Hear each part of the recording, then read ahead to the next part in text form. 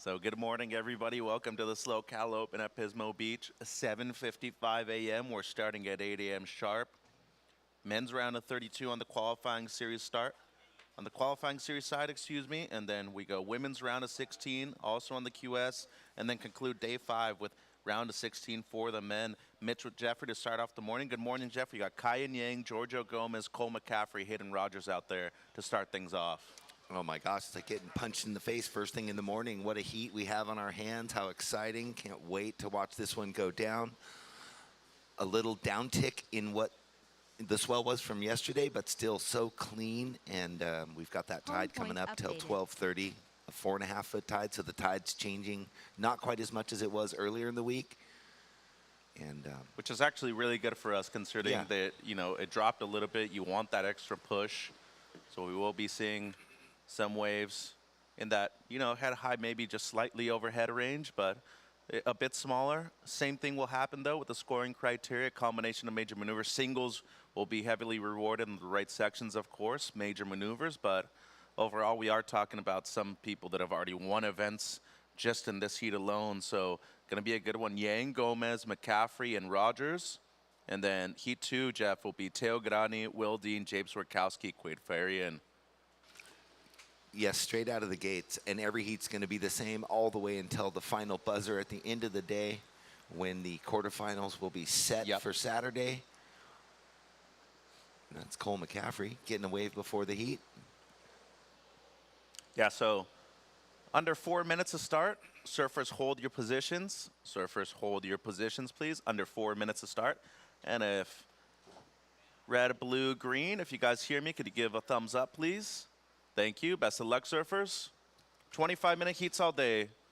25-minute heats all day, so the additional 5 should make a difference. And then tomorrow, all quarterfinals, Jeff, for all 4 divisions.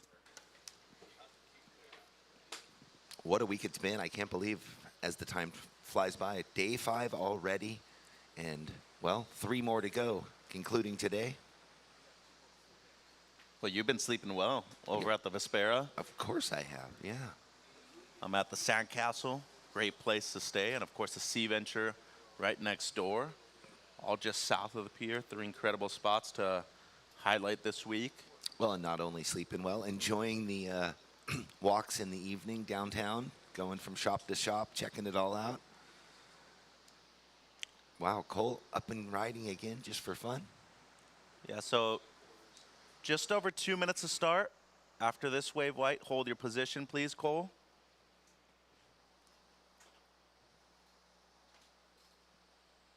Next heat, Grani, Dean, Swierkowski, Farian. And then heat 3, Hennings, Corzo, Kushner, and Gunter. So top seeds, round of 64, a good amount of them did advance. Then, of course, here in this round, colors don't matter anymore. The seeds get shifted around according to how they advance in the round of 64 onwards. But if you advance today, you will be surfing once again, Jeff. About 90 seconds to start, surfers. Hold your positions, about 90 seconds. Well, and what these guys want to do, obviously, beyond advancing both times today, they want to get into that head-to-head matchup, which starts in the quarterfinals on the QS side, not on the junior side, but still different pace to the heats when it's head-to-head. And that'll benefit the people with experience at that point too, but we love seeing, you know, new names really excel in those tight heats. Down to a minute, surfers, stand by. We'll count you in. Yeah, in that last event, we had Nick Marshall, guns a-blazing, runner-up in the event. A couple of goofies in the final over there at Morro Bay. John Mel, the winner. He'll be in heat 4. When I went golfing yesterday, right as I was checking in at the little pitch and putt down the way, where I saw a bunch of different people, surfers leaving, I saw Reed and a bunch of the crew, but on the list, Pete Mel and others. So 30 seconds to start. 30 seconds to start. Yeah, well, you got to find something to do outside of surfing, Jeff, including yourself. Can't just be focusing on work or competition all the time. And have fun. Yeah. Well, I mean, surfing is fun already, right? But you got to be able to find something else to do. All right, 10 seconds. Here we go. Why don't you do the honors, Jeffrey, on day 5? Ready, guys? Here we go. 5, 4, 3, 2, 1. Well, golf life, like surfing, it can be so exhilarating and fun. It can also be very frustrating. So That's why I don't golf. Going to the driving range is fun. Hit a couple of balls really hard, but yeah, I was telling Andrew, our media manager, yesterday that it's just one of those things that, as you said, it's a little too stressful. And if I want to go put a smile on my face, I still haven't hit up the batting cages over there in Grover Beach. I think we need to do that. I think tonight might be the night. Yeah, right next to the outlets too. So Oh, double dip. Party at the batting cages. you and another one of the uncles that are actually up here on our staff promised that, I was going to get a couple new jeans and then you were going to take me to the batting cages. So hopefully that happens tonight. Just putting it out there into the universe. And then they buy you ice cream at the end of the night. I don't think that's a bad idea, honestly. It doesn't sound like a bad plan to me. Well, introducing the Heat, I think we already did, but we will again. Kyan Yang in the red, Giorgio Gomez in the blue, Cole McCaffrey in the white, Hayden Rogers in the green. Giorgio coming from the first round, which is not the same for these other gents. Yeah, and you have 3 goofy footers out there, Gomez, McCaffrey, Rogers, and Kyan, the lone regular footer, but he's done extremely well in this event already, winning multiple heats. Hayden already has a victory this season. That was over in Baja. And then a semi-final berth up there in Morro, right? I'm pretty sure. Yeah, Those semis. he's doing well Yeah, rankings-wise. Back-to-back. So this, our second to last event on the regional QS. Same thing for the junior series.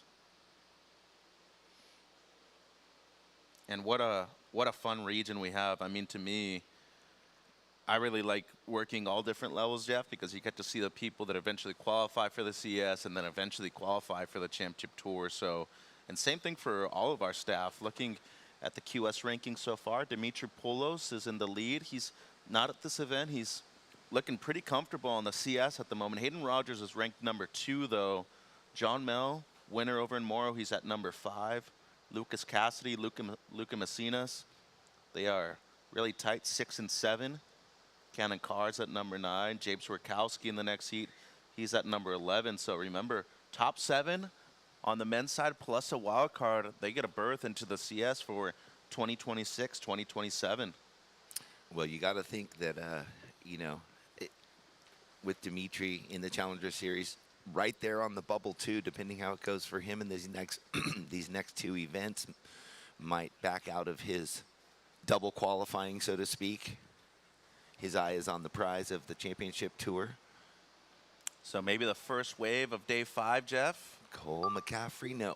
They're going to let it go. 22 minutes on the clock. And, for James Wierkowski, Dimitri Poulos, Luca Messinas has been on the championship tour before.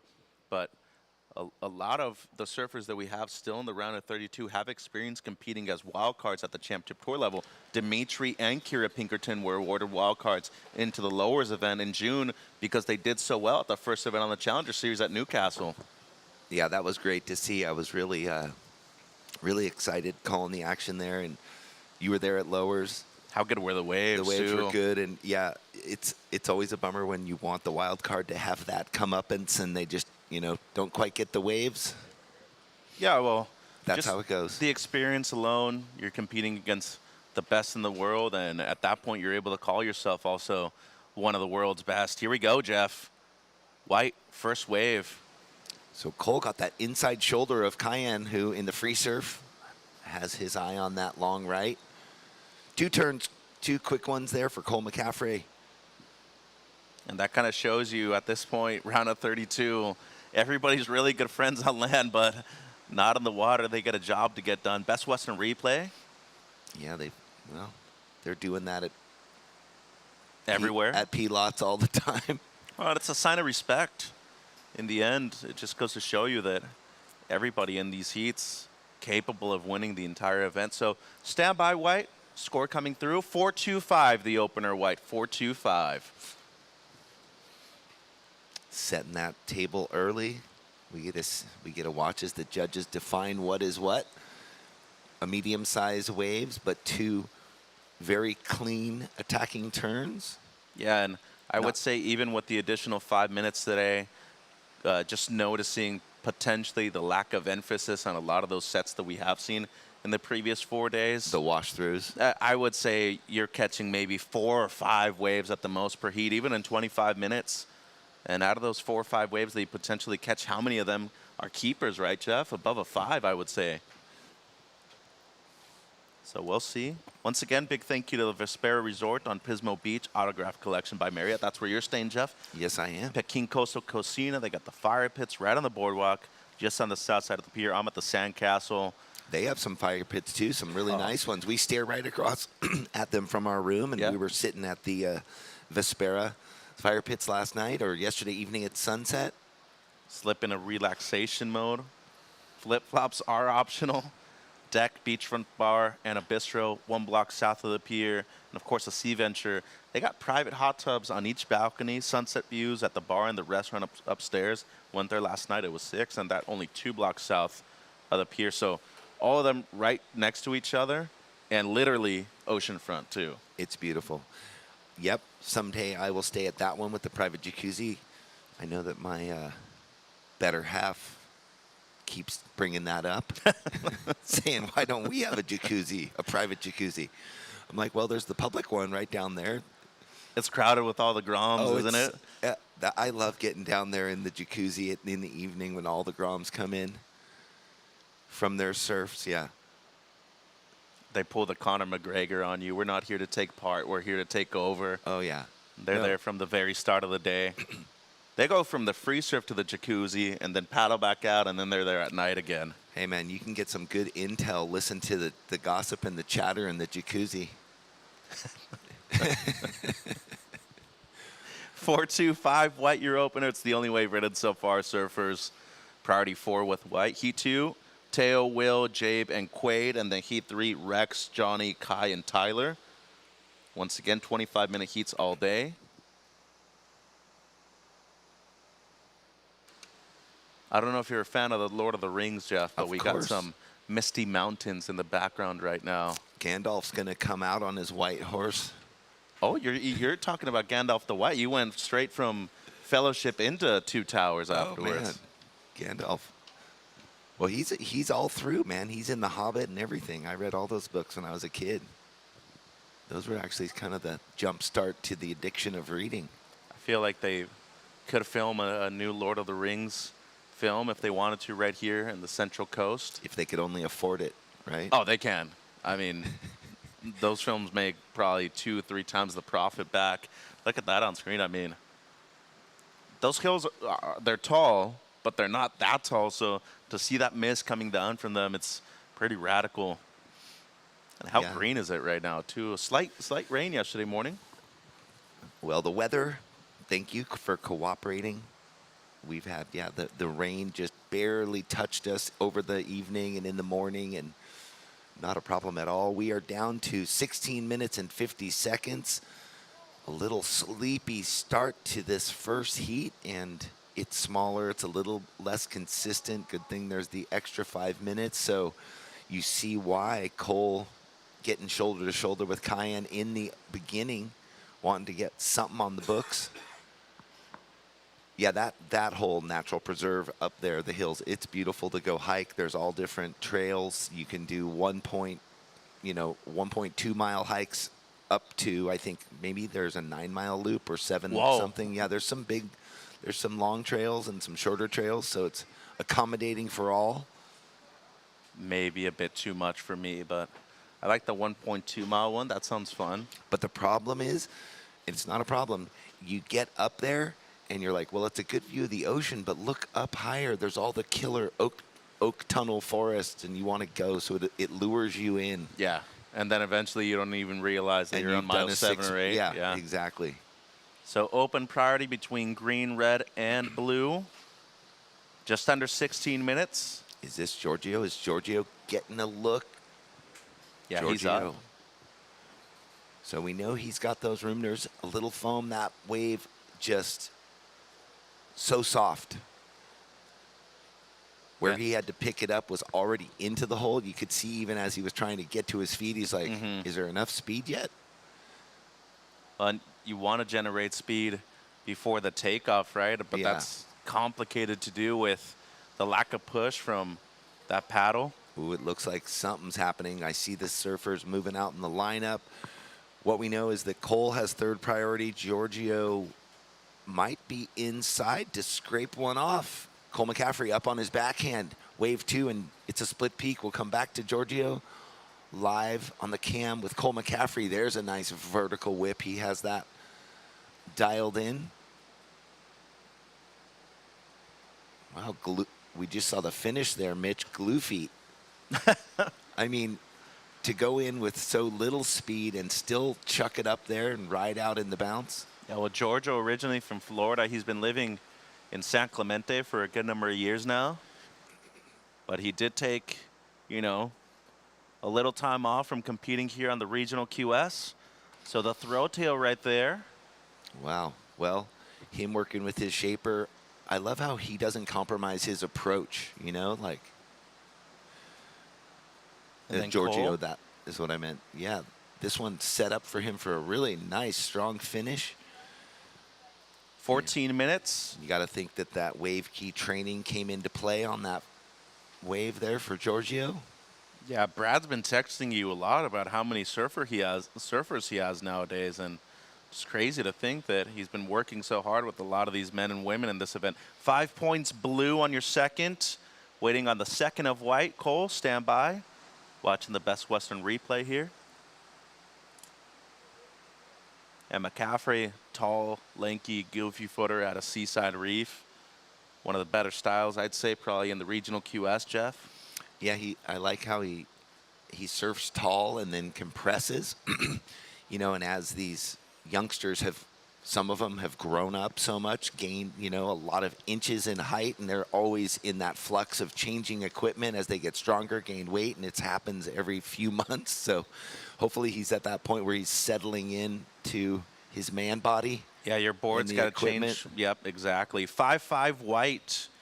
So white, you have a 5-5 and a 4-2-5. Blue, you have a 5, Giorgio.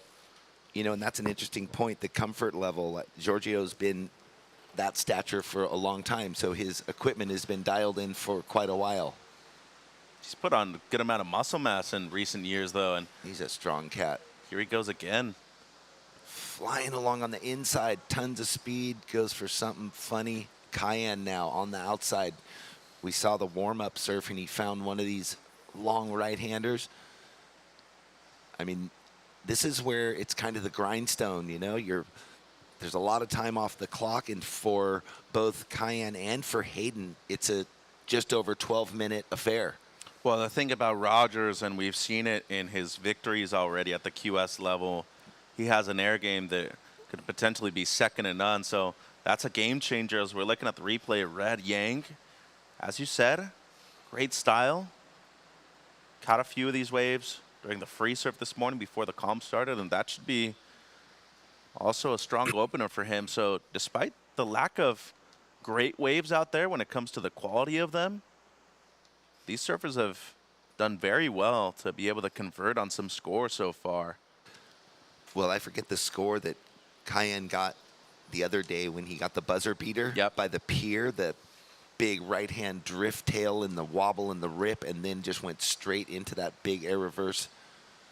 Incredibly strong young surfer, nimble, loose, and like a wound-up spring.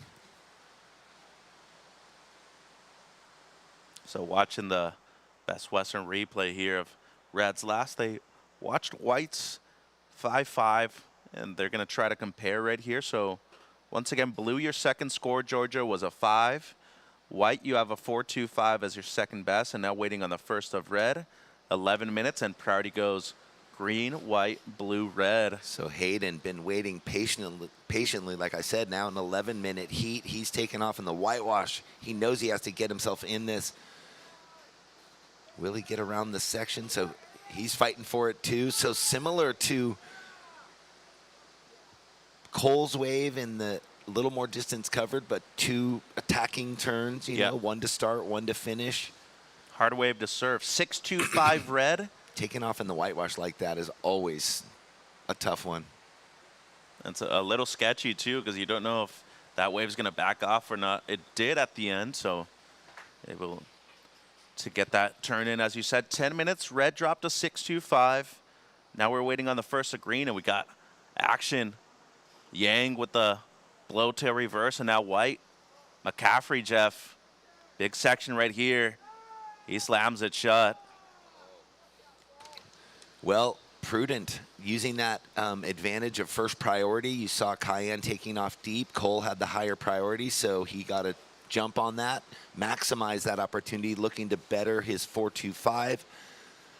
And then Cayenne, smart too. There was enough distance that he's going to get that backup score and be much more comfortable at this point of the heat.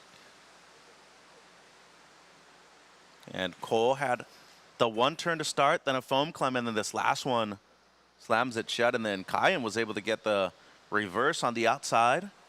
This is the wave that we're looking at right now. And I think that's, first of all, I think it's really cool. And second, I think it's very efficient right there too. If you're not impeding with the surfer that's down the line, you're making something out of nothing right there. Still waiting on the opener green as well, Hayden. 9 minutes to go. Red, your opener Cayenne was a 6.25. Blue, you have a 5 Giorgio. And we're waiting on your last as well, Cole, and the White.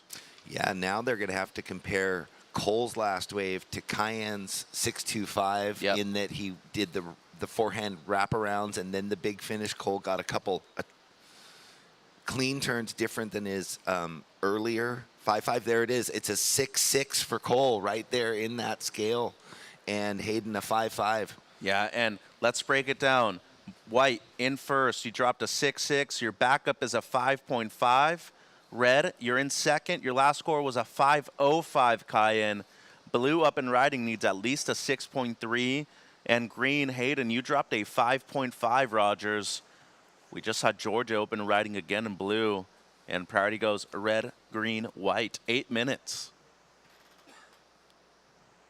So it took a while to get there, but here we are all of a sudden once again set up for a exciting, chaotic finish. Priority is red, green, white. I really like how Giorgio can carry this speed and then just tucks it so we tight. Got green asking for situations. So with the last of blue, it didn't change green. It's a 4.35. He is still in third. He needs a 6.3. And green, you drop a 5.5. So you're needing a 5.81 in fourth, Hayden. Red, you're in second, Cayenne. Your low score is a 5.05. And white, the heat leader, Cole, your low score is a 5.5. Down to 7 minutes 20. So great that they changed that rule whenever they did, that as long as a surfer in lower priority isn't impeding in any way, we can still, give them the score. Cayenne knowing that, and look, easy backup on that one air reverse. Yeah, we see that at every level too, with the amateurs, with the pros.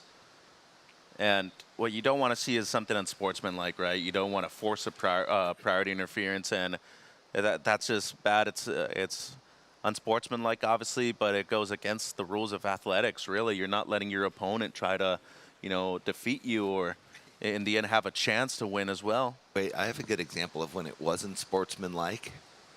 Kelly and Parco at Cura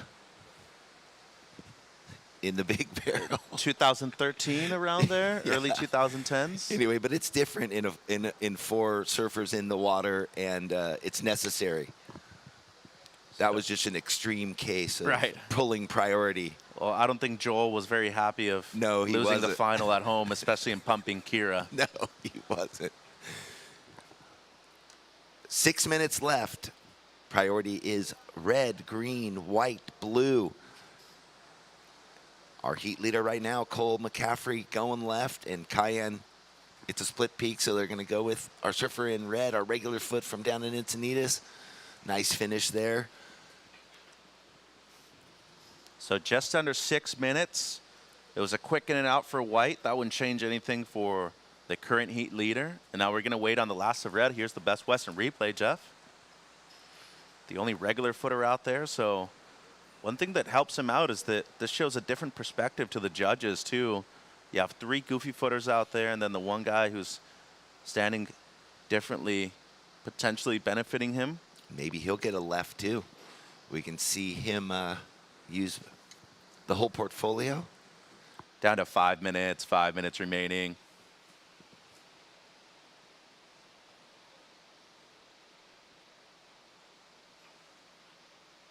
So scores coming through, Red. Looking to improve on a low 5. And it's going to be right around there. Maybe yes, maybe no. And it's just under Cayenne. It's a 4.8. You're going to keep the 505. Blue, third. You're needing a 6.3. And green, Hayden, you're needing a 581. Priority goes green, blue, white, red. Next seat, Teo, Will, Jabe, and Quaid. Really, yeah, tight. Both Giorgio and Hayden needing the scores they know. Giorgio needs a 6.3, Hayden needing a 5.81, right there in their strike rate. Priority is with green, second priority with blue. So that, you know, favoring them here in the last 4 minutes, knowing they need scores to go up in advance. Cole out in the lead. Cayenne in second.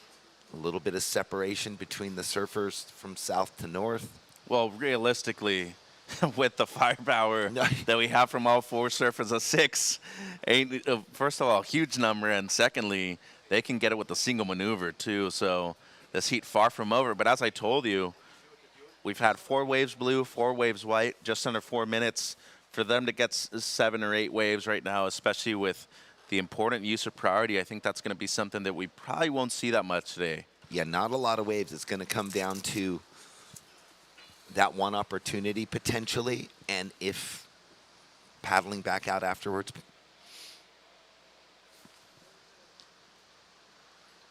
Yeah, now, I mean, it's an odds game at the moment. Realistically, if you break it down, to win the event now from this round onwards, you need 10 waves. They count your top 2. You only need 2 waves to make it out of the heat. Sometimes you only need 1, which is something we don't want to see because it means that there's lack of activity and lack of swell out there. But right now, round of 32 onwards, you got to surf 5 heats. You need 10 waves to be a champion. Doesn't matter how you get it done as long as you're there in the end in the podium, right? 2 minutes 40 surfers. Blue needs a 6.3. Green, Hato, you're needing a 5.81. Red, low score Cayenne, 5.05. And white, the heat leader, Cole, 5.5, your low score. 2 minutes 30, Jeff. Very compressed into the heat here for Giorgio and Hayden. Talk about a great surfing family, too.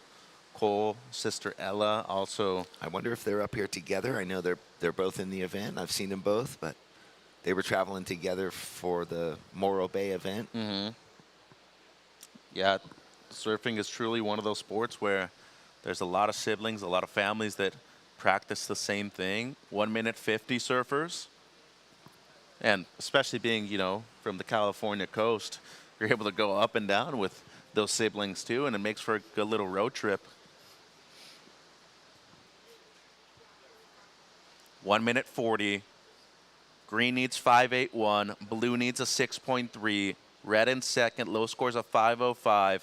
And white, the heat leader, your low scores of 5.5, 90 seconds. And here are our 2 surfers, green and blue, over by the pier. So Hayden has spent the whole heat waiting. Now this is his second ride, super critical. Hayden Rogers, he clicks it on the first one. There we go, puts a little extra in that finish. So needing a 5.81. Is this Giorgio behind him? It is, Mitch. Yeah, he needs something big right here, too, if he wants to answer. And that wave just going to close out on the inside. 60 seconds. Look at that. Hayden doesn't, he's like, if that doesn't get it done, I'm out of here. Frustration from Giorgio. Here's the Best Western replay, Mitch. Yeah, 45 seconds to go, surfers, and we're waiting on this number. Has a comparable wave. His 5.5 initially. And priority goes white-red surfers, 35 seconds.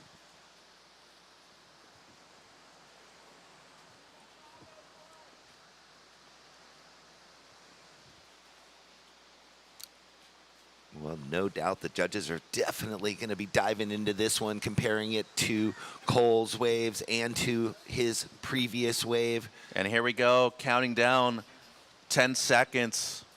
So this one probably going to be decided on the beach. Counting down 5, 4, 3, 2, 1. So next heat, we're going to be on a brief hold. Oh, how frustrating, right? When there's a set, how typical. That's life. And that's surfing. But they got to get it right because it's important for Hayden. It's important for Cayenne. And it's coming through. It's going to be there. It's a 6.5. Green to second, red to third, blue fourth, and the win for white. So we'll take a break on the broadcast and be right back with Heat 2. Welcome to the land of big-time natural beauty and intermittent cell service. Here, cowboys drink Cabernet, farmers surf the breaks, and everyone breaks for roosters. It's a wide open and welcoming place. But that's not to say we don't have any hidden secrets. Welcome to the land of truly living, with a million things to do. Or not. SlowCal, where life's too beautiful to rush. Catching a wave. It never gets old. No matter how many times you've done it. The tide is meant for surfing, and your vacation is meant for memories. You'll enjoy both at Best Western Hotels in California and Hawaii. Our coastal locations make every getaway unforgettable. So go ahead, binge the beach. After all, life is just better when there's another wave and another vacay on the horizon.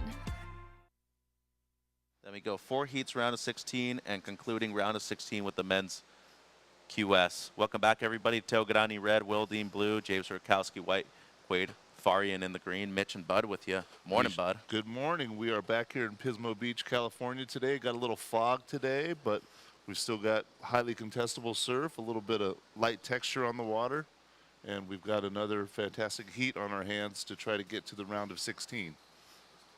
So, Bud, day like today, would this be a day where you're maybe waiting a little bit more for the tide to paddle out, or you do like surfing on a smaller day with a lower tide like this? Well, as we all know, beach breaks can kind of have a bit of a surge as it's moving in. Perhaps we'll see that a little later in the morning because I think the high tide is around 11:30-ish. So we've got a tide moving in, but I've also seen the forecast that says we've got a small bump in the swell throughout the day. So I think it's just a matter of paddling out there, getting with your coach ahead of the heat. I was out there with a couple of the camps. They've already identified where they want to be sitting, so I think they've already got it worked out where they want to be. Yeah, just after 12 p.m. local time will be the high tide, so we'll still have a few hours of competition left by that point, too. Luckily for us, it isn't a huge coefficient now with the tides, that 2-foot difference. So it's really good because we went initially from 6-foot high tides to negative low tides eventually, Bud. Yeah, I noticed that it's going to be a bit more moderate of a tide, so things should kind of stay the same for a couple hours in the middle of the day, but that's just a prediction because things have been changing every heat the last couple of days. But here we go. Everybody's actually taking a look at this wave. And it seems like it's going to be split peak, white, green. We're going to stick with green on the broadcast. Quaid. And Farian, he's surfing in both divisions, Bud. Yeah, a lot of these athletes are doing double duty in the juniors and the QS. Just comes unglued right there at the end. 22 minutes. So I did follow White Jabe on his first wave, and he did get a turn done at the end. We'll have to wait for the replay to digest it entirely. Yeah, this is the one you're talking about, Best Western Replay. Yeah, he was out there this morning. He found a left that he liked. So we got one turn done and then a foam bounce right there. So he's on the board. Got a score coming in for white and for green. We'll bring that to you. There's that replay of green on the screen. Gets a little more early work done. Comes to the inside, but gets a little out from under him on the inside. So we'll see how the judges break that down. Pretty early stages of the heat. We saw that first heat started a little slow, so maybe these two wanted to get the ball rolling early. Quaid, your first wave came in at a 3.25. Jabe, your first wave came in at a 4.75, and we have 21 minutes left. So Hennings, Corzo, Kushner, Gunter check in. That'll be heat 3. Yeah, the fact that we get to these rounds and the heats go a little longer, the 25 minutes, is really going to work out well for today. As we've mentioned, the swell has dropped a little, at least this morning. It's supposed to possibly fill in a touch throughout the day, but right now with a little less swell and still that, medium tide, it does make for some slow moments. So both white and green decided they wanted to get early and get the ball rolling. So now they've got 2 scores, and we're waiting for Teo and Will to get their campaign started. Again, this is the round of 32, heat number 2.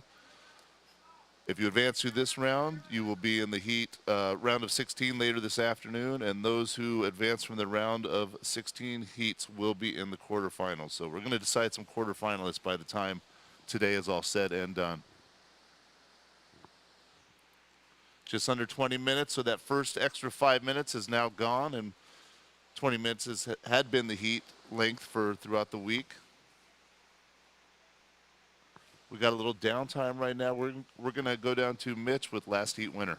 Yeah, thanks, bud. Here with Cole McCaffrey. Cole, congratulations. Obviously, a good heat when you get the victory, but more than anything, getting a couple rights early on. Congratulations. How did you feel out there, especially knowing that the free surfs, very few lefts available? Oh, thank you. Yeah, it was pretty slow. I was just happy to kind of get in rhythm with the waves. And this is an event, obviously, within the coastline. You just competed at the Board Riders event at home. What's it like having that rhythm and knowing that you just came off of an event, a good one for the Board Riders Club, too? Oh, yeah, it's nice. I love doing the Board Riders. It's fun to do community events like that. But, yeah, it feels good. Like, it's nice to always be in a jersey. And what's it like knowing that SlowCal has really been an essential part of not only surfing within California, the regional QS, too, both at the junior and the QS level? Yeah, it's rad. I like these comps a lot. It's fun to do little road trips up, stay with your friends, and it's easier than like hopping on a flight. So I really enjoy it. Super Coach Hammer, what kind of advice did he give you before the pal out? I can't comment to that. He's got some secrets, but yeah, shout out Big 20. He's a great coach. Congrats, Cole. See you later. Thanks. Bud. All right, nice job. We'll see you a little later this afternoon. Up on the screen, you got Jabe in white. He had a split peak, so we're going to see on the replay what Will Dean in blue did on the left-hander from that wave right there. Pretty cool interview, that angle we've got pointing north at the coast. You can see the green hills and the fog creeping over it. So there's the replay of Will Dean right there. Gets it vertical backside, finds the inside groove, looks for the track. So, yeah, Will Dean's going to have a score, and then Jabe's going to have 2 scores. And meanwhile, on the camera, on the screen, you've got Green up and riding. That's Quaid. I was out there with his dad and himself out there prior to the heats. During the free surf, they were observing what was going on. Came up with a plan for this round of 32, heat number 2. Just under 18 minutes watching the Best Western replays for Kowski. That second bottom turn, just really good stuff for the surfer out of Ventura. Yeah, He's been on the Challenger before himself. That wave let him get some turns done out the back, which is a bit of a premium right now. That is actually, when you look at it right now with the conditions, an incredible wave. Then Teo, his opener, the one turn on the backhand, the Panamanian. Brother Kai, also a great surfer in the event. Well, a score locked in there.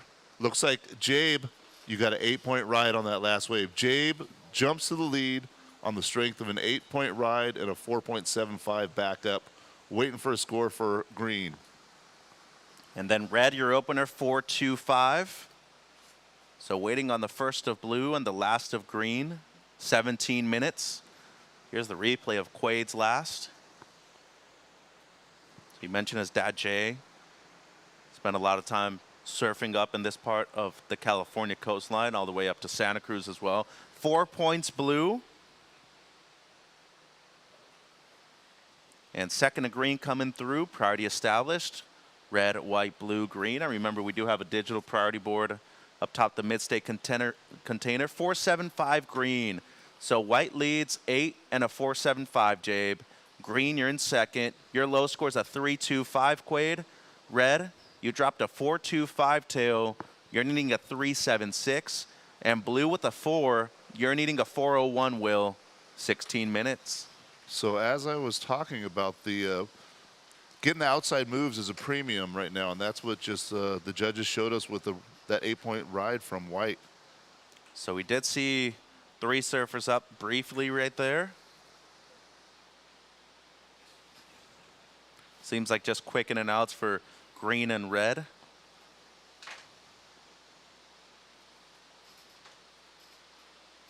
Yeah, those scores, they're going to be hopefully thrown away. No one wants to end up with a backup of like a, that's just a throwaway.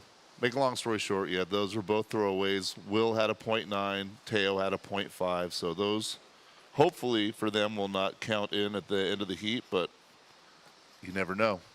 So how long have you been coming to the events, Bud, since these ones been coming up since 2017? I try to poke my head down here, mostly for finals day. I do have a day job, Yep. so even if I'm not here in person, I'm here in spirit because I'm watching in the office and listening to you call it and cheering for some of my favorites. So I'd be watching it at work right now, and so are the guys in the office. So shout out to the Tackle Warehouse crew right now, right up in San Luis Obispo. You live in town right there, too? No, I'm here in Grover. I'm 2 miles from the beach exactly. It's pretty nice. Yeah, it's nice to take a little pedal down here in the afternoon, take a walk down here, really accessible. So once again, White leads 4.75 your backup, Jabe. Quaid in second. Your low score's a 3.25. Blue, you have a 4, Will. You're needing a 4.01. And red tail, you have a 4.25. You're needing a 3.76. Priority white, green, red, blue, 14 minutes.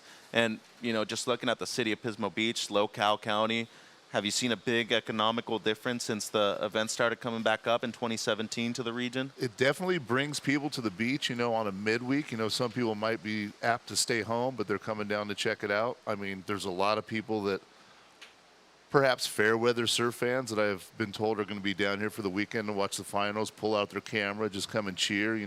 With the pier open again, it really opens up a great viewing experience, whether you're the hardcore surf fan, your family, or you just casually want to come down to the beach.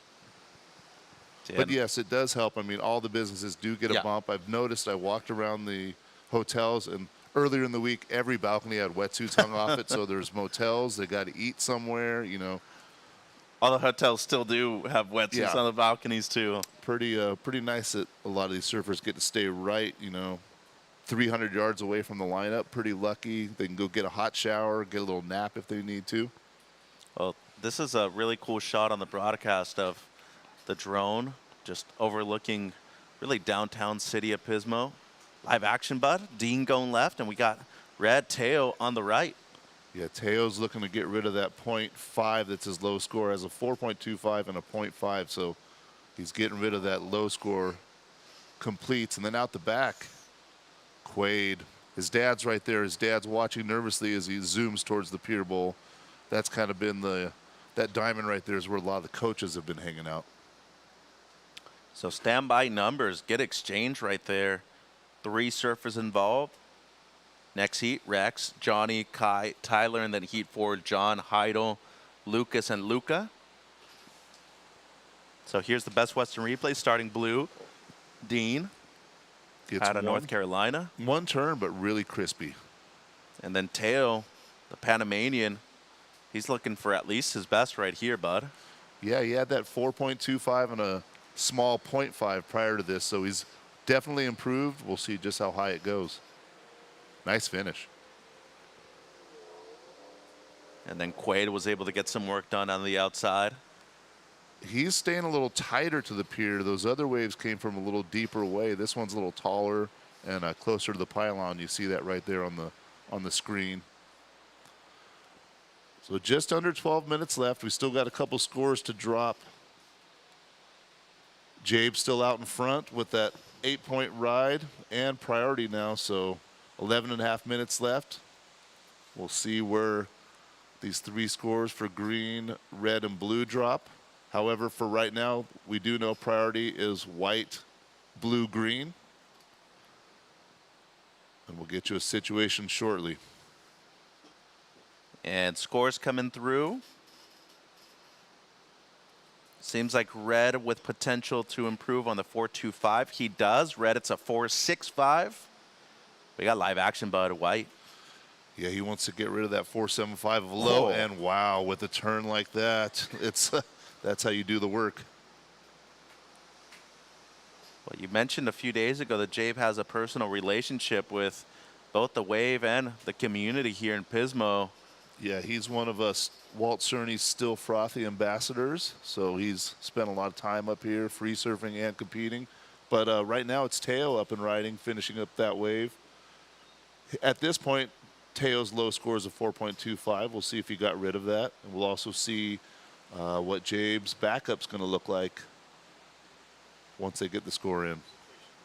Stand by, Blue. Stand by. Your last score was a 4.3, Will, but we're waiting on a number of scores to give you an update on the situation. The previous of Red, Teo 4.65. Blue, your last was a 4.3. We're waiting on the last of Red and the last of White. Just for reference, Green, you did improve 4.2 on your last week. A live action split peak. Green and Blue splitting the peak. We'll get a replay on that. Well, we do know White 8.35 on your last, Jabe. You're way out in front, 8.35 and an 8.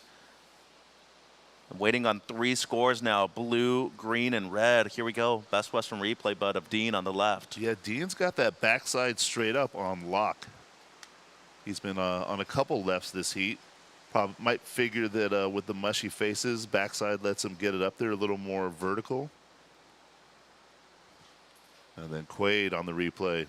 One nice turn up and over. That was sick. Yeah, it was nice on the eyes. Here's another look at it. So looking to improve on a low 4. And then Teo also got the combo on the forehand, 9 minutes. And this is the 8.35 that we're looking at from Jabe. So Red 3.55 on your last, Blue 4.55, and Green 5.75. Here it is, guys. White leads 8.35 and an 8, Jabe. Green, you're in second. Your top score is a 5.75. Your low score is a 4.75, Quaid. Red, Teo, your best is a 4.65. You need pretty much a 6, a 5.85, and same thing for Blue. Will, you're needing a 5.95. 8 minutes and 20, surfers. So that is all the information right there. They are completely up to speed. They've got, just over 8 minutes left, and now they know exactly what they're facing and what they're looking to accomplish for the last third of this heat. And good amount of waves running in this heat already, and good energy out there with a couple of sets breaking. I was going to mention the same thing, that considering that we talked about a little extra time helping them get their opportunities, there's more waves ridden in this heat at this point in time than there were yesterday, with more swell and more opportunities. So it's good to see that they're keeping busy. There are chances for them to post scores. Yeah, and I mean, a clear indication of still the potential out there is when somebody goes excellent. Oh, yeah. And we've seen it twice already in this heat by the same surfer. So it's a good amount of waves out there. There's some quality waves still. You just obviously need to be in the right position and on time for them. Green, potentially. If I'm not mistaken, that 16.35 is the highest combined heat total of the event. I know Reed Van Wagner had a flat 16 yesterday, but I don't know if anybody's got up to above that. I think you're right. And I think especially with 2 excellent scores, I don't think anybody's had 2 8s so far in the event within the same heat. We have seen a 9, a couple 9s in the event spread out. 6 minutes 45. Red needs a 5.85. Blue, you're needing a 5.95. Priority goes White, Red, Blue, Green. If anything, it is nice that it takes a breath for a minute here or two of the ocean so we can get them completely up to speed. There was times yesterday where so much was happening at the end of the heats with scores and duck diving and cleanup sets that, almost felt a little bad that we couldn't get them all that info, because they're processing that and trying to strategize how to button up the heat and be one of the 2 advancing positions. Right. I mean, you want to give them the chance and the opportunity, but in the end, we are talking about people that make a living off of competing professionally, so they know they're capable of making those decisions in the moment too if they have to, but of course our job is to inform them as well as we can. 5 minutes 50 surfers. There's a beautiful drone shot right there. You can see the nice glassy conditions out there. All 4 surfers keeping an eye on each other. Teo needs a 4.25. Will needs a 4.3. And Quaid, who's in second, is looking to improve on his backup, which is a 4.75. So Time, 5 minutes 30. yeah, the drone shot, beautiful drone angles.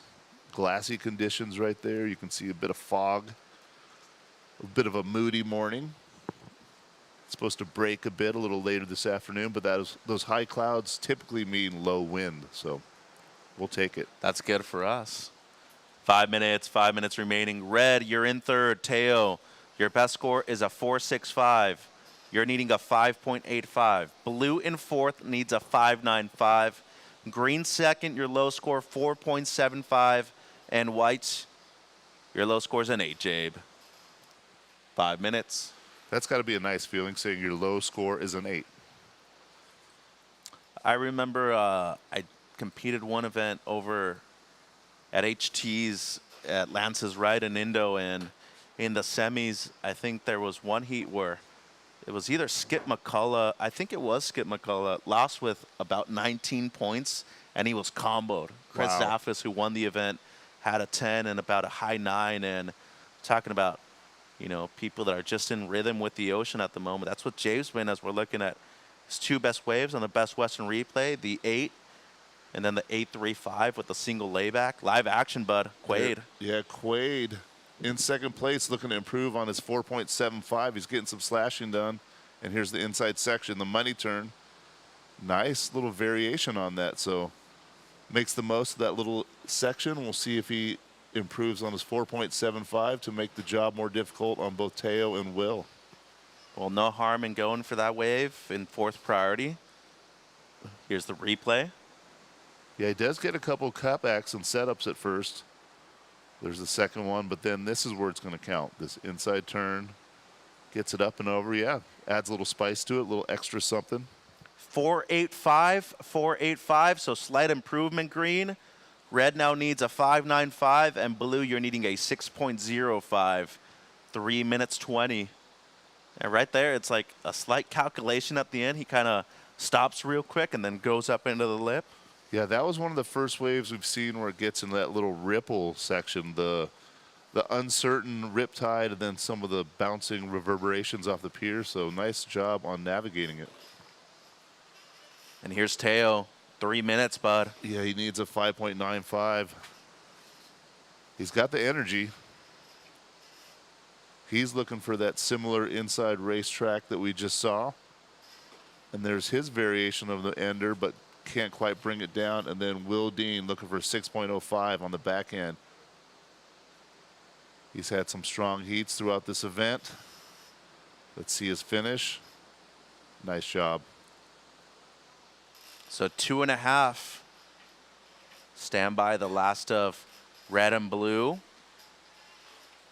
Both looking for a similar number. Red looking for a 5.95, and it drops in. Red, your last wave, came in at a 2.5. Yeah, without the ender, it was pretty obvious that needing about a 6 wasn't going to be it. And the score of importance right here is blues. Will. So as you said, there is a slight offshore, so that wave really standing up, but you got to push hard when you can, and Will did that right at the end. So stand by, 1:50. Yeah, like Jeff was talking about, you know, you're going through the midsection, you're weaving, you're kind of getting some front foot weight to get over that next little flat spot, and then you get to the real quick ender, and you got to get on the tail to spin that. You know, that's where all the control comes from. 5.5 blue, not enough. You're needing a 5.11, Will. And red, you are still needing a 5.95, Teo. Priority goes white, green, red, blue, 1:20, bud. Yeah, it's getting down to the nitty-gritty, so to say. So 5.11 for Will. That's what he's looking for. Teo's looking for 5.95, but they're on the back end of priority. You know, Jabe is in the lead. He's got first priority. Quaid He's in second place. He's got second priority, so I've got to imagine Quade's going to become close friends with these two guys should the next set come in. 50 seconds.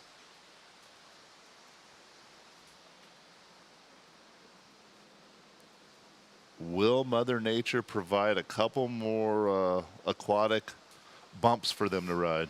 Yeah, next heat, state put, guys, please. Time, 35 seconds. So, yeah, Quade's keeping an eye on those two. He's got second priority. He knows what they need. Well, both Will and Teo got progressive game, 20 seconds. So here comes that paddling thing. Okay, we're getting close to the countdown. You keep an eye on them, and I'll watch the clock. Guys, we are at 5, 4, 3, 2, 1. So this way for green counts before the buzzer, but he's in second. It's going to be a quick one right there for red at the end too, and Quade going to be advancing in second place right here. So heat 3, get into position. We'll take a quick break on the broadcast and be right back with heat number 3, SlowCal Open at Pismo Beach. Welcome to the land of big-time natural beauty and intermittent cell service. Here, cowboys drink Cabernet, farmers surf the breaks, and everyone breaks for roosters.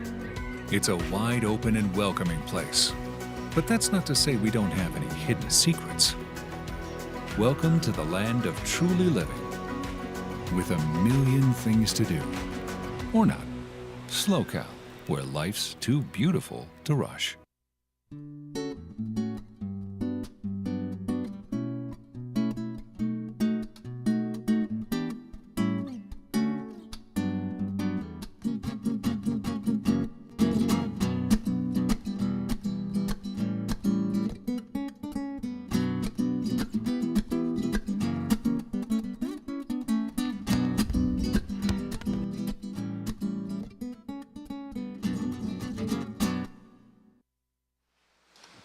Welcome back, everybody. Thanks for joining us here live on day 5.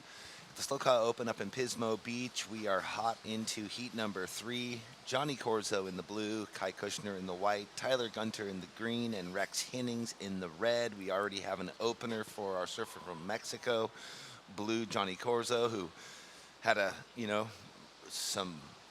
nice heat yesterday. Yeah, he was pretty electric the way he was flying around out there. Oh yeah, he was hitting his marks and getting that differentiating exclamation at the end of every wave. Or actually, no, that was 2 days ago. Yesterday was the juniors, excuse me. Riding those JSs, really feeling the flow on them. That is correct. It was 2 days ago, and you mentioned the JS. High 5.3. Yeah, he mentioned how he went up a little bit in volume, yeah. so that could possibly be adding the extra spice. JS has some of those different layers of carbon technology too, so. Yeah, and that he had, it's 29 liters is what he told me, and I think it's a 5.9, so definitely some volume hidden in there, but it looked like it was just skating over the flat sections and carrying speed really nice, but then right in that range of super high performance, and I think that's the balance of that model. So, yes. Everybody's vibing on. To make a long story short, Johnny Corzo, who's got the first wave of this heat's been looking good, but Rex Hennings in red, Kai Kushner in white, and Tyler Gunter in green have all been standouts too, and that's why they're here, looking for a chance to get to the round of 16, and then beyond that, the quarters, so good stuff. Actually, it got me so motivated, I had to hit up the garage down in Oceanside JS team. Here we go, surfer in white, Kai Kushner. Every heat is just so insane with talent, Give any one of them the open door, the opportunity, and they're going to strike, and very few mistakes will be made. Here we go. Johnny's going to get his quick backup. He's got a small left-hander, but he's in the pocket. He's in the sweet spot, and there it is. And so tight. Really tight, and like the way that it's popping off the lip for him, where it looks unassuming on the bottom turn, as if there's not a bunch of speed, and then click. Could it be some of that carbon technology? That's going to be the decision today, PU or carbon. Do you want a little extra float? I mean, for me, I would say yes, but everybody has a different feel that they like, and I've got to imagine blue's going to like the feel of that wave right there. And then here goes Kai's replay in white. I was up on the pier this morning with his coach and his mom during the free surf. He was ironing out some stuff, and he's going to have a score here. Gets a nice 2-for-1. Fit that in right there, and yeah, we'll get a score for you in just a minute.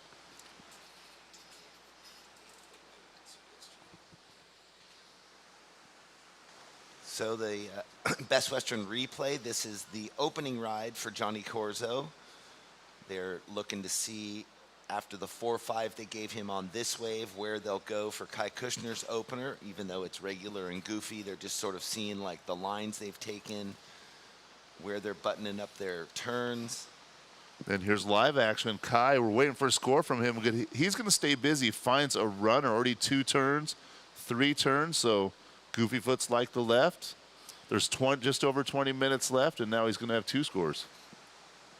Both of them, Johnny and Kai, going to have 2 scores, an early jump, which we've seen in those heats previous, definitely healthy. How about James Rokowski with an 8 and an 8.25, I think it was.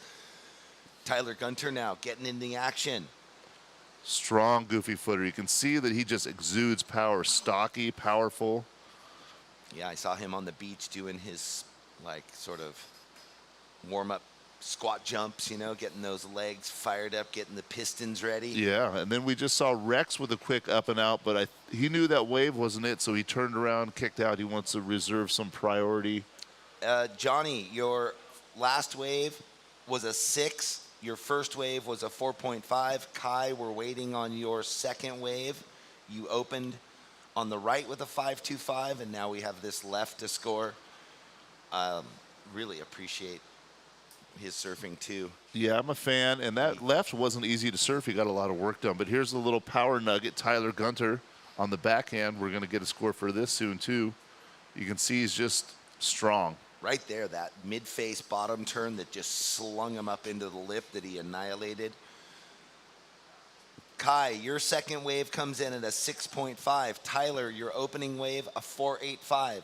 Up and riding again. But yeah, he likes that inside left track, and I don't blame him because it just got him a 6.5, and now he's looking to get rid of a 4.5. Pulled that around. Whether that'll... Oh, excuse me. He's got a 6.5 and a 5.25, so... I'm going to go down and interview. Jabe, why don't you get everybody up to speed? I will.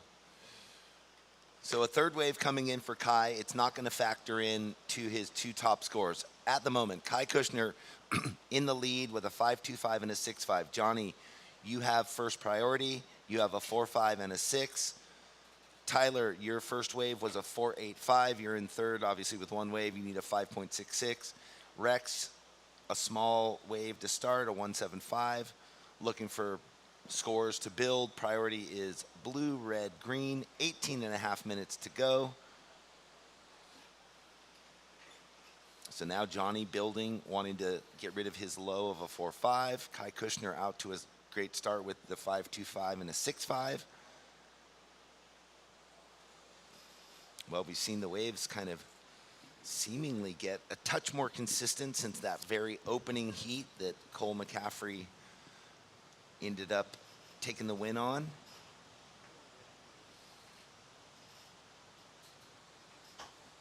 Well, we got a quick break. I don't know if any surfers are paddling. Hold on, bud. Nope, let's take it away. Let's hear what Jabe has to say about a pair of 8s. Yeah, I'm here with Jabe. He won that last heat. He had an 8 and an 8+. I saw you in the free surf. You got a real good left. I assume you had some good vibes going into the heat. Yeah, I got here early and was watching it and wasn't seeing a whole lot, but ended up going to free surf and had a lot of fun. Found a couple waves that were definitely better than what I thought was out there. Like you said, I was kind of sitting wide on that left this morning and kind of had that as a game plan and ended up getting my 2 scores on rights by the pier. So kind of changed it up, but ended up working out. Well, you get it anyway. I mean, you'll take it any way you can get it. You're talking about this surfboard. This is an old favorite. You've had it on ice for a while. Tell us about it. Yeah, so I was riding. This is an epoxy that I rode actually in Moro last contest, another kind of favorite that I've been trying not to ride all the time. But yeah, this thing's magic. I rode this on both the QSs on the East Coast. I rode this at Morrow, and now I'm riding it here, and it still feels awesome. So, Well, it's looking awesome. Anybody you want to thank or shout out? yeah, well, if we're talking about the board, obviously the boys at CI, Mike Walter, this thing's been magic. Brent, Sean, all the boys over there. Thanks to my family, parents, friends watching at home. Appreciate your guys' support, and yeah, stoked. Highest heat total of the event. We'll see him in the next round. Thank you. Thanks, guys. Great job, Jabe. So Jabe back on the board that he was feeling so good on up in Morro Bay. I know when I interviewed him earlier in the week, he was riding a board that he loved from this event last year. Now a split peak. Rex Hennings on the right. We're following on the Best Western Cam. Nice finish there. A small wave. 16 minutes to go, so obviously the strategy is building house for Rex going on that one, and Johnny had a left away, and this is the replay of the fifth wave for Kai. As he rode out, I was wondering, was it a complete ride? Well, he's surfing super tight on those waves. I like the takeaway of Jabe thinking he wanted to sit wide on that left, and then he ended up getting his 2 scores on the right. Yesterday, Cannon Carr wanted to surf the rights, ended up getting his 2 scores on the left. So it made me think, you know, you got to be nimble, you got to be free and open to the ever-changing Mother Nature, what it gives you. Well, like we spoke about, even when you're up and riding on the waves, it's just reacting. It's adjusting, reacting what's ahead of you. And, oh, White, you're in first. You've got a 6.5 and a 5.25. You have second priority, and there's 15 minutes left. Yeah, the last 2 lefts, the air reverses, obviously deemed incomplete, that he didn't ride smoothly out way in front. Here is Johnny Corzo looking for a little 2-turn combo possibly on the inside. Doesn't work out. 14 minutes and 40 seconds. Priority is green, white, red. Rex, your last wave, important, a 5.4. So now that Rex has his second wave, red, you're looking for a 5.11 to go into second. Tyler with priority needs a 5.66. But again, Bud, just the 1 wave in his score line. 14 and a half minutes to go. Yeah. Yes, yes, yes. We were talking about Kai, like, and completions. These judges, if you don't get that nose out in front of the whitewater for at least a couple seconds, then they're going to call it incomplete. We talked about that. Maybe coaches telling them, like, count to 2. And it is so difficult. What they're doing to even get up in the air on these knee-high waves with the speed, and then they're landing in the flats, and the wave just dies out. There's no forward push. So really challenging to do. Green up and down, that's going to be a throwaway. Priority will go to white, Kai Kushner. Second priority, red. Third in the blue, Kai stroking in.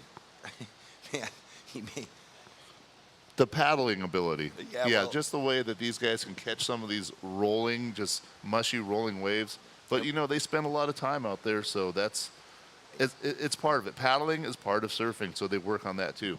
we talked about this yesterday. As the tide starts to creep in, there's that hole, and they get kind of, we started seeing priorities change a lot the last couple of days because surfers have to commit to paddling for the wave, and then it just bottoms out in the deep spot. They can't quite get over it. Yeah, I was out there this morning doing some reconnaissance with a couple of the coaches, and they're noticing that. They're keeping an eye on the tides, and where they're having their athletes sit today is going to, you know, depending on where the tide is going to be a premium.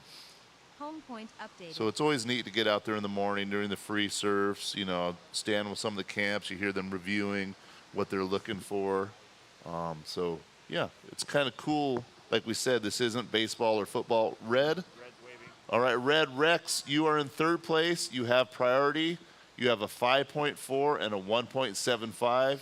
You need a 5.11 to advance. You do have first priority. Second priority is blue. Third is green. Fourth is white. Again, Rex, you need a 5.11. Tyler's looking for a 5.66. Yeah, and you know, they say, the coaches say, so many ex-pros, the game is between your head. And back to Jabe, he wasn't set in cement with that one strategy. Yeah. You know, he had the sort of freedom within himself to allow it to change. And sometimes athletes get caught in the one strategy and they can't shift over quick enough. That looked like Green had a quick paddle. He was in third priority. So priority is red, blue, white, green now. Yeah, that little paddle bumped him. Mitch, can you check the priority board?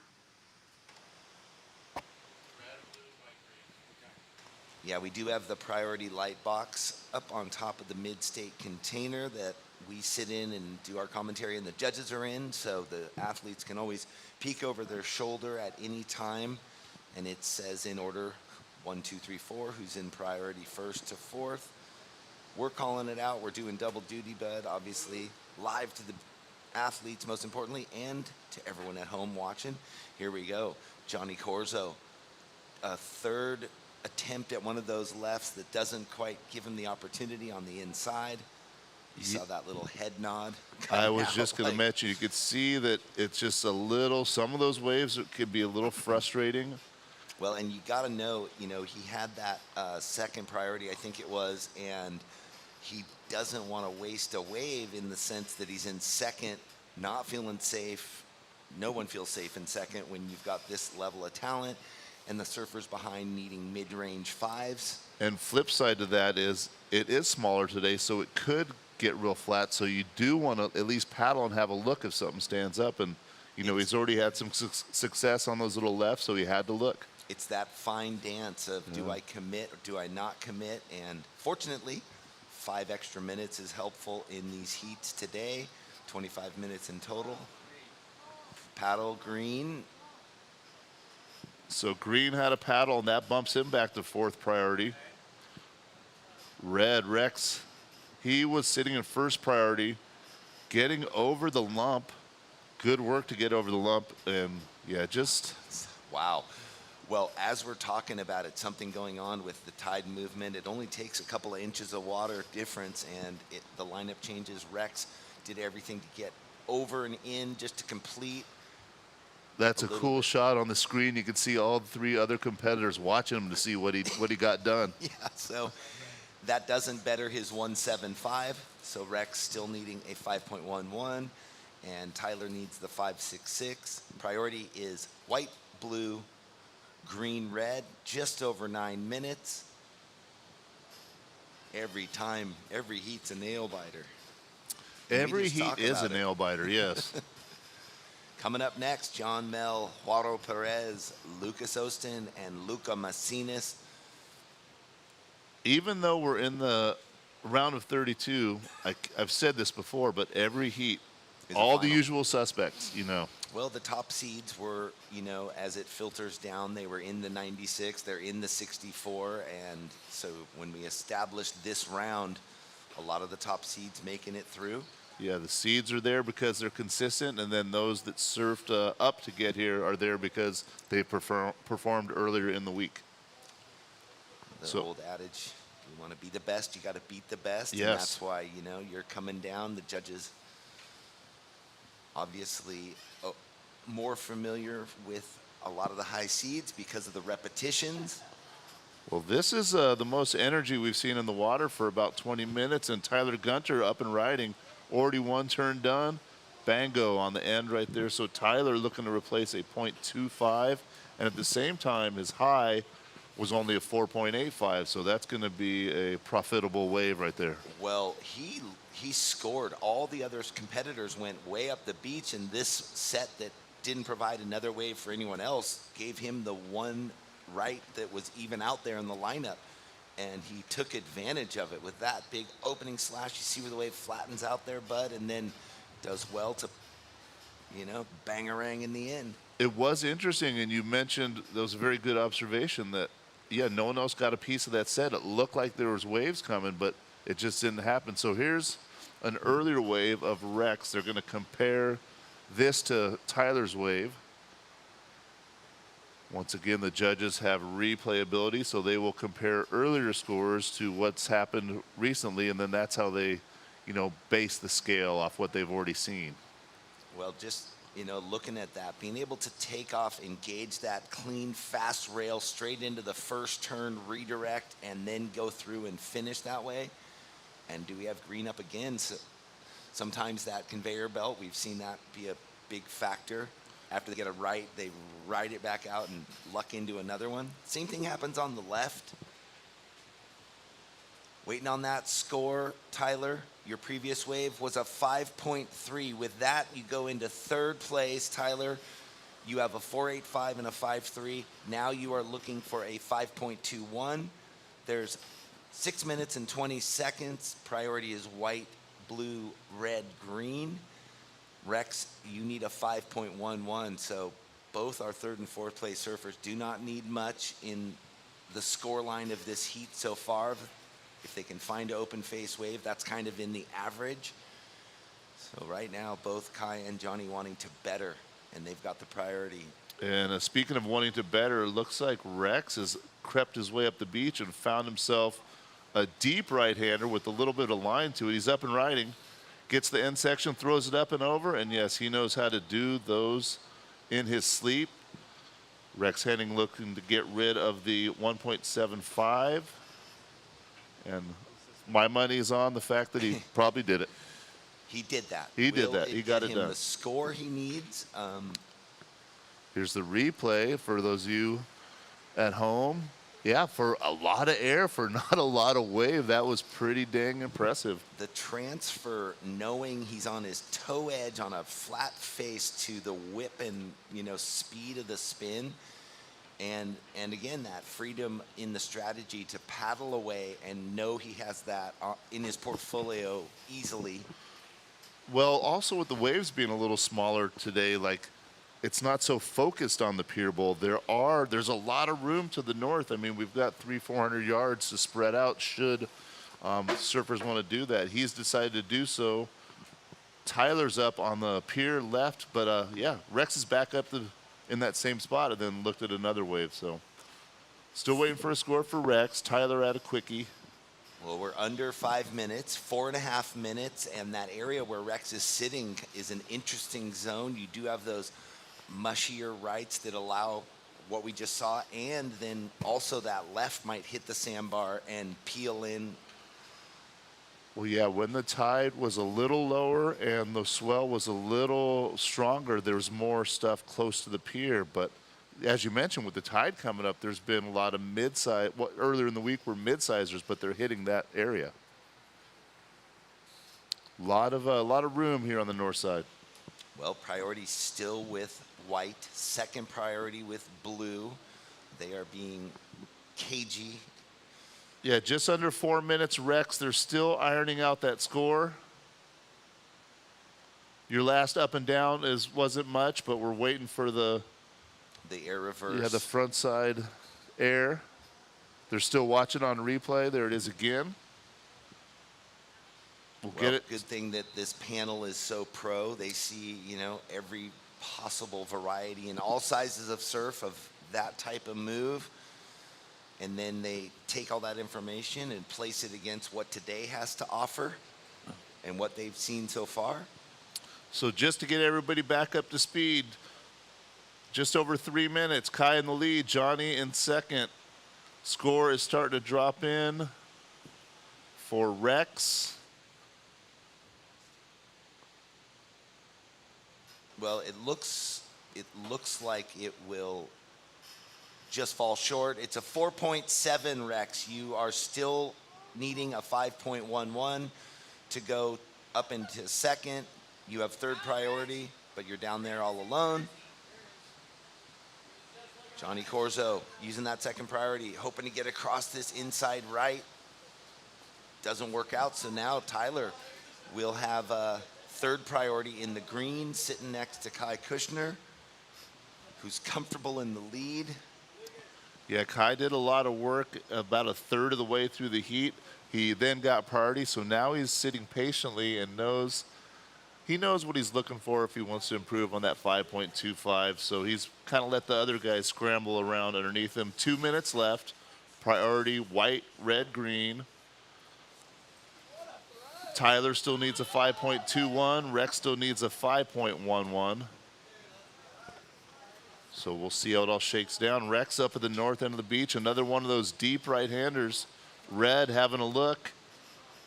Rex Henning's looking for a 5.11 on this deep right-hander. Gets an opening cut back, and here's where the racetrack starts. So get some speed, snap. Another one. A lot of inside work done. Rex wants a 5.11, minute and a half left. Looks at the judges, and we'll see what they have to say about it.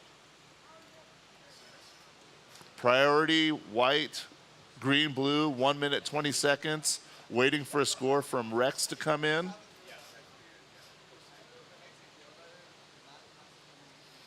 Looking for that 5.11. Tyler now has moved into second priority and needs a 5.21. Johnny Corzo going to take off and try to improve on his 4.5. Ooh, nice big. turn. Yeah.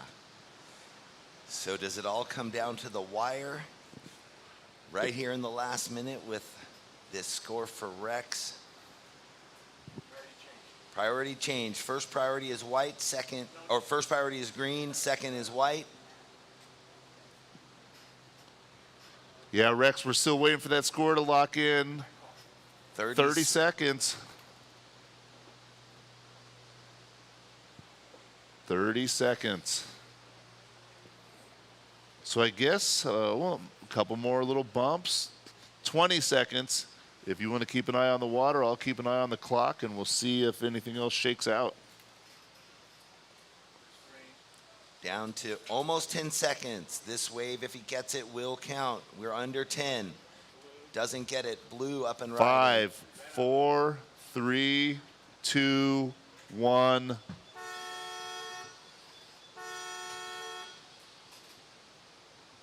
So waiting for one more score for Rex. Hold on, next heat. Well, I think it's just that wave in. But yeah, we got to make it official. There we go.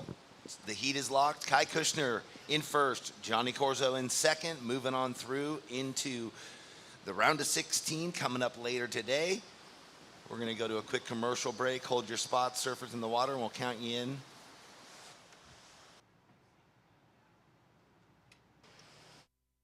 Welcome to the land of big-time natural beauty and intermittent cell service. Here, cowboys drink Cabernet, farmers surf the breaks, and everyone breaks for roosters. It's a wide open and welcoming place. But that's not to say we don't have any hidden secrets. Welcome to the land of truly living, with a million things to do. Or not. SlowCal, where life's too beautiful to rush. All right, we are back. We have a very special guest with us today. As the next generation, I want to push that bar even higher. I think everybody's a threat. You could get the wave of your life out there. Catching a wave. It never gets old.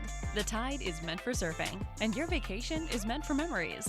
You'll enjoy both at Best Western Hotels in California and Hawaii. After all, life is just better when there's another wave and another vacay on the horizon.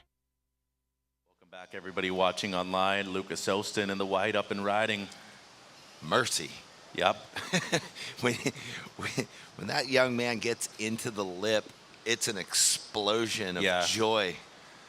And that's a board that they don't make as much either over there at Mayhem. So it's a gem that he has. John Mel red, Heido Perez blue, Lucas Ostin in the white, and Luca Messinas is in the green. So Best Western replay.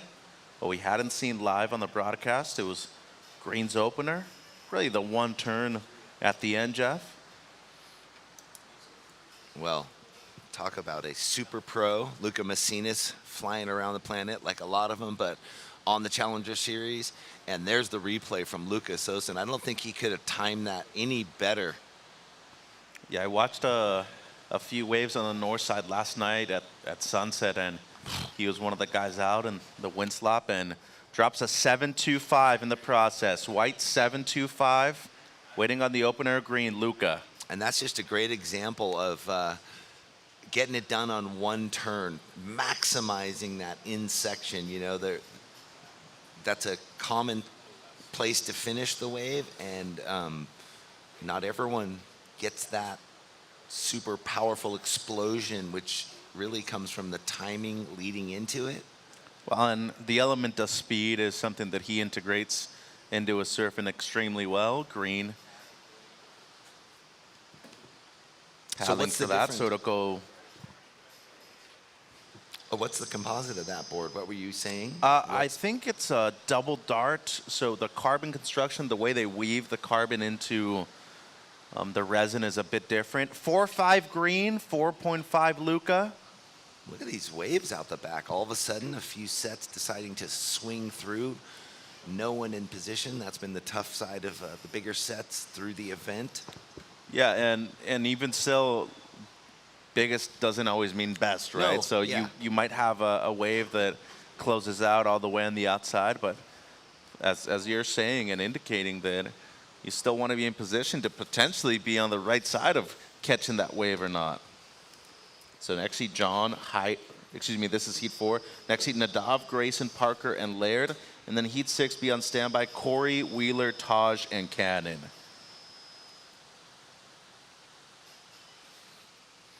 $21:30 to go, surfers. Interview on deck.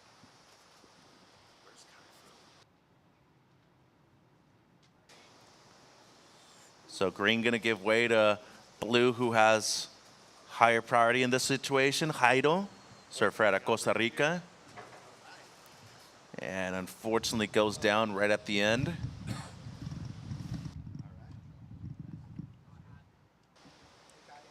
So it'll be a quick one for the surfer in blue, Perez.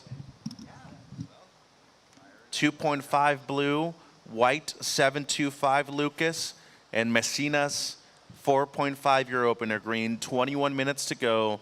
Priority goes red, white, green. And Jeff, if you're ready downstairs, take it away with Kai. Yeah, I'm here with Kai Kushner. Another great advancement into the round of 16, which will be coming up later. Board looked great, slow heat, and a couple non-makes on those lefts. Talk about just being out there trying to catch those waves. Yeah, for sure. It's definitely harder than it looks out there, but stoked to get at least start early and get my first scores quick. Felt less pressure in the back half of the heat, so felt better. So you've been surfing out here every day between this and the juniors. You went from your white wetsuit to the olive green. Always good style. Yeah, the Riviera wetsuits, Axe, made in Japan, they're insane. So any color, it's sick. So were you feeling nervous out there or were you feeling like you kind of got those first two scores and then you could breathe and just settle in? But because then you were taking those small lefts trying to build. Yeah, I kind of just wanted to keep warm out there. I had a rough heat in the juniors, so I kind of wasn't too nervous. I was kind of just trying to get a heat win. Well, you did a good job of that. Kai Kushner from the South Bay. You got a lot of little peaks like this down there. Yeah, there's fun waves. Usually closeouts, but when there's sandbar, it's pretty sick. All right. Well, moving on through later today. Thank you. Give some shout outs to your friends at home. Yeah, shout out to CI, sick board. Shout out to John Daniels for coaching me. Rivia Projects, thank you. All right, there you go. Back to you, Mitch. Thanks, Jeff. Live action, red finishing up his first wave. That's John Mel. And then blue behind him, Perez, just a quick in and out. Did have a few waves there, though. Second of green, Messinas, 6 points. Now waiting on the second of white, and now the first of red, 19 minutes. And remember, if you don't see your color up there on the digital priority board, it means keep paddling. Looking at the Best Western replay, Ocean, this is his second, has a 7.25, and boy, he's on one right now. I'm feeling sorry for the composition of the board. I'm feeling sorry for his fins. I think both of them are pretty fine. John's also on a carbon board. This is an ECT by CI. Yeah, that I don't know if it's the magic one that he went to victory on up in Morro. So John Mel coming off that win last month up there. Also a past winner here on the south side. 4.25 red, Mel. And watching the replay again of the last of white. So had the 7.25 on his opener. 6 points, the second of green once again, Luca. So this one, comparison to the low 7 that he had, did have the setup before. And the last turn, just as good as the first one. He had a little more flow through in the beginning. Here we go. What on his first wave, or excuse me, Yeah. on his best wave. Jairo. So last of white, it matches your top score, Lucas. It's a 7.25. Red, your opener, John, was a 4.25. Green, you have a 6 and a 4, Luca. And now waiting on the last of blue, the Costa Rican, Perez. He's looking for an 8 to move up into second. 17 minutes. Here's the replay, Jeff. Yeah, I really appreciate how his compact style and the board, to me, always looks so lively on top of the water, but squirty and drivey. And Messinas now, multiple-time Olympian Luca, former championship tour member, and a Pan American champion before. Couple times, actually. He's won at home in Lima and in Santiago back in 2023. His resume portfolio is long, and he's got one of those rooms stacked with trophies, right? Once he's done, he's going to be first-round Hall of Famer, that's for darn sure. Uses priority on this one and doesn't improve. It's a 4.2 green. Just waiting on the third of blue. And here's the replay once again. So they're trying to compare the 4-5 of green to this one of blue. And as you said, compact style right there from Perez. Yes, I saw Perez and Carlos Munoz cruising. Much love, one love, Pura Vida all over the place.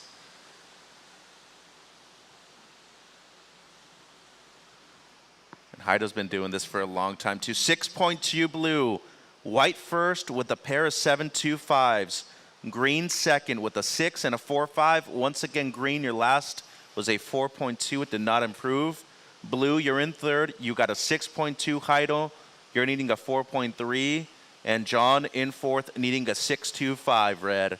Priority goes white, red, blue, green. 15:30, Jeff. Has there been a challenger at Pipe before? I don't know why I'm forgetting. Or is this the first? Not a challenger. We back in the day when we had the 6 stars and more of the star rankings, that was always one of the higher ranked ones. But no, not a challenger. I was thinking about seeing Carlos yesterday, but right now up on the inside, Luca Messinas, man, he can get a lot done in a small space. 3 quick backside attacking turns on a knee-high wave. Will it better the 4.5? And on our heat leader, Lucas Osten, he is just feasting on this inside section. Every wave he takes off on, it's like his eye is on that prize. Well, the Border Riders event that we did, in the last month at your home break at Seaside, he dropped, I think it might have been the highest score of the event, a high 9. Yes, and he double whammy for Carlsbad, yeah, he 18 point something in that division. So Luca trying to replace a mid-4, and then this is the last one of white. Covered a lot of ground, and then, as you said, he's got a machete on the forehand. 6.4 white, it doesn't improve. Last of green, 4.7. So green, that's now your backup, Luca. Blue, you're now needing a 4.5 Heido, and red, Mel, you're needing a 6.45. 14 minutes. Yeah, and John Mel, fortunately, with that first priority, Heido with the second priority. Lots of time with these extended heats, halfway through, basically. I guess what I was thinking about with the challenger and seeing Carlos Munoz and the sort of dislocated shoulder back when he'd made it on the championship tour, I'd love to see him have a good run, because he was on a good run in that event going into potentially the quarters. Well, yeah, both when he dislocated his shoulder. Both him and Luca were rookies that year, and they both made the quarters in that event. That's right. Just Luca got to continue on injury-free. Yeah, I mean, it's obviously a different format, different event. You're competing against 3 people rather than, a situation where before you used to have the non-elimination round. That one's gone. So at the CT level, it'll be first heat. You got to win or you're out of the event now. But here at the Challenger Series, same concept, more people in the water from the very start. 13 minutes. But, yeah, a wave that definitely tests your ability, of course, your patience, but more than anything, your grit. are you able to go on certain waves that might put you at a higher risk in situations where you might be potentially needing the best score of your life? And there's nobody that surfs there regularly that doesn't admit it is terrifying. It is so scary. It's over vertical. You're looking down at dry reef. You have to go and commit that inside rail and sit on it. Chuck it, right? Well, I mean, you can attest to that, Jeff. There's moments in free surfs where there's a lot of people out there, and the wave that you get is the wave that you got to go on, even if it's not necessarily the best one. 12 minutes, and it seems like we got somebody up. This is Blue Perez. So Haido generating speed, and it's going to be a quick one for him. Still needing the 4.5, and Red, you're needing a 6.45. Interesting. That's why I think Interesting. surfing is such a vastly different sport, especially when it comes to competition. You need to be good everywhere, and it's not like in, martial arts or boxing where you have weight classes. You got to be good in big waves, you got to be good in heavy waves, and then that can change from literally 1 hour to the next. It can change from the one event to the very next, too. So you got to be the most complete surfer in the world if you're actually wanting to be world champion. And you got to be able to handle a roundhouse into the face too, right? when you launch off the lip at pipe, airdrop, don't make it, stuck inside, broken boards. I would argue about 10 roundhouses to the face. I mean, just the power that wave has. But that's a cool thing about coming to the Central Coast. A lot of people think, oh, just come to another beach break. Both Pismo and Morro get really gnarly, and especially Morro Bay on the right day over there, you're duck diving potentially 40, 50 waves per heat. You can easily lose the battle of the paddle out and just have to go back up around the corner. Priority change. Red with first priority still, white with second priority, blue with third priority, green with fourth priority. 10.5 minute surfer, so John Mellon, driver's seat with that priority, looking for a 6.45. And next seat, really Nadav, just a second wave, yes. Grayson, Parker, and Laird, and then we go Corey. The youngsters heat. Yeah, pretty much. Oldest one out of those, Parker Conan. He ain't that old either. Heat 6, Corey Arambidi, Wheeler Hasberg, Taj Lindblad, Cannon Carr. That's going to be another stacker. Heat 7, Sam Reedy, Alex Lima, Seb Williams, Lucas Cassidy, and then closing out the round, Dylan Sloan, Shane Frontino, Teddy Whitteman, Luke Weiler. So just under 10 minutes, surfers. Blue needs a 4.5. Red in fourth needing a 6.45, John. Green in second, Messinas. Your low score's a 4.7. And white, the heat leader, has a pair of 7.25s. But even this, I mean, from surfing the round of 120 up until right now, conditions have changed completely. We saw multiple waves at the beginning of the heat, Jeff, and now it's testing you once again. That's what the ocean does. Can you go from 0 to 100 real quick and bring that 100 down to 0 once again in these flat spells like we're seeing right now? I always think about this time. Jordy Smith ended up winning the event at lowers, but there was one of those double restarts in one of his heats. Oh, my God. And he sat for almost, I think it was over 40 minutes without moving because of the double restarts, and didn't paddle for anything, didn't even motion. It was just dead flat sitting out there. Don't even mention the R word anymore. Just leave it out there. No, well, we're not going there. But what was so impressive is the heat starts again. It's the third time, third time's a charm, and he sits for 10 more minutes, and then a wave comes, and he instantly gets up and got, mid-range 8 or something, like excellent surfing after not moving for 50 minutes. Yeah, and he's a big dude. So talking about going from 0 to 100 and just having to sit there and wait. Yeah, well, you are talking about a guy, perhaps out of the people that haven't won a world title at the championship tour level, maybe the best to ever do it. I think him, Rob Machado, probably up there. Taj Burrow, same thing. 8 minutes. Well, and what a treat getting to surf with Rob, or see Rob surfing almost very regularly, along with a lot of the young, athletes up here from the Seaside zone. I think he might have gotten better over his age, too. Oh, yeah. Well, a lot of surfers have. right? The unsung heroes. We're down to 7.5 minutes. Yeah, nothing the has patience changed. game is playing a part. Red with priority, white with second priority. Lucas out in the lead. Luca in second. Perez does not need much to go up into second, needing a 4.5 blue, a small score. John Mel with just the one wave, needing a 6.45. So with this much time on the clock, you can get it done in one, or if things came quickly, You could get two swings at it. easily. I mean, with the paddle back out the way it is right now, you could, not to throw it out there, but you could get maybe 3 or 4 waves still. But yeah, it's shallow. You can almost even run towards a certain part of the pier and then start paddling out too. Just can't jump off the pier. No. It's a no-no. No. Lifeguards are on top of that, as they should be. Thank you, guys. Appreciate your great help this week. So 6.5 surfers. Blue needs a 4.5. Red needing a 6.45. Green in second. Low score, Messinas, 4.7.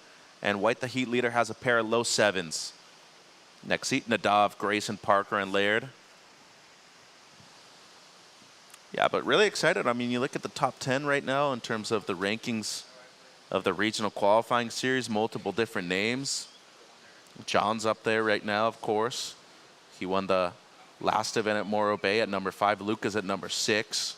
And this being stop 7 and a 2,000 going into the highly weighted event in Barbados, which all these young men and women will be at. John Mel, he has sat, he has waited. It is his time to strike. Nice driving opening 2-turn combo, and he wants the vertical finish. Pokes it there at the end. So is it a 6.45? Here's our surfer in white, the heat leader. One of the first waves we've seen all the way in towards the pier, Mitch. Yeah, he's having fantastic heat right now too. 5 minutes 20. Stand by the second of red and the fourth of white. Here's the replay, best Western of Lucas. And he's, since I was introduced to him quite a bunch of years ago in these events, he's always remained so consistent in those 7s and above on most every wave surfed. Here we go, Perez. This is crucial for him, needing a 4.5. Well, that was before at least the last of red. So right, so we'll get there. Yeah, we're waiting on that one too, but 5 minutes remaining. So here's the replay of red. John needing a mid-6 at this point of the heat. And a 3-turn combo. Nice poke right there at the end. One of the taller surfers in the region is John, and then Jairo. 2-stage cutback. And then, as always, very explosive at the end. Just over 4 minutes. Priority goes green, white, red. And looking at the 6.2 of blue-red here on screen. Well, that wave, obviously, the 6.2, that it gave him a lot of freedom to carry speed. Well, the last turn especially. Yeah. That's where majority of the points came from. But what's exciting is that's why they're showing that replay, trying to figure out, is this a similar wave in scoring potential for John Mel? Well, it's a 5.75, yep. John. And now waiting on the last of blue. It's a 4.3, so.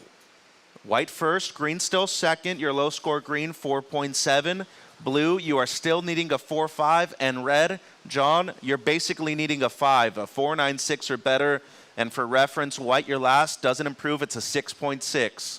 You're still keeping a low 7 as your second best. Wow. So red needs a 4.96, Jeff. Blue needing a 4.5, 3 minutes. Both surfers did their work, reduced their requirement. But as the storyline is playing out, green, Luca Messinas, has that priority, wants to better his low of a 4.7. That will just ratchet it up against those other surfers. And with the infrequency of the waves being ridden, it's tough to sort of paddle away and find something to get that score. 2 minutes 45, surfers. Look at this, though. Maybe this thing can... We see our surfers in red and green paddling. Is this going to be an inside wave for John Mel? It's not going to break. It's not going to break. It looked like the line had potential. 2.5 minutes left. Priority still the same. And this is where all those heats, the drills that you run, small-time shories like this, make a big difference when you're needing a mid-range score. 2 minutes, surfers, 2 minutes. Red needs a 4.96. Blue needs a 4.5. Green in second with priority. Low score Messinas is at 4.7. And white, the heat leader. You got a pair of 7.25s, Austin. Good heat, though. I like these competitive ones, Jeff. I mean, everybody's into the double digits. 14.5, and everybody else. Look at how close it is between second all the way to third. 10.7, 10.5, and 10 points. 0.7 of a point, and that's why the requirements are so medium, so to say, on the scale for both Perez and Mel. Well, the sun wants to peek out over the hills. Maybe it will peek out over the ocean here shortly. It was chilly this morning. I had to double layer up. Well, you should have been doing that the last few days, too. Well, yesterday was the cloud cover and the rain. It was warmer yesterday. The other mornings were chilly. A minute 10.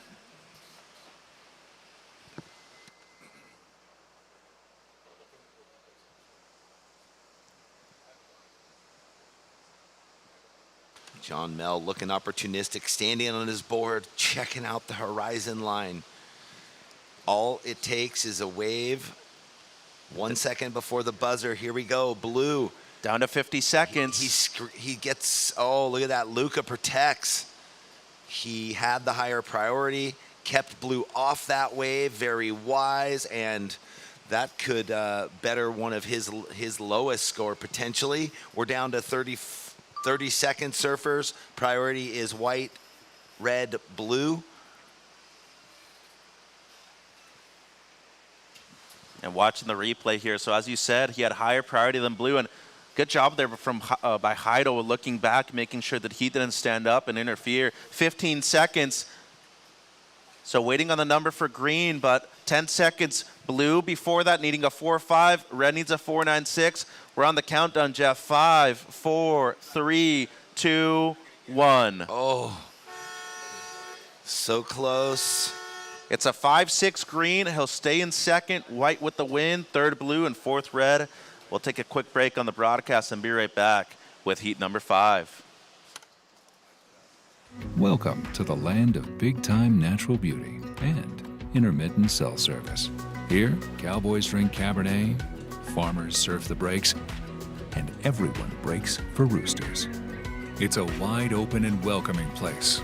But that's not to say we don't have any hidden secrets. Welcome to the land of truly living, with a million things to do. Or not. SlowCal, where life's too beautiful to rush. From lowers to awes, from small swells to the heaviest breaks, every mile, every moment leads to here. At 805 Beer, it's more than a label. While some chase followers, we chase cattle, waves, and good trouble. Trend-proof, time-tested, ice cold. Long live cold beer. Back, everybody watching online. Heat 5 of the men's round of 32 on the QS side out there in the water. Nadav Attar, last year's junior champion here at this event in the red. Grayson Grant in the blue. Parker Cohn in white. And Laird Lavick already on his second ride in the green. His opener was a 1. Good morning, Bud Aquino. Great morning. Good to be here. Another fantastic morning in Pismo Beach for the SlowCal Open. The sun is starting to break out, and we are into heat 5 of the round of 32. Good stuff. Lucas Austin just won that last heat. We'll get an interview with him in a bit, but now we are on to this new heat with Natav, Grayson, Parker, and Laird. Laird, your last wave came in at a 3.25. 3.25, and your backup is a 1. So yeah, Laird getting an early start there. Doesn't want to sit around. There's been some slow moments today, so he figured let's get the ball rolling early and try to find rhythm. Out of San Clemente, you surf Rivies, you surf T Street, two waves that are good to prepare like this. And I mean, with the shore break the way it is, T Street can be a difficult wave to read and has some resemblance right now at this moment with the tide. Yeah, there's quite a group of talented surfers I know that run mock heats down there at T Street, always pushing each other. I mean, you ride a wave, turn around, and then see someone just do progressive surfing all day long. I mean, that hotbed of talent, it's undeniable down there in San Clemente. 22 minutes, 30 seconds. So, Bud, 8 heats, men's QS round of 32. Then we do 4 heats, women's round of 16 on the QS side. That'll determine our quarterfinalists for tomorrow. And then we'll cap off day 5 with 4 heats, men's round of 16 on the QS side, too. All heats today, 25 minutes. Yeah, we talked about how we get into this round, the heats get a little longer. And with the waves getting a little bit smaller today, the competitors are really thankful for that. And here we go. The busiest surfer in this heat, Lavick in green. Just a quick one little windshield wiper, so he's staying busy. He knows that there's been some flat moments. And priority really hasn't been established yet, so green, red, and blue are on the outside looking to get a wave and get things underway. Here we go. Natav just finished up as a runner-up in the World Juniors a little over a week ago. He's got a nice wave, so that's going to be the first score of relevance in this Heat 5. Yeah, Nadav out of Costa Rica represents Israel in the red.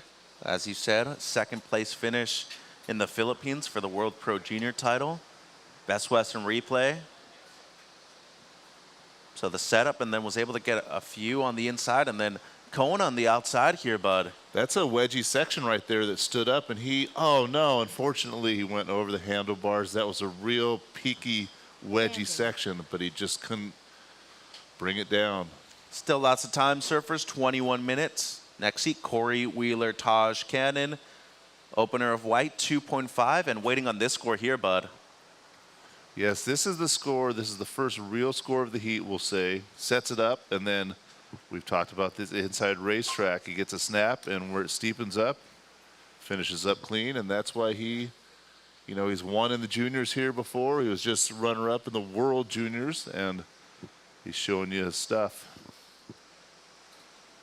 There's the replay for Parker. Gets the foam climb, gets the inside, and the section wedges up, but he points the nose in. So Parker will look to clean that up. And here's Natav again in red. He already has a 6. That first wave came in at a 6-point ride. Looking to back it up quickly. That wave didn't quite find the line on the inside bar. Natav, your first wave was a 6. Your first wave was a 6. Laird, you have a 3.25 and a 1.5. Parker, your first wave was a 2.5. Priority, blue, green, white.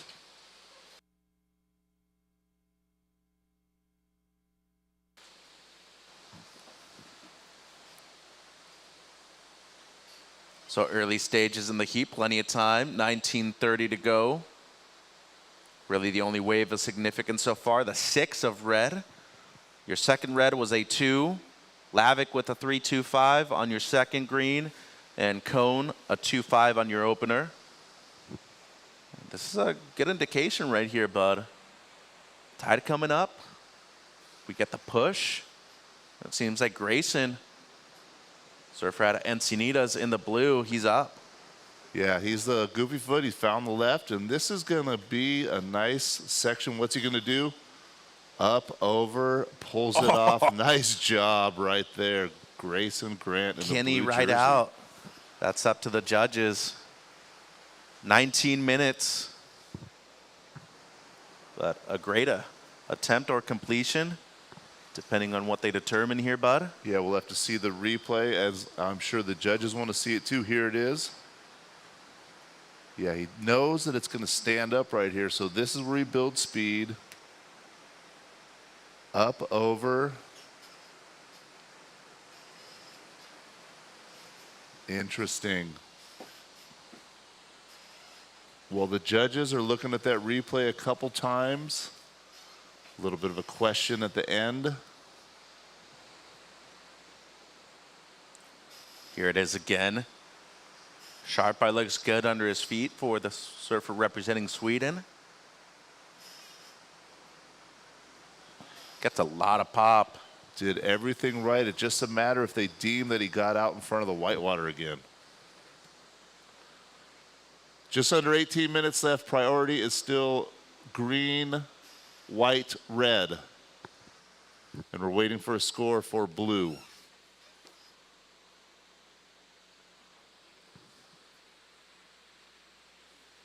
Yeah, they're taking their time with this one. You know, there's little downtime right now, no other waves to score. They've got the replay, so they're really combing it over.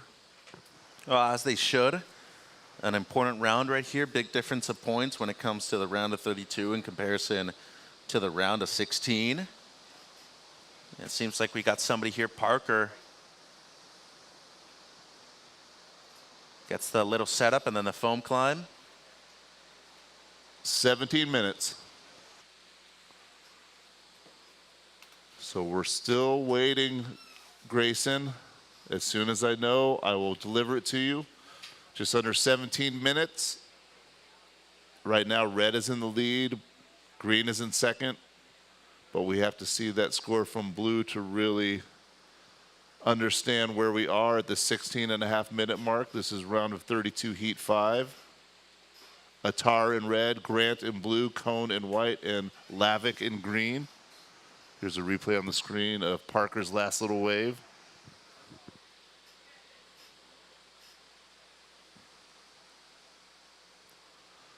Sun's coming out. You can see it's kind of glassing off a bit right now. These mid-morning conditions, pretty nice. Just clean ocean. Split peak, blue and green, up on the end. Grayson Grant getting it done up there. We're still waiting for another score.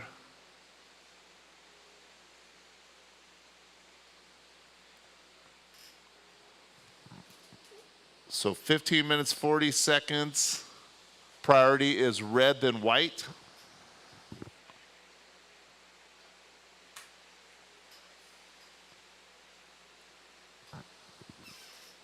All right, we're going to go down to interview real quick, and then we'll come back with all the updates.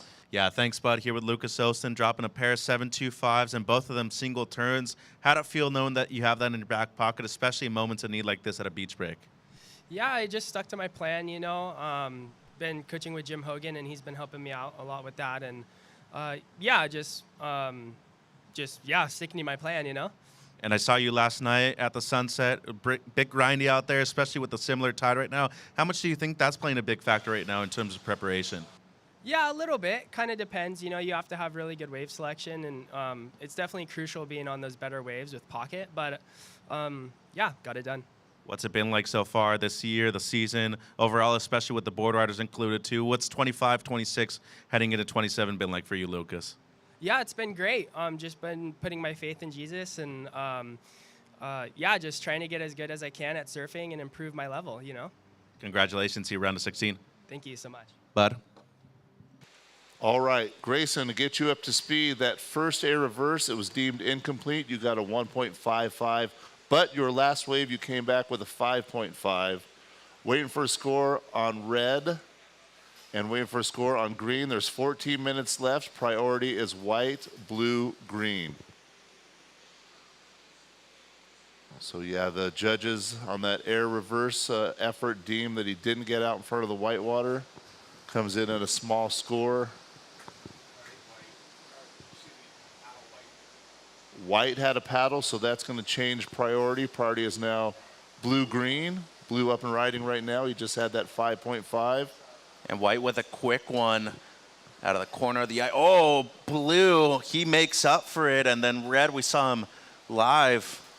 Nadav, 13:30 to go. This one's turning on, bud. So yes, blue had that incomplete, deemed incomplete, but then he bounced back with a 5.5, and now he just has another score coming that you sounded like it looked nice. Yeah, it was pretty crazy. Grayson The amazing aerialist out of Encinitas. And Green now, he wants to get into the mix as well. He throws the tail around. And we'll see if Lavick is able to get a score out of that or not. 13 minutes. Short break turning on here, Northside Pismo. Yeah, that seems to be where the impactful sections are. We got 4 scores to drop. We've got white in priority and just under 13 minutes left to go.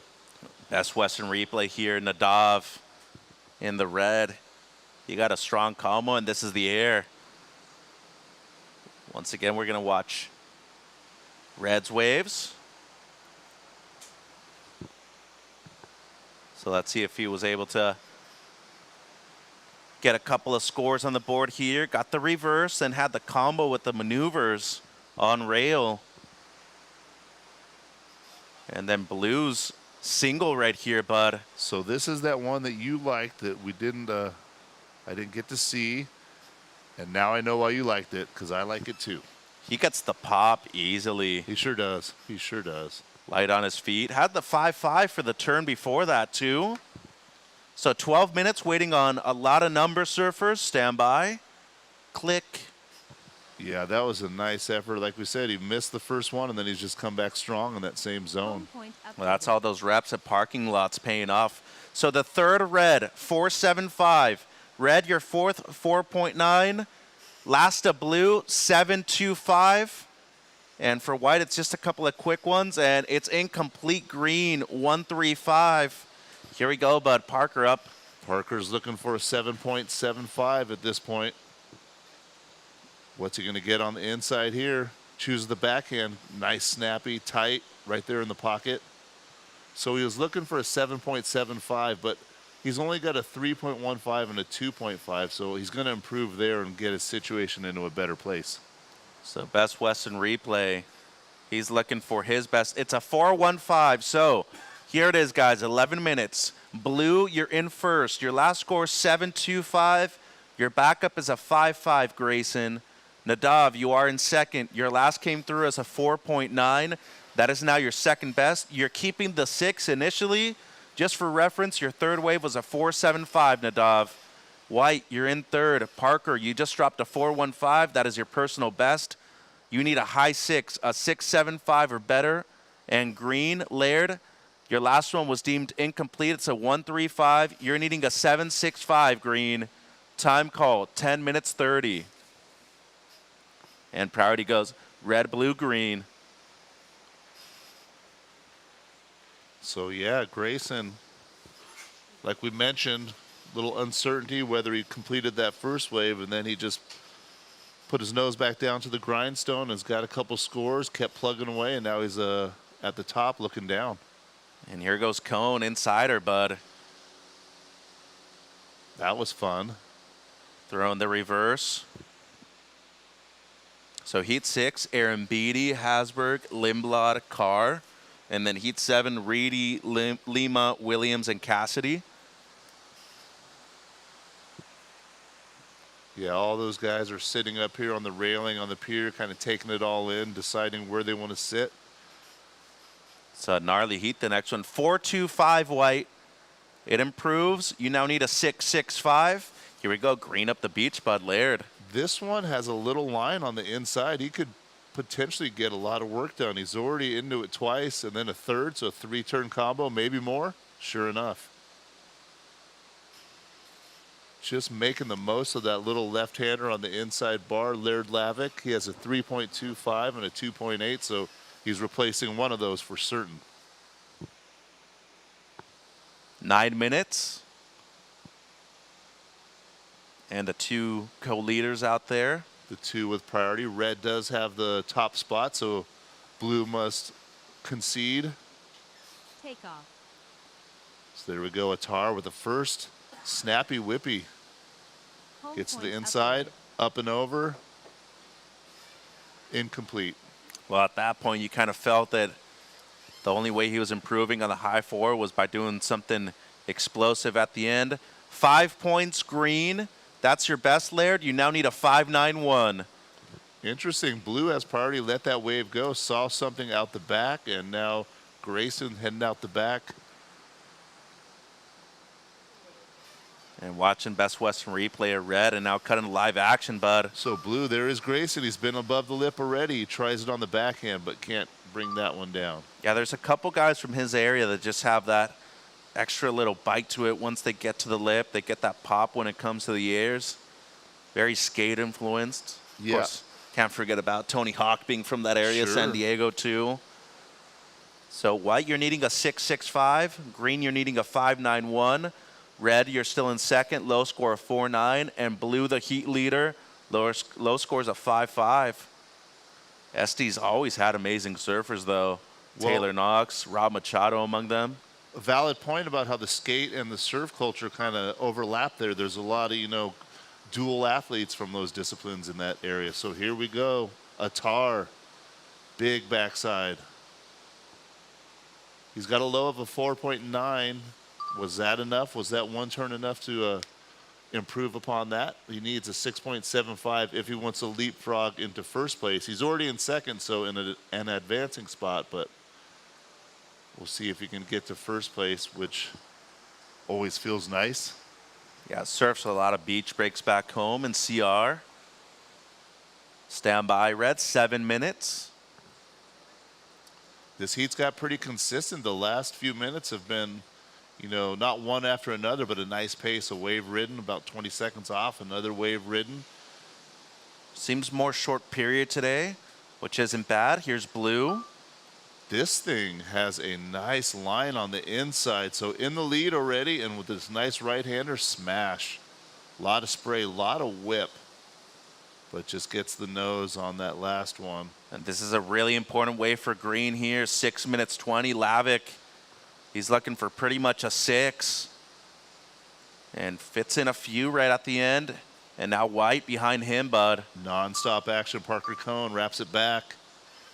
Now he's into that racetrack. Builds the speed. Snap. Another one. It's all the way around. Manages to get a little spin out of that. So judges have some work to do now. 6 minutes. Priority red. Red, your last 4.55. It does not improve.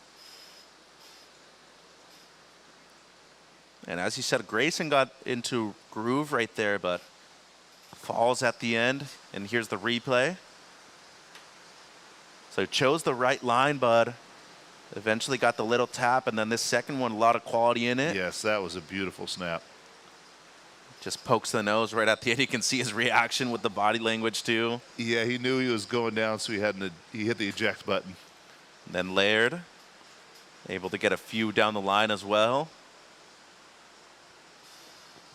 Yeah, that wave was almost going against the grain. He did a real good job of getting a lot of turns done. So there's white. Parker. Nice snap. And then he gets this front side rotator. 5 reverse. minutes. 5 minutes remaining. That'll help his cause. 5.25 green. Score coming through for white, and he's up again, bud. Yeah, he's just going to keep plugging away. Nice, big, full roundhouse on a small wave and got more. More to come. Inside track is going to give him an end section. He hops over. It does. And he does. He likes it. Feeling good. So white, your last Parker was a 5.65. Now needing a 5.26. Stand by for this one. Green, your last score 5.25. Laird, you're in third, needing a 5.66. Red with priority, low scores a 4.9. And blue, your last was a 4.1. You're going to keep the 5.5 as your low. So this last one of white really going to matter, bud. 4 minutes. Yeah, we're about 4 minutes left.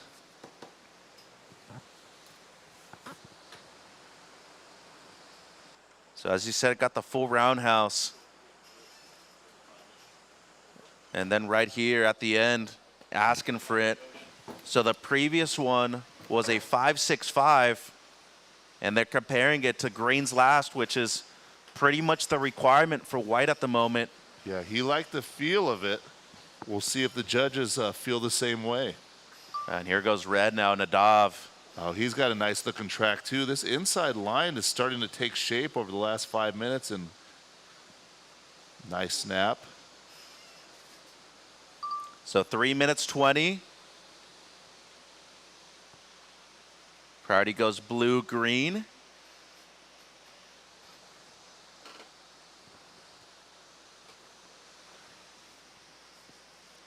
So now waiting on one for red and one for white.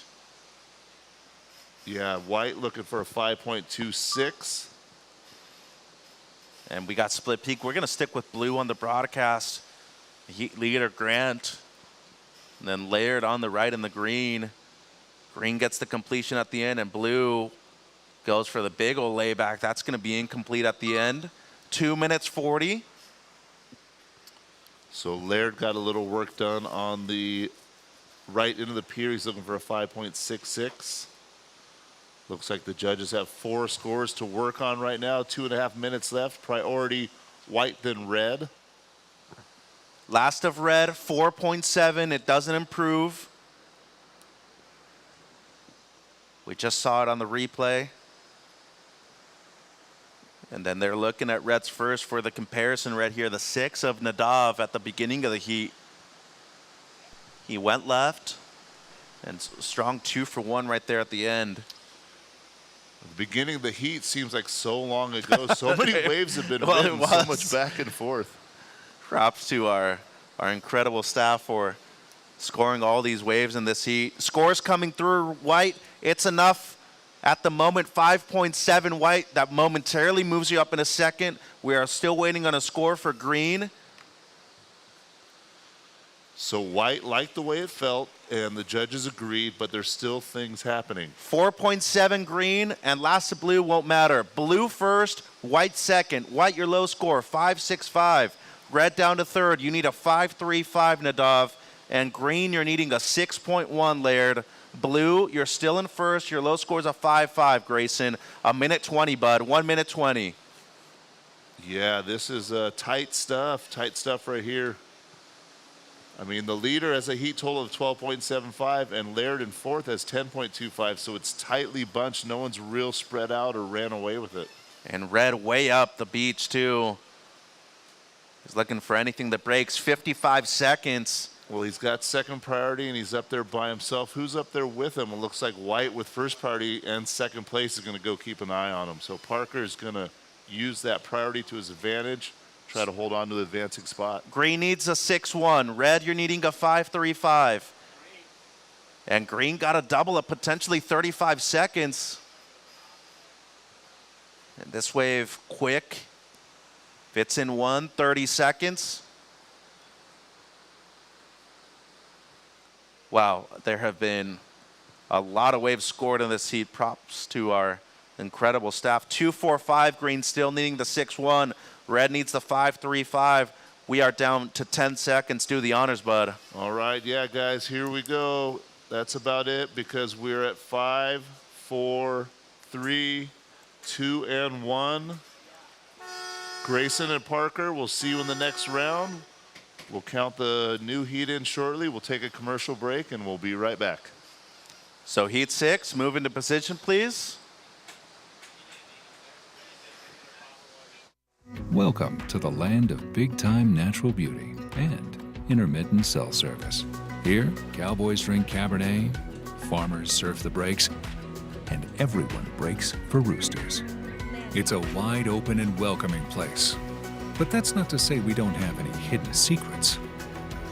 Welcome to the land of truly living, with a million things to do. Or not. SlowCal, where life's too beautiful to rush. We start each day with one goal.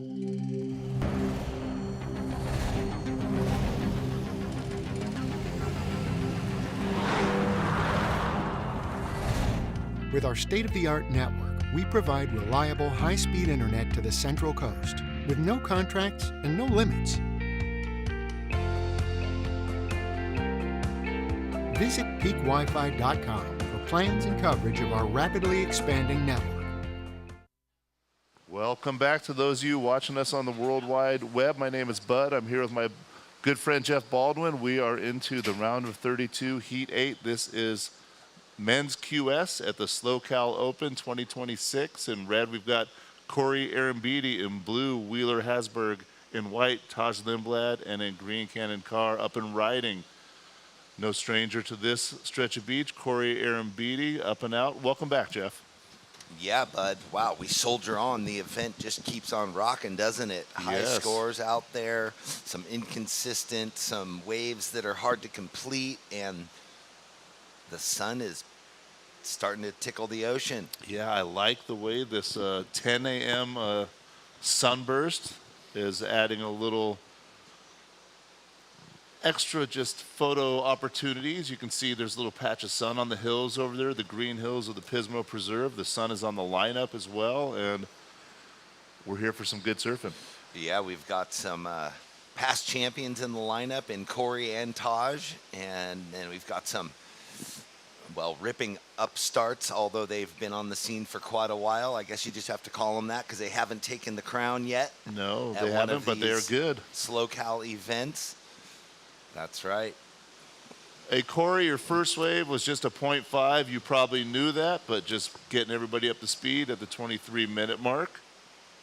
Yeah, like you said, a couple past champions, Corey Beatty, the inaugural event. Taj won a couple few years after that.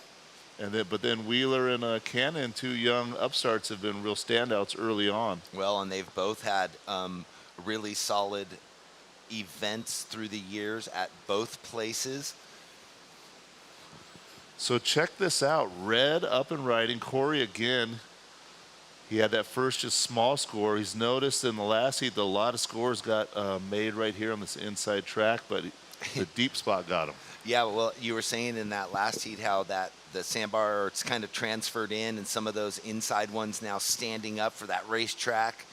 Our surfers much further up to the north, not featuring on the pier bowl. There's that left that runs away, the right that's coming through, and hopefully they get that mushy spot into the steep inside track. Yeah, actually, you mentioned up to the north, Taj and White paddled out up at that end of the beach, which I think I've only seen one or two other people do in this event, and we started on Monday. So, yeah, things are changing where the lineup is kind of where the waves, where he saw the energy that he wants to be a part of.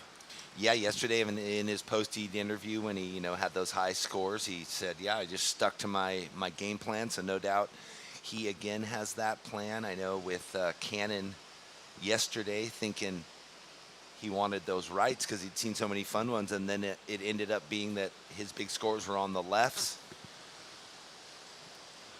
Yeah, these guys are all well adapted at surfing what's in front of them, and like you said, adapted, survived, advanced. Yeah, so those free surfers up there, make sure you stay north of that flag and the red lifeguard truck. Some of our surfers are beginning to head up in that direction, so we want to keep everybody safe. So thank you. We appreciate your cooperation. We'll be done mid-afternoon Sunday, and it'll be all yours once again. So yes, we do have the city of Pismo Beach helping us out. They always do a really fine job of getting us the permits, assisting, the people here, the WSL, setting up the event, and we're thankful that they have us here every year. Well, yes, we are thankful to them. We are thankful to a whole list of participants in our sponsorship crew: Midstate Containers, 805, Visit SlowCal.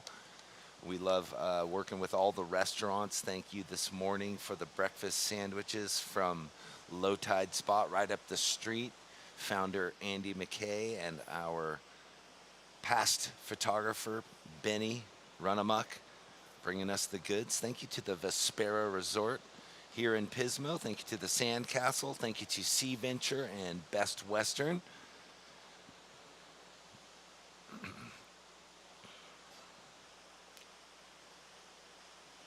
So in this heat with only the 2 waves ridden by Corey. Corey, you had a 0.5 and a 2. Just under 20 minutes left here, waiting for everyone to open up.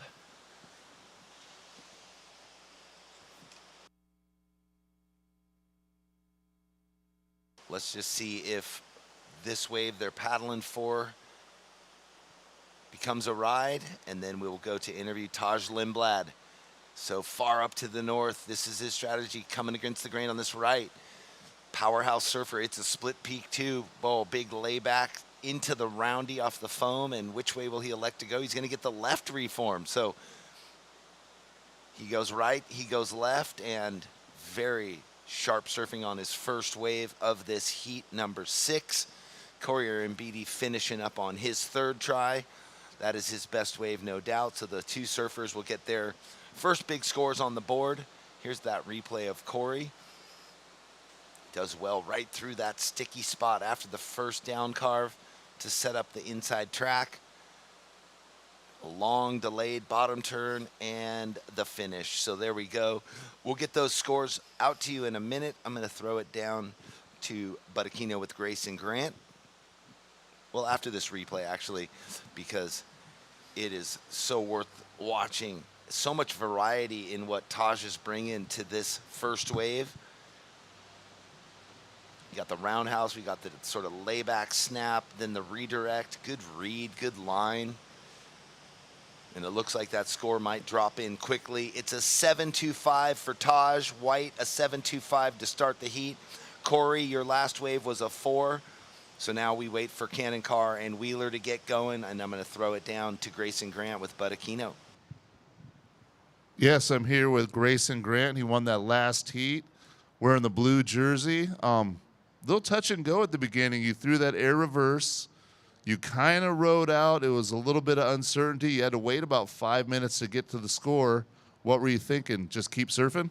Yeah, it was kind of, I don't know. It was one of those waves where it could have gone either way, but it felt like I landed it. Just didn't fully ride out, but it's all good. So I knew I still needed to surf the heat. It's a 25-minute heat, so long time. So honestly, just keep surfing. That's always the plan. Yeah. That's what we were impressed about.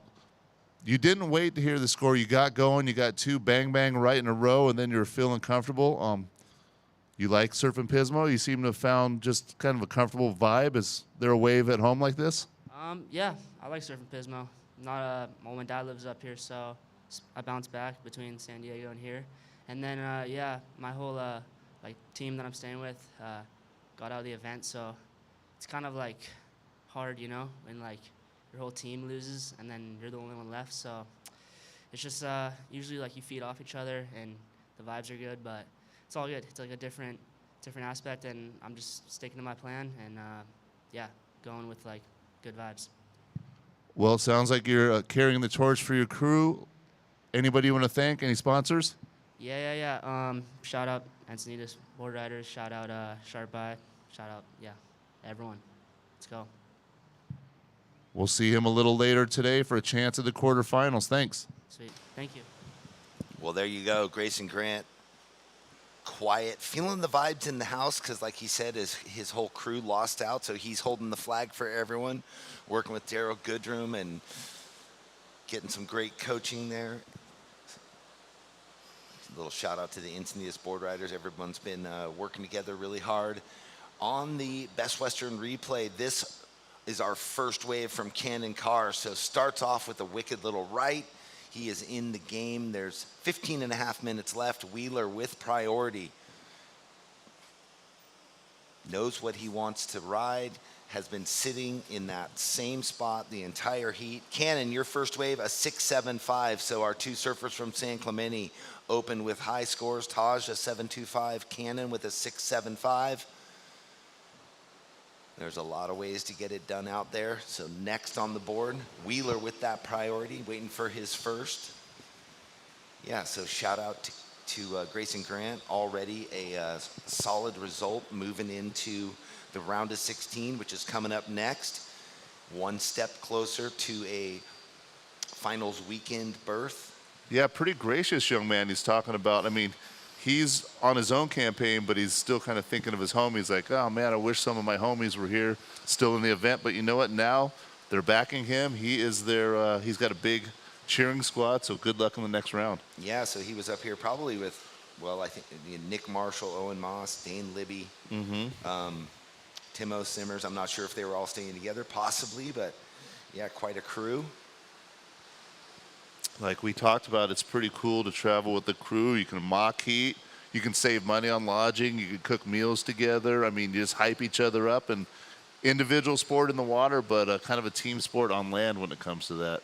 Well, shout out. Yeah, I was going to say, and his coach, now he can just focus on they can just focus together. And it's the opposite. It might be a little bit of a bummer because the roommates lost out, but now they can all feed you the energy, right?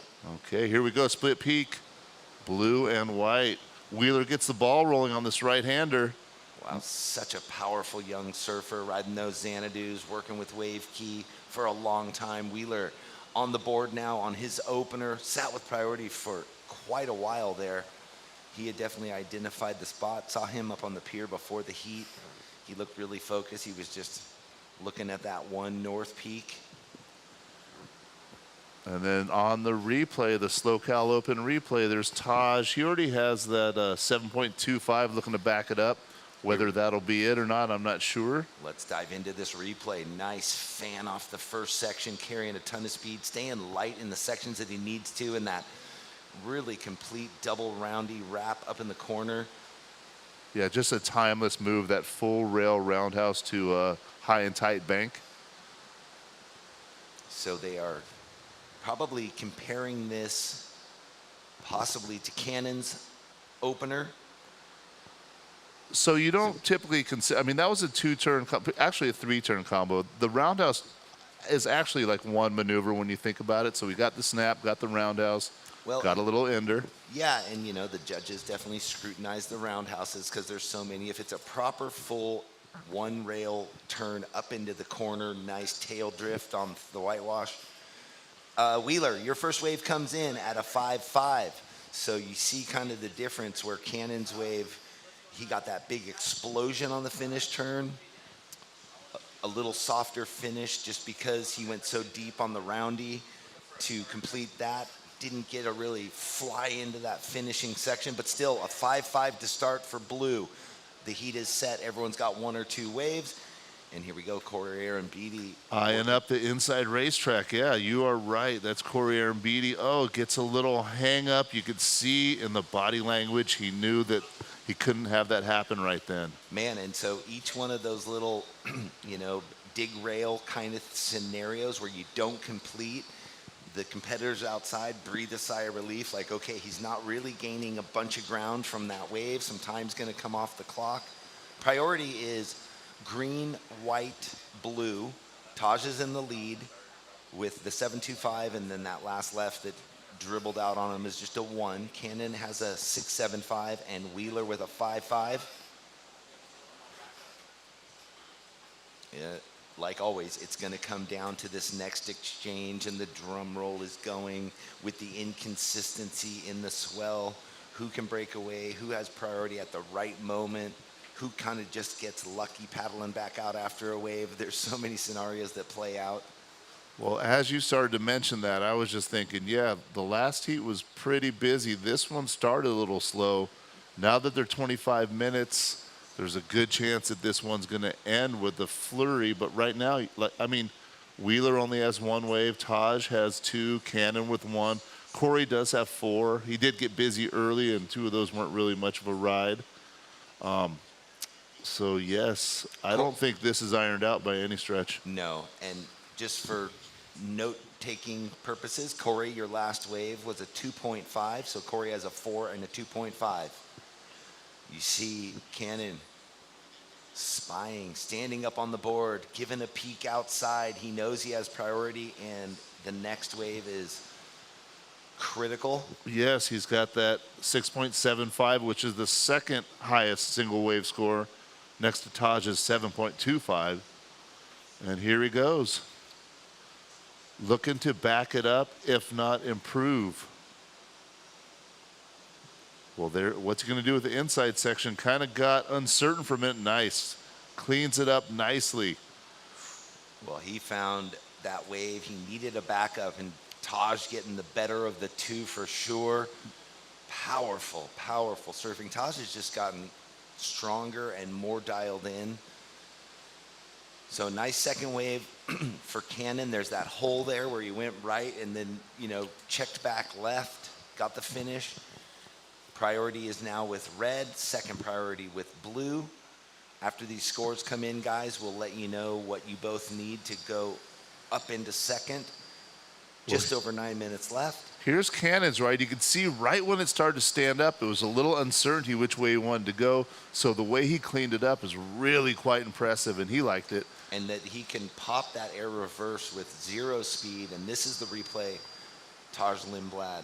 Heat leader, already has the highest single wave score, and now it's going to get backed up. Whammo, like you said, just powerful, low, compact. Yeah, his spring load is working for him every time he's redirecting. It's clean rails. He's gaining speed. The hops in between are minimal. And then, as we mentioned, he's got the familiarity with this area of the coastline. He's got family up here. So this is it again. He's looking to back up to 7.25. Oh no, that was a little earlier. Yeah, that was the earlier one. Okay. That's the 7.25. Is this? Oh wow, Taj. So here he goes again. Under priority, finding a little one on the inside, air reverse, and does he ride out? Tough to tell. We know Cannon rode out of his. Cannon, your second wave was a 4.5. So with that, we're waiting on these waves of Taj's. Then I can let you know, Corey and Wheeler, what you need. We can let you know that it's just under 8 minutes left. Priority is red, blue, green. And then we've got a score coming for Taj. Well, Taj is going to extend his lead. Taj, that last wave, the good right was a 7.5, so his top score. He's out in the lead. Cannon in second. Corey, you need a 7.25. You have first priority. Wheeler was second priority, looking for a 5.76. So we got the replay on the screen of that last wave for White. Got him to 7.5. Man, it makes me think of Jabe's waves. It makes me think of Lucas Ostin's waves. Yes. Finishing with full power and throwing a lot of spray, meaning your timing was right on. Up and riding again, Taj on the inside. On the backhand now, 2-turn whammo. Gosh, give him a lip and something exciting is going to happen. Out the back, Corey on his backhand and Wheeler on the left. So it's a split peak. We're going with Corey on the webcam. Oh, yeah. Doing what he does. Whipping that tail. Yeah, like we mentioned on the back end, he's got that real distinct whip. Whips the head, then the torso, and then just snaps the board sharp and strong. Wheeler out the back. He's snapping strong on the backhand. Gets a foam climb, brings it down. Oh, I was mistaken. That left before was Cannon in the green. The fog got me. That's okay. Well, So- the judges know. Yeah, so Cannon could be bettering the 4.5, putting a bit more pressure on what Corey and Wheeler need. Wheeler got a wave just then. Will he get back outside? He's got 6 minutes to do so. Well, no, I didn't know where he was in the lineup compared to Green, so he's not going to have that first priority when he gets back out, was what I was wondering.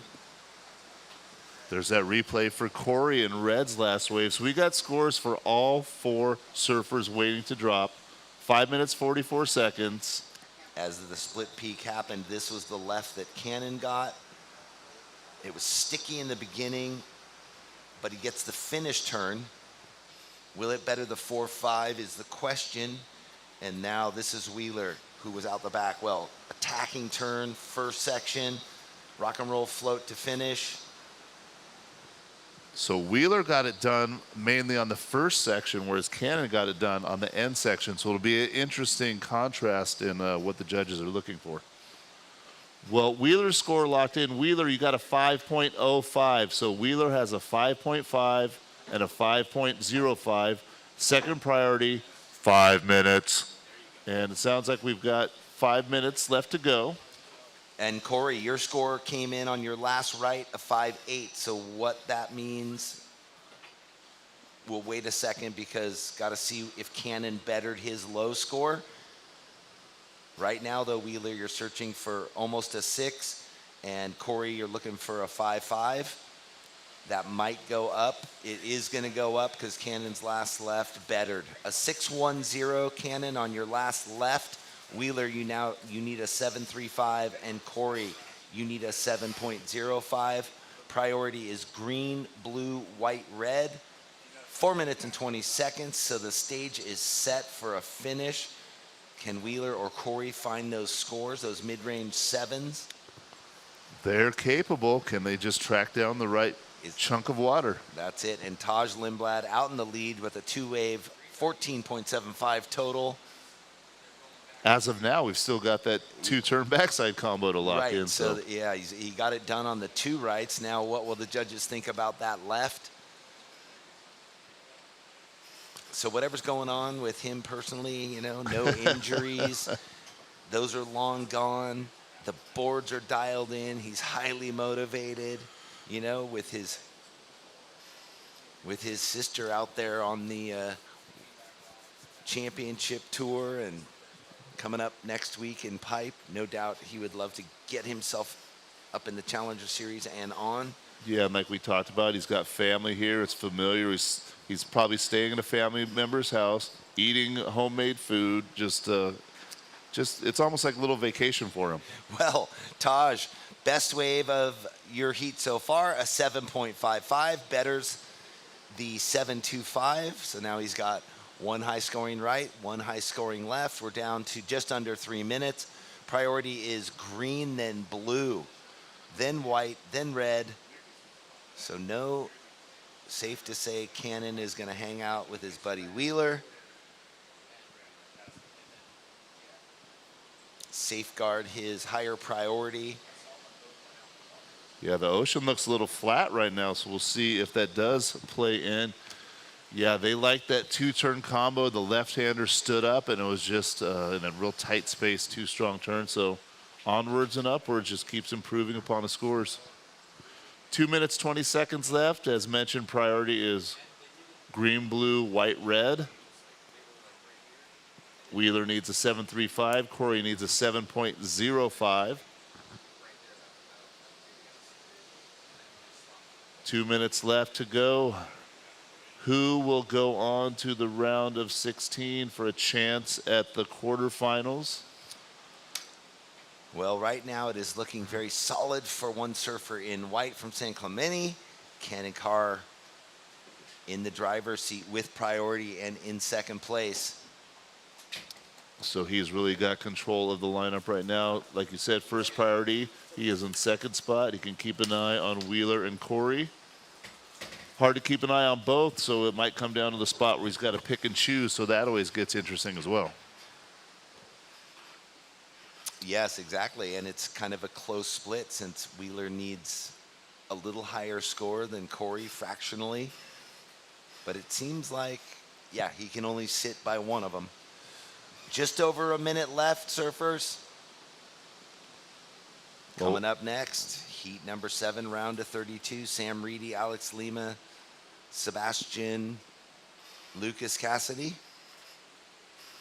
Sebastian Williams. Yes, sir. The name went off the monitor. He's got a lot of digits in his full name. It couldn't quite squeeze in.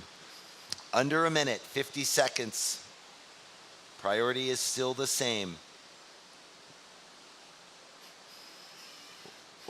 Well, Wheeler getting to sneak away, maybe. Yeah, Cannon kind of decided to leave them alone. He maybe wants to, I'm not sure. Maybe he just felt, you know, they're out there, they're feeling the pulse of the ocean, and they're looking and seeing maybe not much coming, and then maybe he identified, he thought he saw something popping up towards the pier, so we would go cover red. We're down to 15 seconds.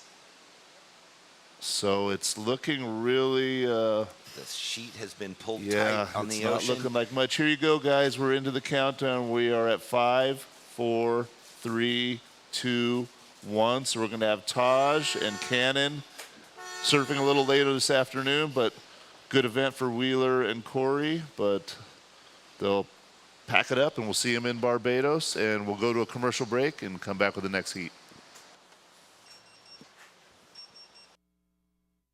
Welcome to the land of big-time natural beauty and intermittent cell service. Here, cowboys drink Cabernet, farmers surf the breaks, and everyone breaks for roosters. It's a wide open and welcoming place. But that's not to say we don't have any hidden secrets. Welcome to the land of truly living, with a million things to do. Or not. SlowCal. where life's too beautiful to rush.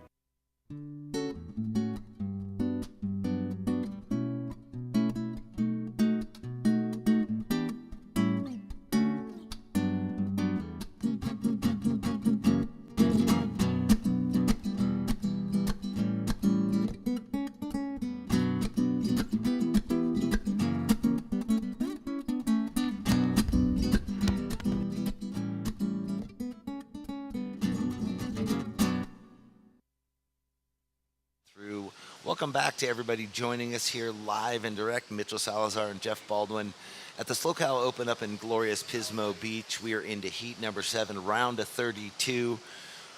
After this round completes, we're going to go into the women's round, 4 heats, and then back into the men's round for 4 more heats, and then we'll have the quarterfinals set, up and riding, spinning to win. Alex Lima. So we'll have to get that on replay. And we got Red up and riding now. Quick one there for Sam Reedy. So Alex originally from Brazil, been living in Huntington Beach for a number of years now. And we got Seb up and riding out of the state of Oaxaca in Mexico. Boom. Yeah, he's got the air game unlocked. Sam behind him in the red. So an all Latin American affair right here, Jeff. Yeah, Costa Rica, Brazil, Mexico. Well, like we've talked about, the North American qualifying region is massive, from the border of Canada down to Panama, and then, you know, all the way into the Caribbean. So standby scores. Priority goes green, blue. Big thank you to Chow Bowls. They're going to be doing our lunch today. It always kind of trips me out that Hawaii's not in it, but... Well, they got Hawaii, Tahiti, Nui. So yeah, they've got theirs. The one qualifier region. So looking at the replay of Lima, the spinner, and then Seb on the inside shore was able to get the air right here. Gets the pop too. He's just from north of Puerto Escondido, this place called Chacagua. Beautiful area. And then the replay of Red, Sam. His second ride had the quick in and out on his opener, did Red.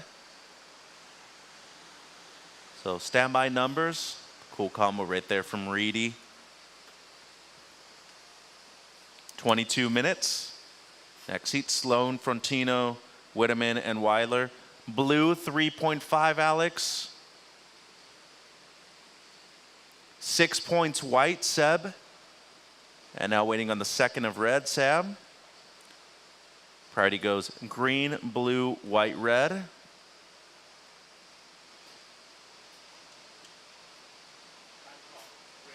$22 minutes.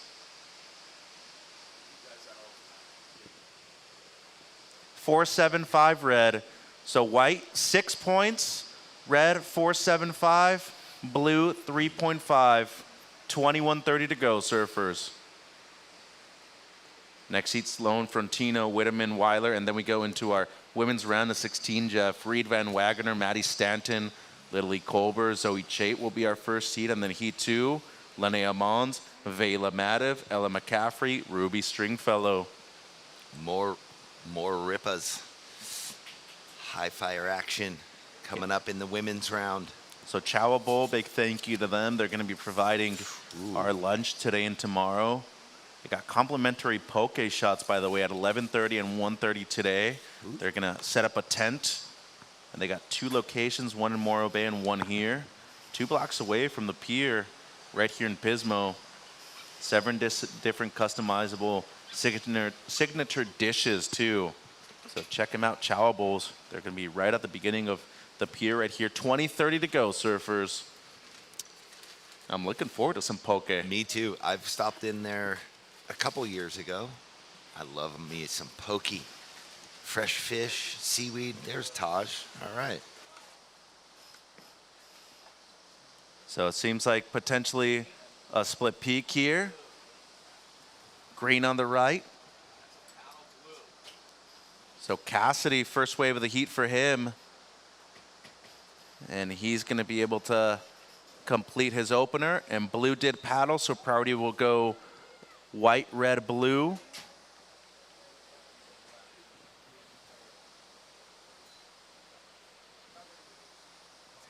Next heat, Dylan, Shane, Teddy, and Luke.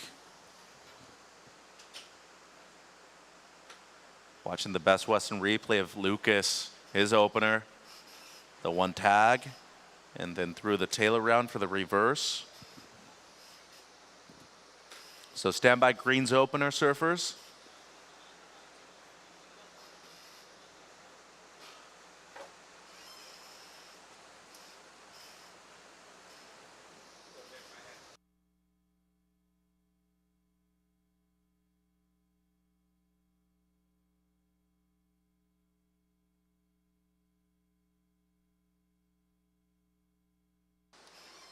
So green coming through. Seems like it's going to be a mid-range score, 19 minutes.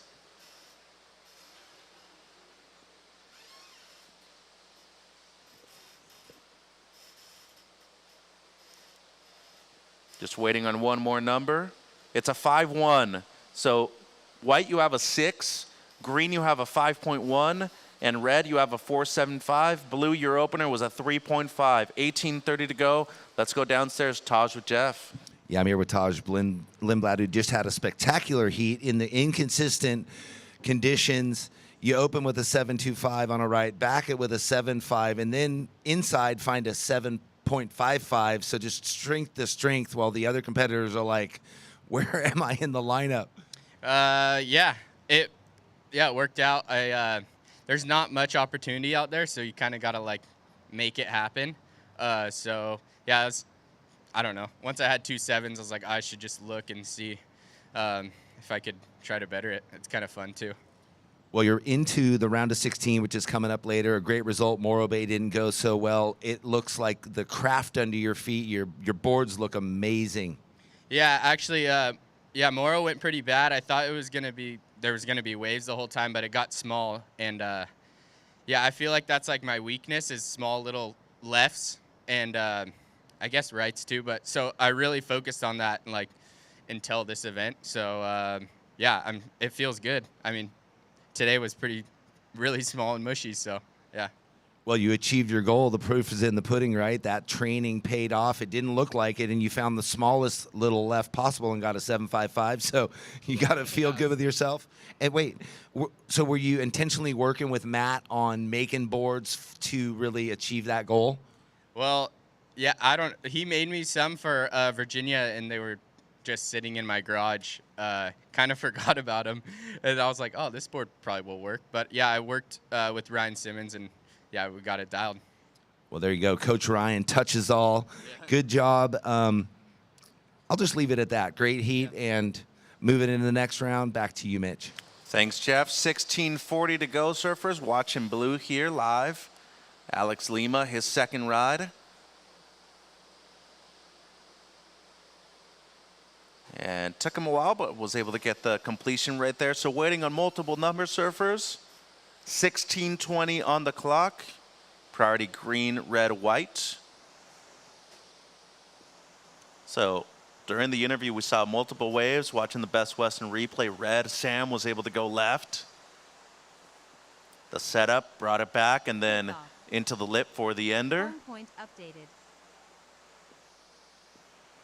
And then Williams was able to go right. A lot of speed. Second quick hit, and then big blowtail at the end, grabbed the rail. And same thing, took him a little while, but he was able to ride out of that last one. And then Blues last, Lima had the 3.5 initially.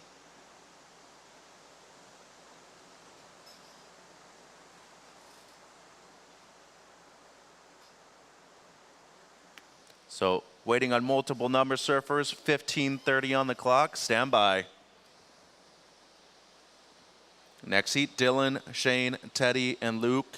And then we go into the women's after that. Reed Van Wagener, Maddie Stanton, Lily Colbert, Zoe Chait. Second of blue, 3.8.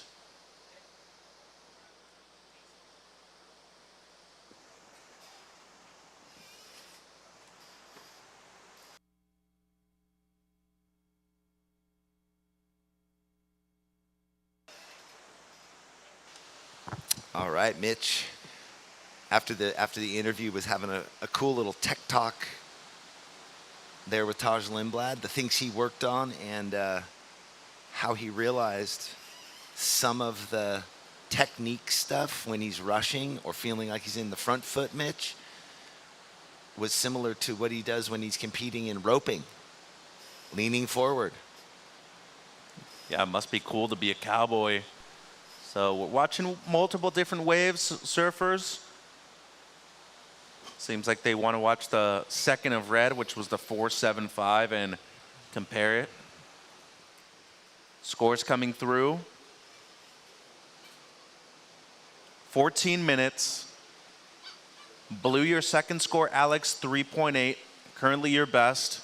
4.4, the third of red.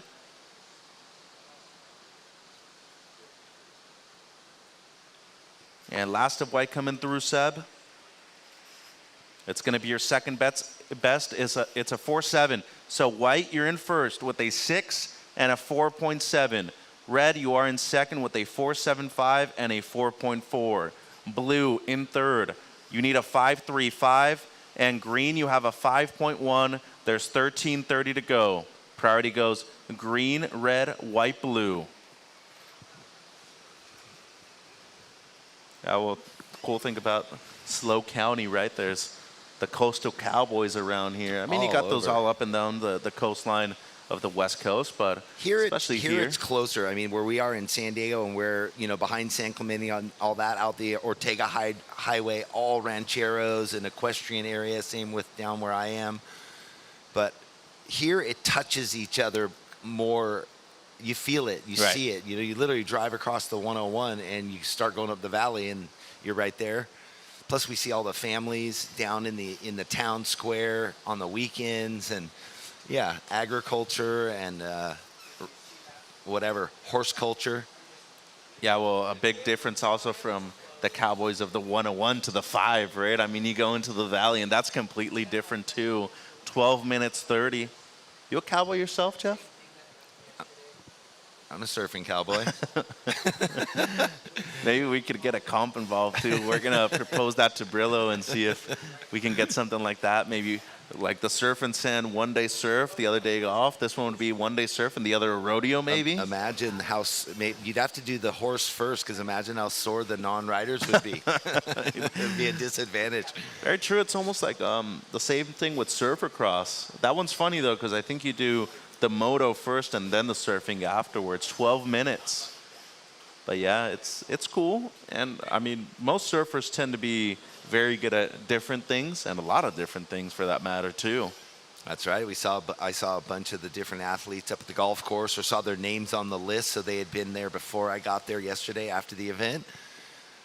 There's a lot of different types of cross training going on with, body movement, breath work, Pilates, yoga, whatever they're doing, big wave surfing, and other sports. Maybe they're avid mountain bikers or trail runners or whatever that might be, that just keeps their flow, keeps their rhythm. Some triathletes as well. White in the lead, low score Seb, 4.7. Red in second, low scores a 4.4. Blue needs a 5.35. Green needs a 4.05. 11 minutes.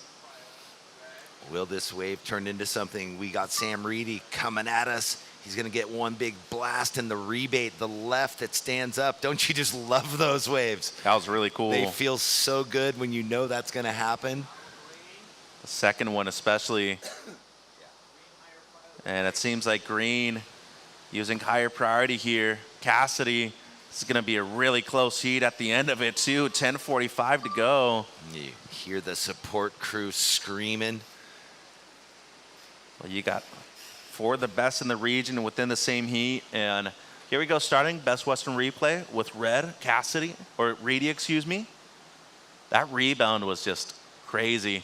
Well, and yeah, it feels good. It looks good. It almost feels, I wonder if it's like left brain, right brain, changing up directions on the spot like that. And Cassidy, we know he loves that board. That's his madge. And we got live action, sticking with blue on the broadcast. Alex goes big, he pulls it.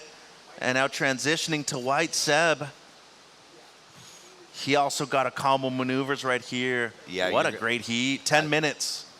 Well, I was watching the split peak live. Alex with the air reverse transfer, and then Seb found a gem, one of the first Pier Bowl rights that we've seen in a while, and here we go, Mitch, break it down. Yeah, so gets the first one in the pocket, holds the bottom turn, and then 3 continuous right there for Williams. South African father, Mexican mother, and Seb is actually a dad now. I mean, his partner, Layla. Sam Reedy, again, up and riding. This left starting to run the sandbar as the tide drifts in a little bit. Another solid 3 turns for Sam Reedy. Will this better his low score of a 4.75? We saw the Taj last get one, a really nice score. Sorry, Jeff. The last one for Red came in 7.25. That's your high mark, 9 minutes. And we're waiting on 4 different scores now. Watching the replay here of Green's last, Jeff. Surfing really consistent in all these last bunch of events and this whole year. And definitely the judges appreciating that right to left combo for Sam Reedy that we were talking about. So watching different scores. That was a 6 that we just saw on screen from White, his first wave, the air. And now White, this is live action. Williams. How bizarre, right? Paddling out after his last wave. Fortune smiles upon him, finds another little right into the pier. So 8 minutes. We got a multitude of numbers coming through, surfers. Priority goes green, red, blue. The second to last of red, Reedy. The rebound was a 7.25, Sam. We're waiting on your left. We're watching the replay of blue here, Lima. So he just got the 1, but really pushed it high above the lip in such a tight space. He felt good about that. Yeah, Lima Alex is needed that. fast. But this is a standout heat. I mean, I saw it when the round began and knew that it wasn't going to be an easy one at all. Scores coming through. Blue, it's a 6.5. Blue, 6.5. 6 points green on your second. Now waiting for 2 for White and 1 for Red. 7 minutes 20. Well, and that's the good news, that there's 7.5 minutes. We can get these scores locked in, let them all know how it's gonna play out, especially for Seb and for Alex. So this is White's third that we're watching right now. Just got great flow. Super nice flow. So a different look for the judges, obviously. I mean, it's a beautifully well surfed right, 2 of them in a row, but 5.7, the third of White. And this is the replay of the 5th of Red, Reedy. He's a tall kid too, Jeff. Well, I love it. The tall kids that surf compressed, you know, that it doesn't hinder them. Long gone are those days of people saying, oh, you got to be a certain size. Doesn't matter at all. Owen Wright proved that, and quite a few others. Even Gabe Medina's pretty big too. Oh, he's big. Jordy's big. You know, Connor is big out of Cronulla. Lots of tall surfers on the tour. So last of Red, 5.75. And he's up again, 6 minutes. Battery level is low. And it's an incomplete air here for... And we got Alex. It looks as is that blue? Sam, stand by green. We're still waiting on 1 number for White that is crucial. There's 6 minutes. And here it is, 5.35, the last of White. So it doesn't change, and the last of Red won't matter. So Red first, 7.25, 5.75, Sam. Williams and White, you're in second. You have a 6 and a 5.7. Green, you're in third. Your last was a 6. You need a 5.71, and you have priority. And Blue, Lima, your best wave was the air. It's a 6.5. You need a 5.2. Red first, White second, green third needs a 5.71, and blue fourth needs a 5.2, and we're down to 5 minutes 20, surfers. Wow, Mitch, I can just go home. That was so perfect. You just got it all dialed. Well, once they drop in immediately and you can give them the update you have to, then there's just too many waves written at the same time, and you want to give them the obvious instructions, but with 5 minutes, Red, you're first. Well, and we sit here anxious too because we're waiting and we can feel them waiting, and we're like, well, we're trying. We want to get it to you. The minute they drop, we spin it all off. Let them know where they are in the heat and what they need to do. And red, it's wave 4, 725. It was the layback into the left. That's your best. And then the left after that, the 575 is your backup. White, you have a 6 and a 5.7. Green third needs a 571 with priority. And blue, you're looking for a 5.2. 4 minutes 30. Wide open heat, really close, especially with, Alex needing the 5.2, has that 6.5 in his score line, so a relatively solid score. If he can lock into open face left, big one turn, or one of these rights to feature his very fast vertical attacking backhand right in there, and same Lucas with the 6 and a 5.10. Well, this is world-class surfing right here. This is what we came to see, and everybody's proving themselves right now. Just under 4 minutes. We just want more of it, right? Well, we're ready. It's far from over. One maneuver, one wave makes a huge difference right now, and really the difference maker in this one, Jeff, is the 725 from Sam. Everybody else has at least a 6 in their score line. 3 minutes 30. And that just shows that that wave felt so good, it looked so good, it translated well. The right-left combo, almost a perfect figure 8. Yep. The seamless layback into backside bottom turn up into the hook. You don't get those sections very often. Nah. And so that's why it just worked out as a bonus. And because of the way he set up 3 minutes, the way he set up the layback on the right, it perfectly allowed for that bully section going left, as you're saying. Priority green, then white, blue third, fourth priority red. Green in third place needs a 5.71. Blue, you're needing a 5.2 in fourth, Alex. White, your low score in second, Sebastian, is a 5.7. And red, the heat leader, your low score, Sam, is a 5.75. Down to 2 minutes 30. Yeah, it's funny how some things feel so good as a surfer, or a board feels so good, and everybody else is like, no, that's not the board for you. And the one that doesn't feel good translates to looking good. Same with scores. Sometimes what feels good does not translate to the True. score, and Yep. other times you're like, that felt basic. What? Okay, I'll take the score. So it's a mystery. Well, clean is what you're looking for. 2 minutes. Clean and powerful and sharp and in the most vertical section. Here we go. On his forehand, our surfer in green rips across that section. Lucas Cassidy, cover ground. Where do you go? In the air, spins out easy with a little click to finish. Quick one, red. And now white, he might be needing an answer back. 90 seconds. So green gets the completion. White here, Seb. Man, the way he pulls down those front side snaps so quick. Well, solid answer back to the unknown. So priority blue-red, 1 minute 20.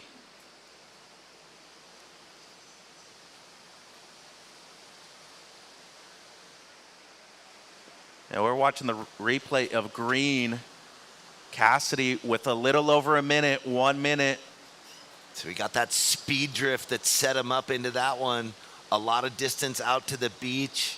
And how clutch was that, too? If he makes it out of the heat, it's because of that. 55 seconds.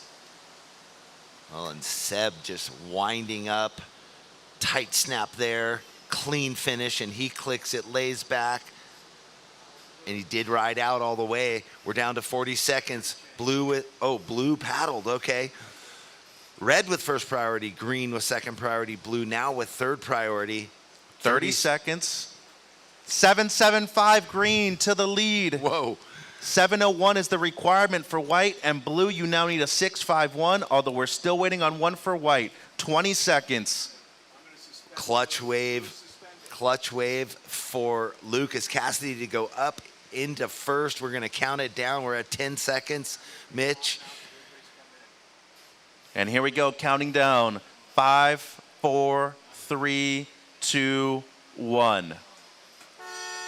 So heat 8, we're on hold. Heat 8, we're on a brief hold. Score comes in white. It's a 4.9. It'll be green first, red second, white third, blue fourth. So Heat 8, get in position, and we'll go to a quick break on the broadcast and be right back with our last heat of the round. Welcome to the land of big-time natural beauty and intermittent cell service. Here, cowboys drink Cabernet, farmers surf the breaks, and everyone breaks for roosters. It's a wide open and welcoming place. But that's not to say we don't have any hidden secrets. Welcome to the land of truly living, with a million things to do. Or not. SlowCal, where life's too beautiful to rush.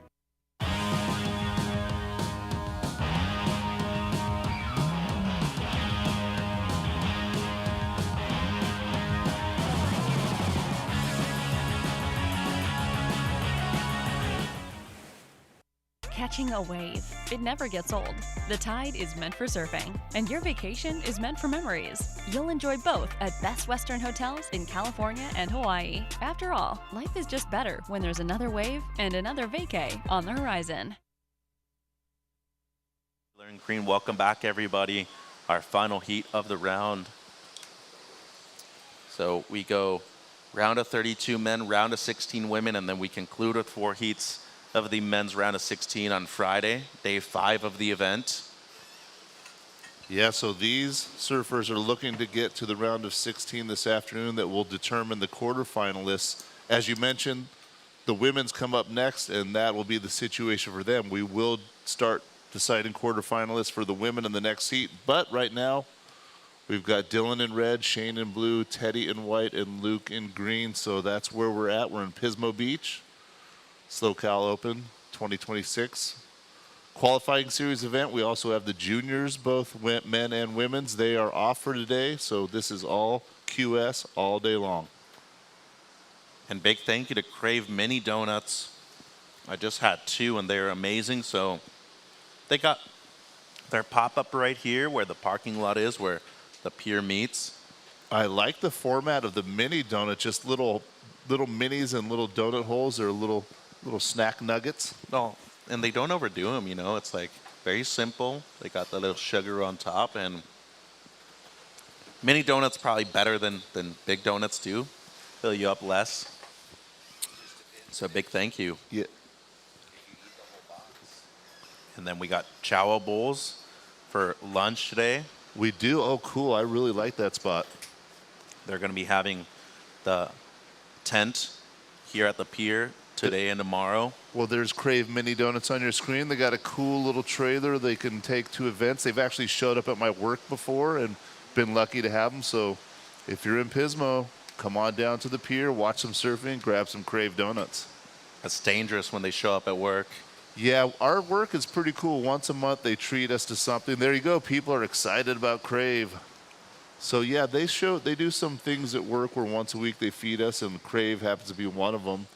So yeah, it's a fun little upstart business, and we thank them for coming. But we're back on the water, waiting for Dylan, Shane, Teddy, and Luke to get the ball rolling. Looks like Dylan in red is having a look, but no go. Yep, 22 minutes to go, surfers. 22 minutes. All heats today, 25 minutes. Next heat, Van Wagoner, Stanton, Colbert, and Chait. That'll be our first one of the women's round of 16. And then heat 2, Linnea Mons, Vela Madev, Ella McCaffrey, Ruby Stringfellow. Good stuff. Good surfing, good surfers. Good donuts. Good mini donuts. The trifecta. And potentially red here closer towards the pier, Sloan. We saw some scores go down right there in the last heat, but that's a no-go for him. He's going to hold off. 21 minutes left. Nobody has ridden a wave yet. This is the round of 32, heat 8, last heat of the round. Yeah, I've managed to hold off on the Crave Mini Donuts. I think I'm going to try one right now, but it's too easy just to keep jamming them in there, you know? No, imagine there was one year where they put 3 boxes in front of me, and I think I ate at least one of them by myself. I'm still trying to get back right after the holidays, so this is a real temptation. Even 3 weeks afterwards, huh? I'm old, Mitch. I'm old. Things happen slower with your body as you age.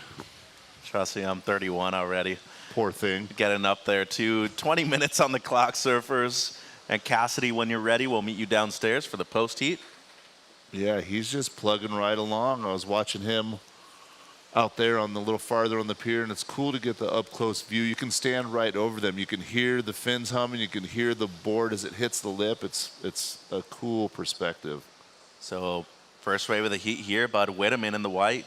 Yeah, he was deepest, no priority, so it's his.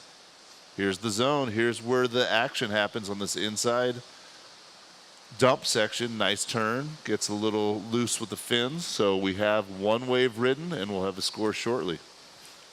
So Teddy, tall surfer.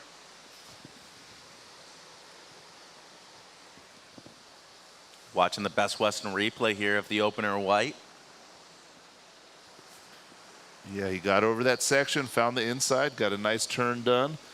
You know, it is high tide, right around high tide. I'm going to double check and see what time. We're at 11:05 a.m. Pacific Standard Time. I'm going to see exactly when the tide hits its peak. And here goes Green. Weiler, his first ride. Nice. It's a 2-for-1 in. Nice Surfer out of start. San Clemente. And now Blue behind him, Shane. This one's got some, yeah, that section converged with some power, and the power got the best of him. Kind of his bread and butter right there. The one big turn at the end, but unfortunately incomplete. 4 points white. And now we're watching the opener of Green. Priority goes red-white. And Weiler with the sick combo. Yeah, Weiler had the nice combo right there. 2 turns really quick. Teddy, your first wave locked in at a 4-point ride. 18 minutes and 30 seconds left. Priority is red, then white. So we've got some scores. Luke's first ride, 6.25. Teddy's first ride, 4. Shane's first ride, a 1. And we're still waiting for Dylan to get going. 18 minutes, 15 seconds. Priority is red, white, blue. So that's where we're at, early stages, just 7 minutes down, 25-minute heats. That means there's 18 minutes left to go. Last heat of the men's round of 32.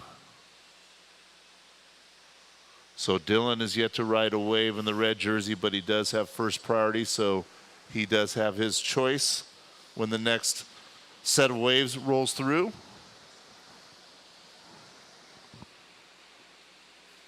We added a little more time today. We've been running 20-minute heats all week.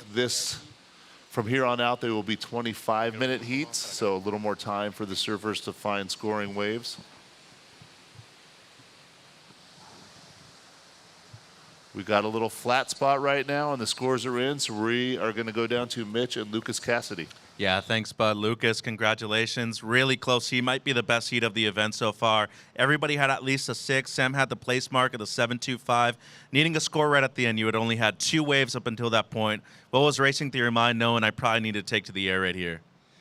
I don't know. I just, there was, like, time was running out, so I just had to take the opportunity I had. And I kind of saw on that wave there might be a good, like, inside double-up section. And I knew I needed, like, a pretty good air, and I had good speed. I'm just lucky I rode out, and yeah, I had to claim it, you know.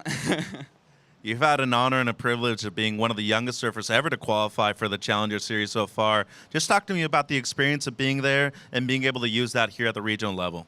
Yeah, you know, the Challenger Series has been, you know, I've had like pretty like terrible results in that, and it's like not only it hasn't been hard, but it's also like helped me learn a lot and bring a lot of those, you know, like some of that stuff I learned back into the QSs, and you know, just try to get better results and just grow as a competitive surfer.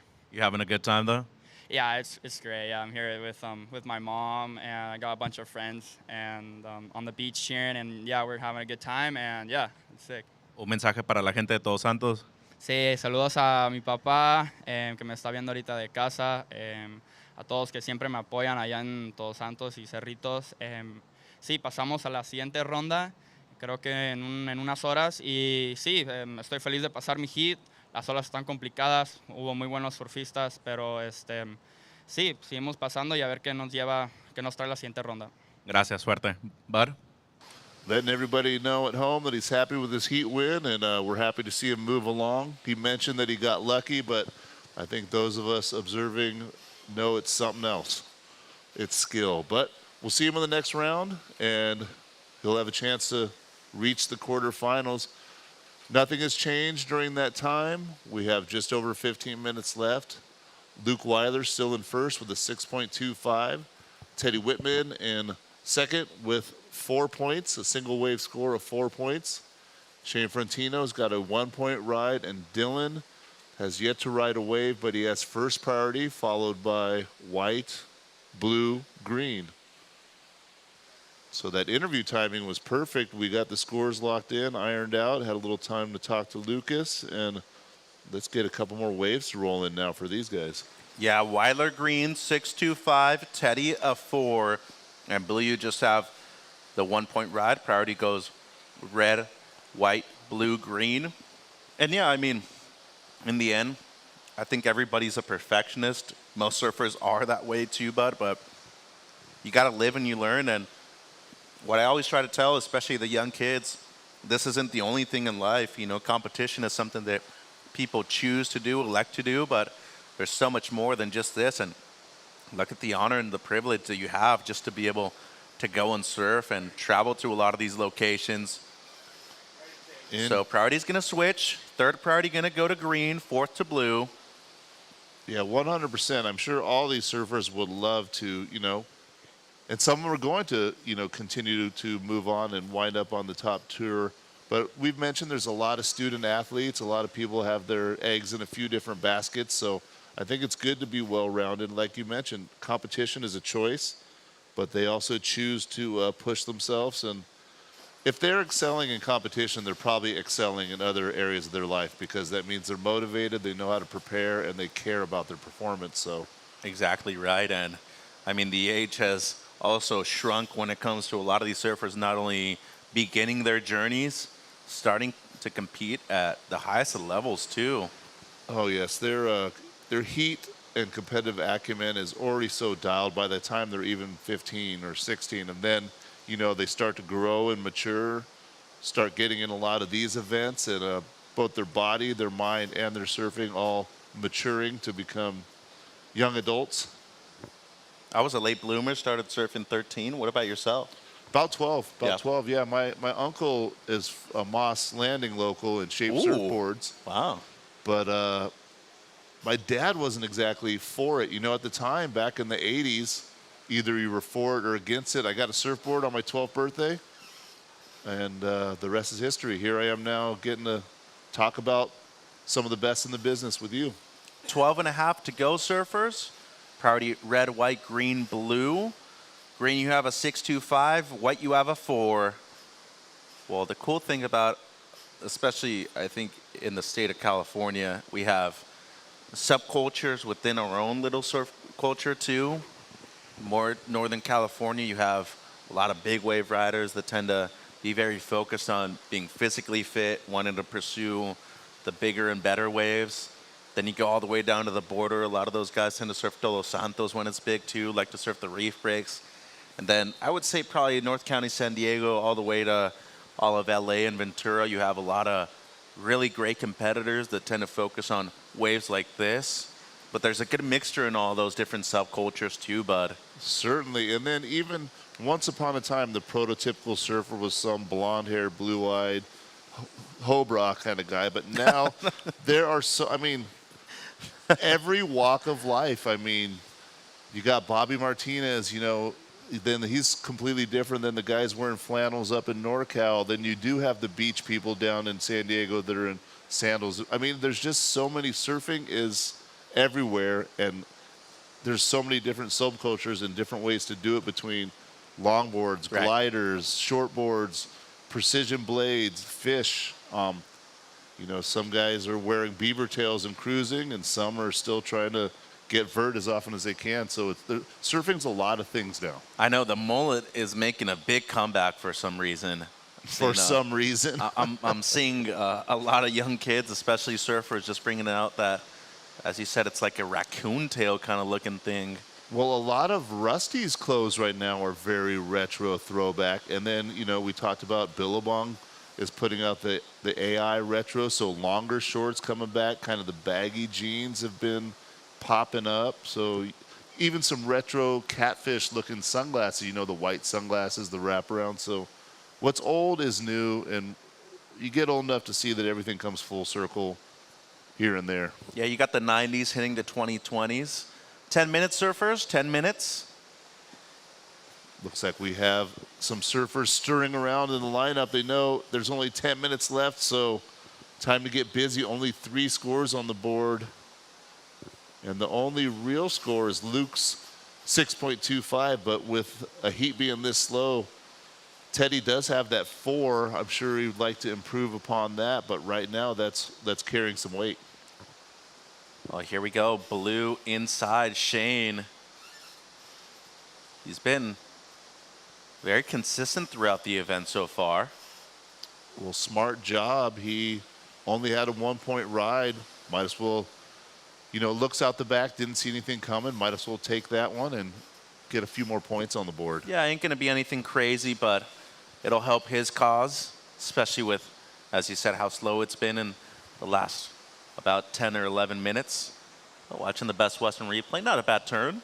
Well, even just sitting out there by moving and keeping the body moving, keeping the feet loose, keeping everything in perpetual motion. You can get cold, Yes. even with a 4.3 and boots. 2.5 blue, it's your best. 2.5 red priority, second priority white, and third green, 9 minutes. Yeah, you mentioned the 4.3. I know there's some equipment choices today, you know, 4.3, 3.2.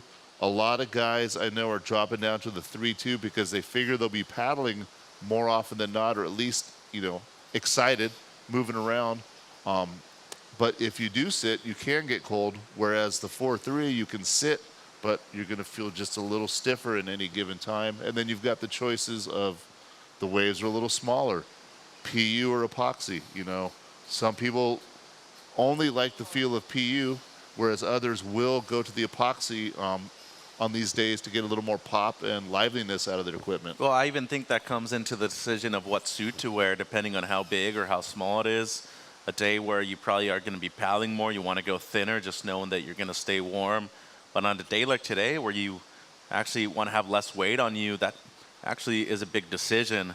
I personally tended to always have a straight 2 mil in my car if I could for heats, and always travel with a 3.2 nowadays. You never know when you're going to have a surf or a chance to just jump in the water either, bud. But as of right now, it seems like 4.3 boots been the primary selection for the majority of the surfers. 7.5 to go, surfers. Green has a 6.25, white has a 4, and blue has a 2.5. Well, booties aren't something that everybody's accustomed to. I mean, there's the people that are booty all the time, and then there's some that really are reluctant to do so. So maybe they got here early, tried them out with or without. Yeah, so a lot of subtle little differences. And when they're this good, you know, little things like that can make the difference, whether it's your mindset or your equipment. And your equipment can affect your mindset. So a lot of little, what from the outside looking in seem like not a big deal, but it can affect your mindset. Especially the air guys, a lot of them like to have the boots on just because it gives you that ultra grip. Can you even move your feet if you have foo wax and sticky booties? Well, that's a good question. I'm not a big booty guy myself, so. Well, both are so sticky, you could almost get stuck if you had to adjust your feet. 6.5, and maybe some movement here to the north. Whitteman and then Frontino now, and neither of them. So priority's going to shift around, 6.20. Well, Teddy had second priority and had a paddle. Shane was in last priority, so it won't affect him. So, yes, things did change. That bumps Teddy to third priority. Here we go, bud. Blue inside. That's a quick one for Frontino. 6 minutes. Real quiet heat. This is the quietest heat of the day. Unfortunately for these guys, they're having to, you know, sit around for a while. But that's the ocean. That's why surfing is interesting. It's not a fixed playing field. Here we go. Dylan Sloan, he waited a long time. Gets a slash, so he's already off and running. Here comes the convergence. Nice. Waited a long time, and now Dylan Sloan is in this heat. So 5.5 to go, surfers. Here's the Best Western replay. As you said, he waited almost 20 minutes for this wave. He got deep on that first cut. And just great effort to be able to get up into the lip for the second one, too, after sitting for so long. 5 minutes, 5 minutes remaining. 5.75 red. So red, you drop a 5.75, Dill. And Whitman here in the white. Maybe a double up, no. And unfortunately, he was in second priority, so that paddle and the miss. And now Weiler behind him. Potentially a wedge here. White might split the peak. He's going to go left. We're going to stick with green on the broadcast, though. Well, White was incomplete. Green looked to have completed, so Luke Weiler will have another score coming in. He already had that 6.25 from early on. Yeah, nothing crazy, but he's going to get a backup. And now red, same thing. These guys they know that there's only 4 minutes and 20 seconds left. Time to get busy. You don't want to sit there and watch the sand run through the hourglass without riding a wave. You can't just be a great surfer. You got to be a good competitor, too. 4 minutes. And watching the replay. Sloan, this is his second wave. Paddled back out next to the pier. This little one popped up for him. Why not? Oh, he does this every day at south side, north side of the pier in Huntington. So no stranger to looking up and seeing something like that. 4.1, the second to green, Weiler. 3.7 red. So green first, 6.25, 4.1, Luke. Red, Sloan, you have a 5.75 and a 3.7. White, Whitman, you have a 4. You're needing a 5.4, 6 in third. And blue with priority, Shane, your top score is a 2.5. You're needing pretty much a 7, Shane, a 6.95 or better. 3 minutes 20, surfers. So crucial moments here, but as red having a look, he's going to go left. This one pretty quick for Dill, so that won't change anything for him. So white needs a 5.46. Blue basically needs a 7, a 6.95 or better, Shane. 3 minutes. So once again, this is the last heat of the men's round of 32. 2 of these surfers will go into the round of 16, and if you advance through the round of the 16, you are into the final sequence, the quarterfinals. So 2 minutes, 40 seconds left to see who will surf later this afternoon. There's already a bunch of surfers that advanced through the earlier heats waiting to see who it'll be. 2.5 minutes left. Priority blue, white, green, red. White's looking for a 5.46. Blue looking for a 6.95. Green is looking to replace the low of the 4.1, and red is looking to replace his low of 3.7. Next heat, Reed, Maddie, Lily, and Zoe. And then heat 2, Linnea, Vela, Ella, and Ruby. So women's round of 16 after this. 2 minutes, 2 minutes.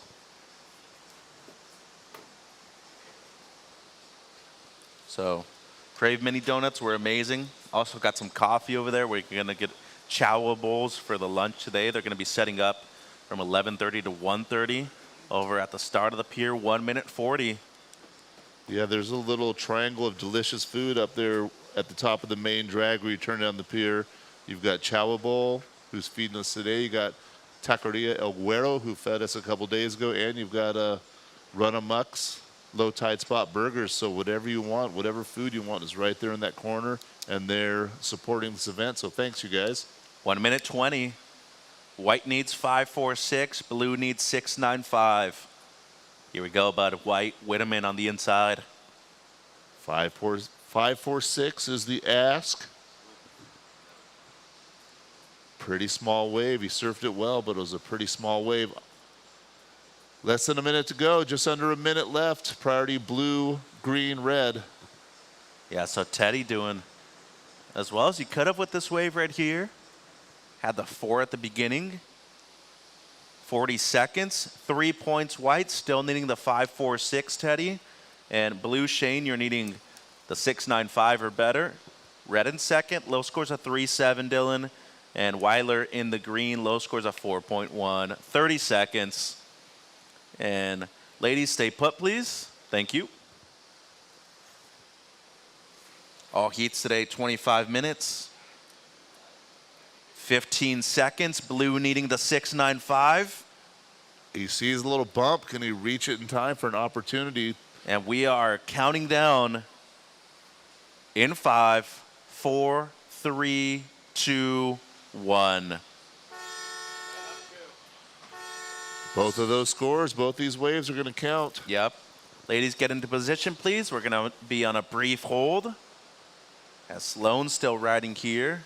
So Sloan was already in advancing position. If he beats a 3.7, he'll jump into first place. Yeah, but doesn't seem like blue's going to get the job done anyways. So it'll be green first, red second,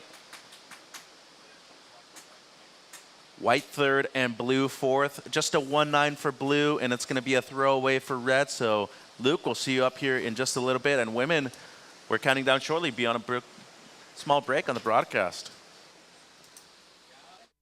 Welcome to the land of big-time natural beauty and intermittent cell service. Here, cowboys drink Cabernet, farmers surf the breaks, and everyone breaks for roosters. It's a wide open and welcoming place. But that's not to say we don't have any hidden secrets. Welcome to the land of truly living, with a million things to do. Or not. SlowCal, where life's too beautiful to rush. The world has changed, and the workplace has evolved. The option to live free of the commute and busy work life is here. Midstate Containers specializes in custom remote offices ready for your new journey. Customizable in every way. Our team is ready to reimagine remote working with your specific needs. We are excited to help create the new workplace so you can embrace more of life. Welcome back, everyone. Thanks for joining us here live and direct. We are straight into Heat 1, round of 16 on the women's side. We have 4 heats of the women's that will establish the quarterfinals for tomorrow. We just finished up the men's round of 32. We do have those 4 heats, round of 16 coming up after these 4 women's. Exciting stuff. Jeff Baldwin, Bud Aquino here, calling the action all week, having a great time. We sure are having a great time. How was your break? You got to go out and talk to some of the coaches and see the surfing from up close. I'll give a little breakdown of what I did. It was really cool. But let's introduce in the heat, in the red, Reed Von Wagner, in the blue, Maddie Stanton, in the white, Lily Colbert, and in the green, Zoe Chait. What I did is I went and I walked down on the south side of the pier on the beach, and I went and I hung out under the pier, which is such a kind of a dreamy, quiet space, and kind of peeked in, saw Lily hanging out there quietly by herself way before this heat began, sitting and meditating, finding her space. I saw Zoe doing her sort of plyometric warm up before the heat. Then I walked up over onto the north side boardwalk area, checked out.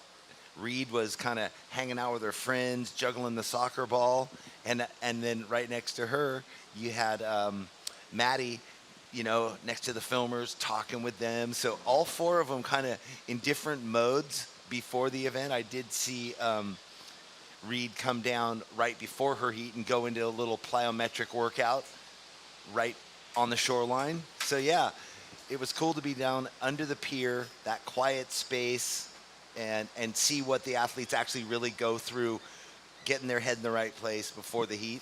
And the variations, everybody kind of doing it a different way. Yeah, some loose and groovy, some focused on what they're looking at on the film, another sitting quietly meditating. So yeah. Well, we just had an up and down from Maddie Stanton. She got just a single wave score of a 1. And then we just had another rider. That looks like Zoe was up, and same kind of thing, just an up and down. A quick up and down, and boy, my heartstrings pull. Look at that left rifle all the way in, and you see the that angled whitewash line. None of the surfers out right in the space. Well, the tide today is not quite as deep of a tide. You know, we had those king tides earlier in the week that got up to 6 feet. It's a 4.36 at 12:30. 4.3 at 12:17. Yeah, so we're about 45 minutes short of it. That wave kind of rolled underneath, so we saw that nice left-hander run off, but they might not have even seen it because some waves aren't even popping up out there right now. Last heat was real quiet. Yeah. The extra 5 minutes we've given them today for the 25-minute heat length has really helped out. And yesterday I was asking one of the athletes, because we'd been talking about somehow, in our knowledge of surfing, that sometimes that flat light, gray light wreaks havoc in being able to see the waves coming until they're almost too close. That wasn't the case. And even today, I don't know if it is, but there is that slight texture which helps identify the waves coming ahead of time. It sure does. So I'm going to go down and say hi to Luke and see exactly what the conditions are like. You take it down there, and we've got 2 quick scores. Zoe, your first wave was a 1.5. Maddie, a 1. So all we know right now is there's almost 20 minutes left in this heat, just over. Maddie has 3rd priority, and Zoe has 4th once the other 2 surfers get themselves their first waves. Thanks for joining us for the webcast here. Another incredible event. We are on day 5 at the SlowCal Open in Pismo Beach. We are into the women's round of 16. 2 go on, 2 go home. Here we go. Our surfer in red, Reed Van Wagner, on her forehand, getting her first jump into the heat.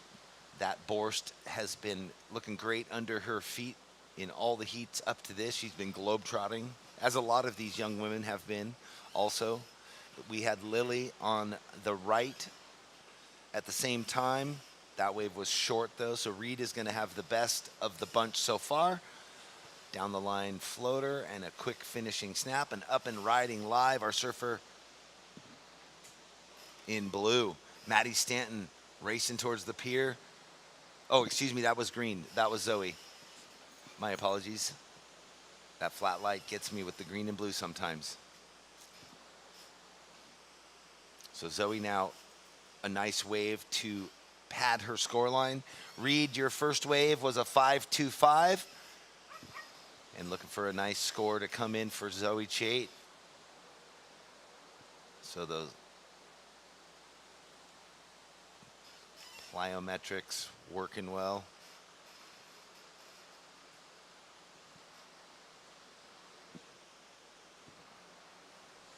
Now we have up in white, Lily Colbert.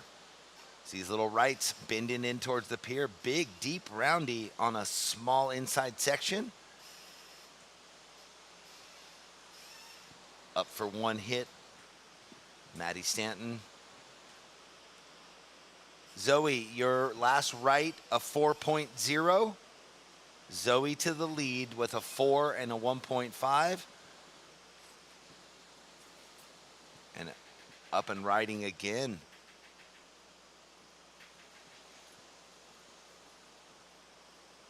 So Zoe looks like she's going to get rid of the 1.5. Maddie, your previous wave, a 3. You have a 1 and a 3. Reed, you have a 5.25 and priority.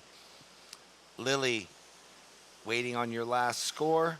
Same with Zoe.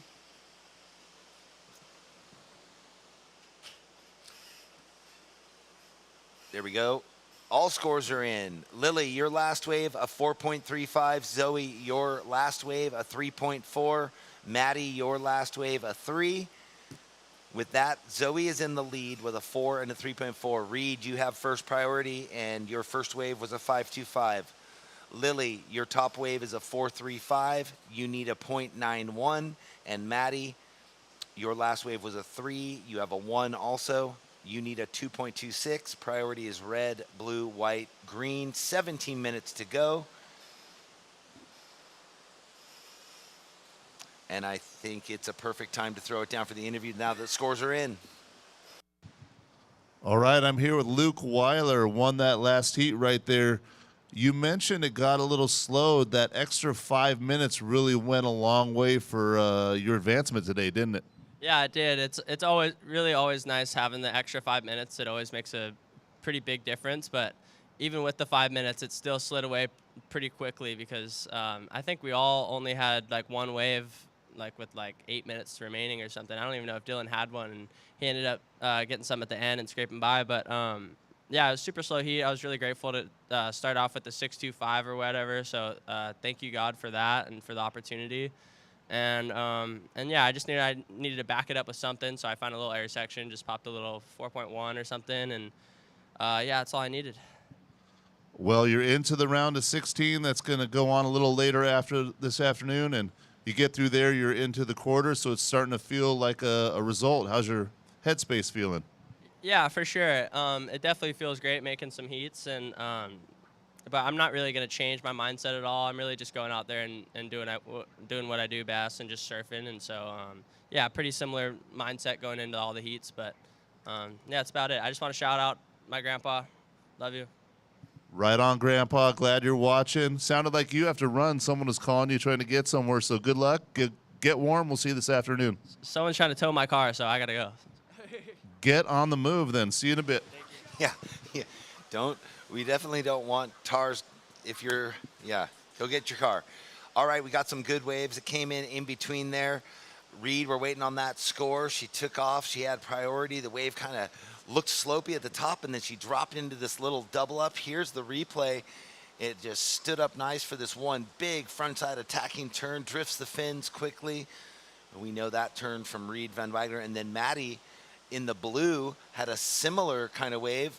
Didn't look like there was much of a section, but just enough to button one into the corner. So good surfing from both ladies there.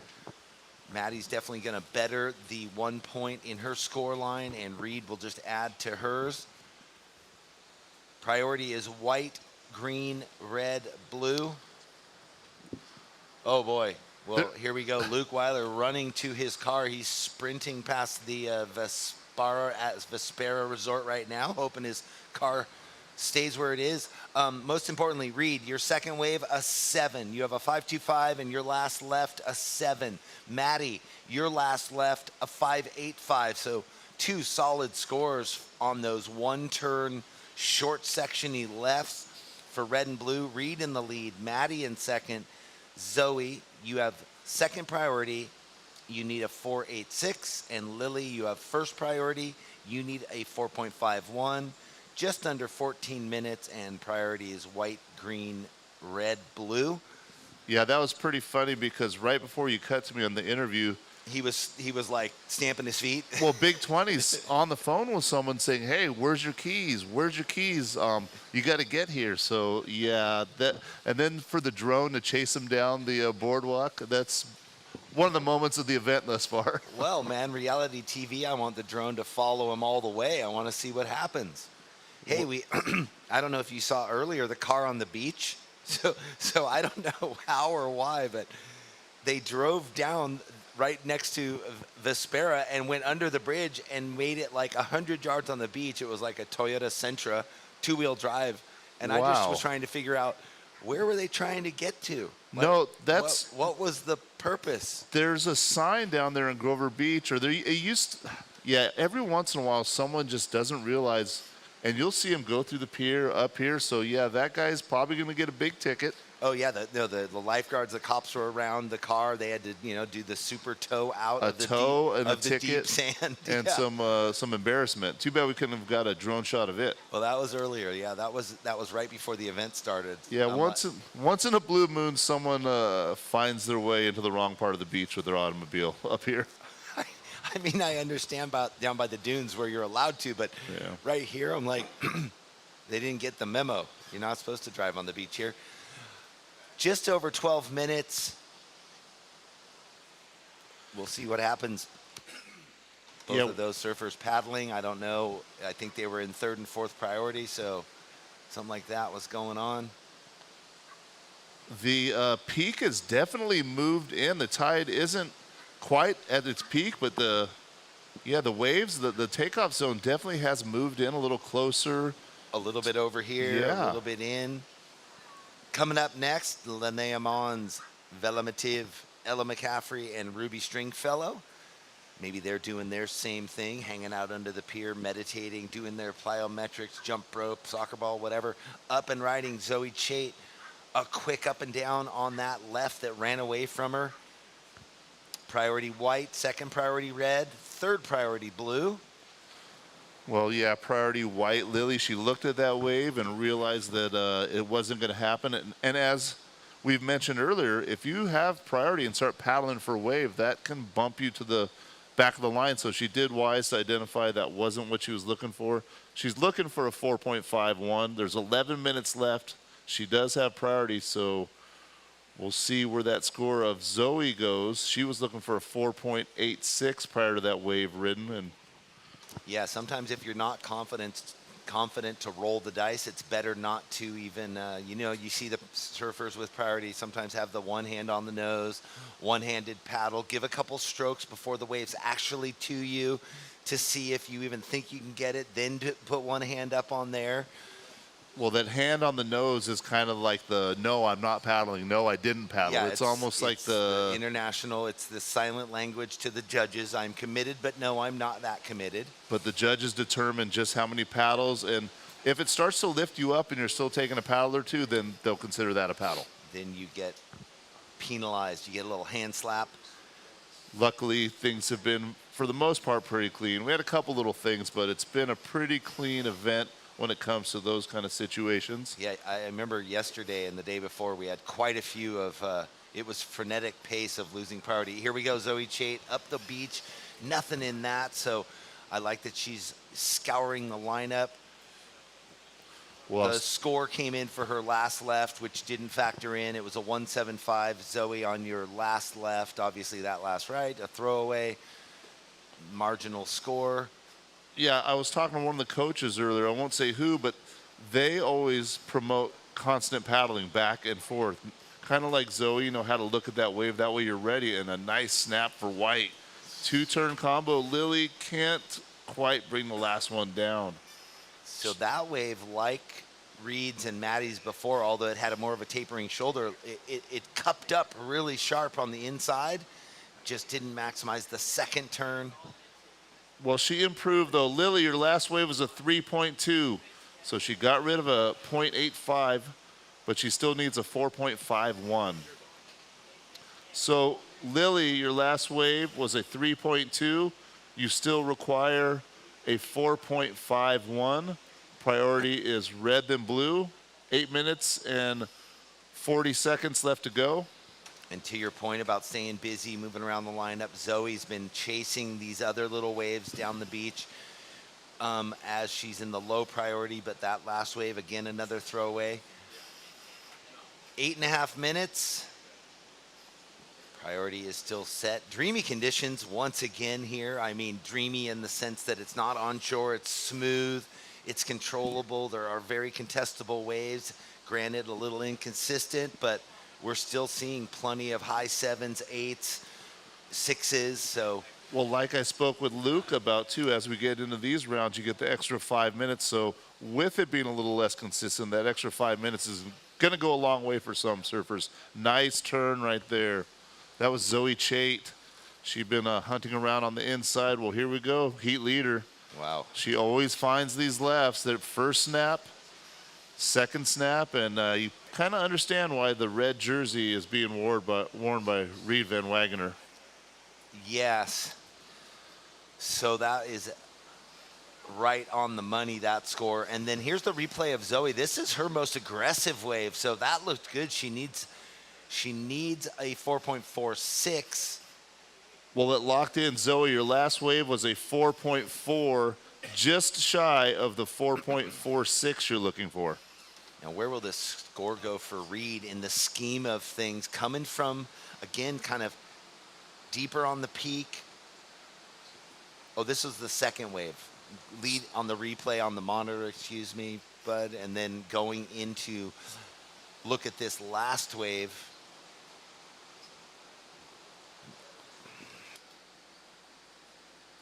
So actually that was the first and the second wave of hers. So now they're comparing to this. This is the one they're working on now. Oh, by far keeping the flow going. That looked like her most open wave with, well, quite a lot of speed carried through on that wave. Priority is blue, white, green, red. 6.5 minutes to go. And Reed happy to keep surfing a little deep, though. Well, Reed, your last score locked in at 8.25, so that was her best. Yeah, absolutely. It's kind of our job on the mic, obviously, is we, want to blow the wave up while it's live, but then we have to back off till the judges lock their score. Don't want to talk about it too much, obviously, staying always neutral and no influence, so to speak. But we get these replays, and it's hard not to get ahead of ourselves. Sure. That was by far, in my mind, probably in yours, well, since I was here, you were doing the interview, was her best wave by far. It's represented in an 8.25. So just to get everybody up to speed, Reed is in first, Maddie is in second. Maddie's low score is a 3-point ride. Zoe is in third. She's looking for a 4.46 to advance, and Lily is in fourth, needs a 4.51. Priority is blue, white, green, red. 5.5 minutes left to go. And we'll see how it all shakes out. Well, talking about moving around in the lineup, we had Zoe way up the beach. Now she's over here on the south side sitting with near Maddie. Maddie has that high priority, wants to better the 3, and it looks like she's going to get her shot here on her backhand, driving deep, big. Such an aggressive first turn. Can she get around it into this inside? She was just a little late from that setup turn. Yeah, we just passed the 5-minute mark, and Lily, actually in white, was split peak. She was a little up the beach, so there's 2 scores to come in and 2 replays. So here's Lily. You were watching the other end. She gets a turn done on the inside section. Oh, boy. Now our surfer in green, Zoe, finding well, it was a nice-looking wave. That is the critical part of surfing, right, Bud? Finishing on the waves of consequence that matter, especially in these certain stages of the heats. So now she's going to paddle back out. Lily, your last wave was a 3.75. 3.75, Lily, on your last ride. Waiting for a score to drop in for Maddie in blue at the 4-minute mark, and then we'll have an idea of where things are at and bring you back up to speed for the final 4 minutes of this Heat 1. And not to really talk about, they're not so much mistakes. It just didn't work out. But both Zoe and Maddie were in such a rhythm off their first turn, and it just didn't work out. Priority, red, blue, white, then will be green. And Maddie, your last score locked in at a 4.05. So Reed in first, Maddie in second, Zoe in third looking for a 5.51, and Lily in fourth looking for a 5.56. 3.5 minutes left to go. So the good news is, on the merit of the first turn there for Maddie, she increased the score line in second position, put a bit more pressure on Zoe and Lily. Yeah, just made the job a little bit harder. And Zoe and Lily are in fourth and third priority, 3 minutes left. So she increased the need. She's also got second priority in that second place position. So with just under 3 minutes left, she can kind of keep an eye on them. I mean, if only a wave or 2 comes in, she can kind of control the way things go. If a multiple wave set comes in, then that's going to complicate her ideas of how she wants to keep an eye on them. Well, and the reverse is, if it's multiple sets that come in and she has that higher priority, she's got to decide, am I surfing this wave and bettering potentially my 4.05 and leaving the field open? Our heat leader finding another one. Just staying on the offense. Well, the way she is pushing on the tail, that Borst looking amazing under her feet. Well, this isn't the first 8-point ride she's had this week. She's pretty much been in form. We don't want to gush too much on her because there's 3 really good surfers out there too, but right now, fair is fair. She's mistake-free so far. Yeah. on the waves she's ridden, and she's getting good scores, and the board looks amazing. The technique, here we go, a split peak. Second and third. Oh my gosh, Zoe ripped into that right. She's getting a good wave, and now Maddie covering on the left. You'd have to say the right was a bit more of a dynamic wave. It wasn't as flat, had a bit more cup.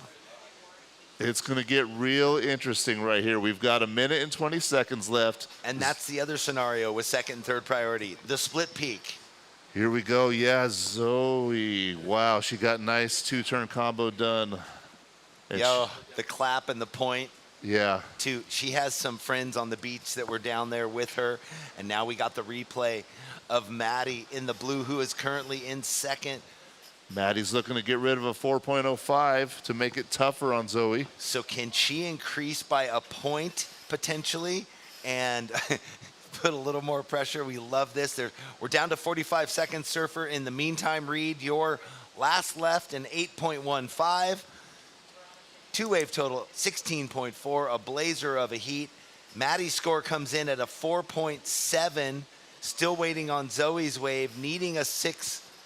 It was a 6.5, and it's not enough. It was a 5.6. We're down to 20 seconds, so Maddie covered by just enough. So yeah, Maddie moved into second place. Zoe now looking for a 4.96. 10 seconds left to go. I'm going to count you out right here. So a lot changed in a short amount of time. 5, 4, 3, 2, and 1. Exciting, exciting first heat. Yo, Maddie held on to second. Oh, Maddie held on to second. Yeah, you were so right. she covered. She increased her score line just fractionally, and Zoe didn't get enough, but would have had enough. All scores are in. The heat is done. Reed and Maddie moving on through into the quarterfinals for tomorrow. Next heat, hold on, paddle over. We'll count you in here right away. Welcome to the land of big-time natural beauty and intermittent cell service. Here, cowboys drink Cabernet, farmers surf the breaks, and everyone breaks for roosters. It's a wide open and welcoming place. But that's not to say we don't have any hidden secrets.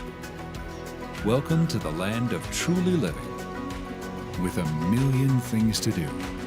Or not. SlowCal, where life's too beautiful to rush.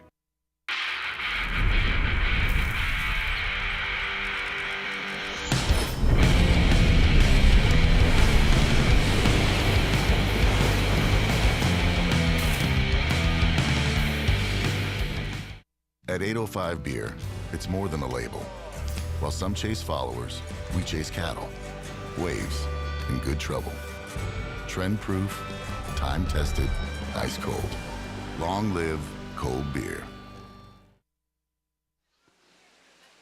It's going to be a nice opener for her. Welcome back, everybody watching online. Linnea Mons, Vela Madiv, Ella McCaffrey, Ruby Stringfellow out there in the water now. So checking in, Eden Walla, Isla Pinto, Happy Sager, Bailey Turner. So Best Western Replay, Jeff, Linnea on her opener. Well, surfing off the tail and carrying a lot of speed.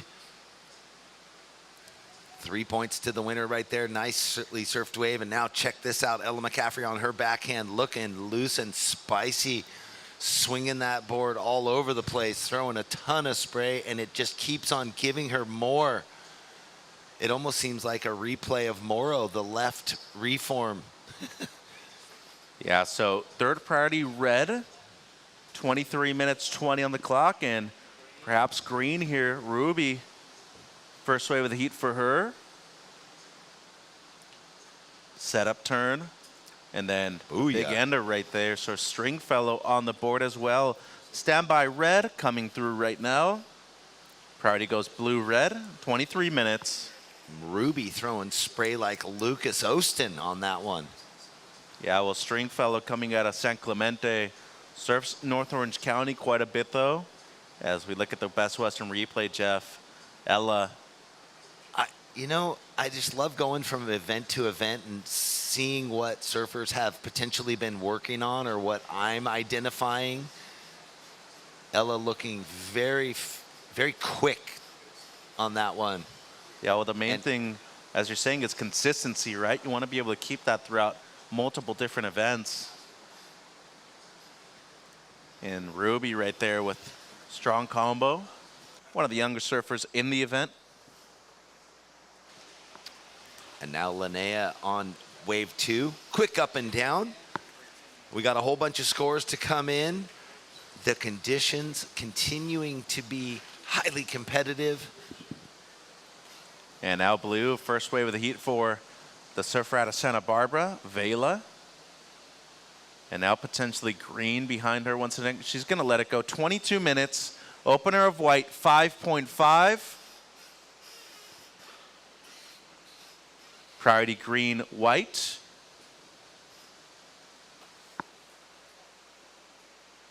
So Ella, your opener in white, 5.5.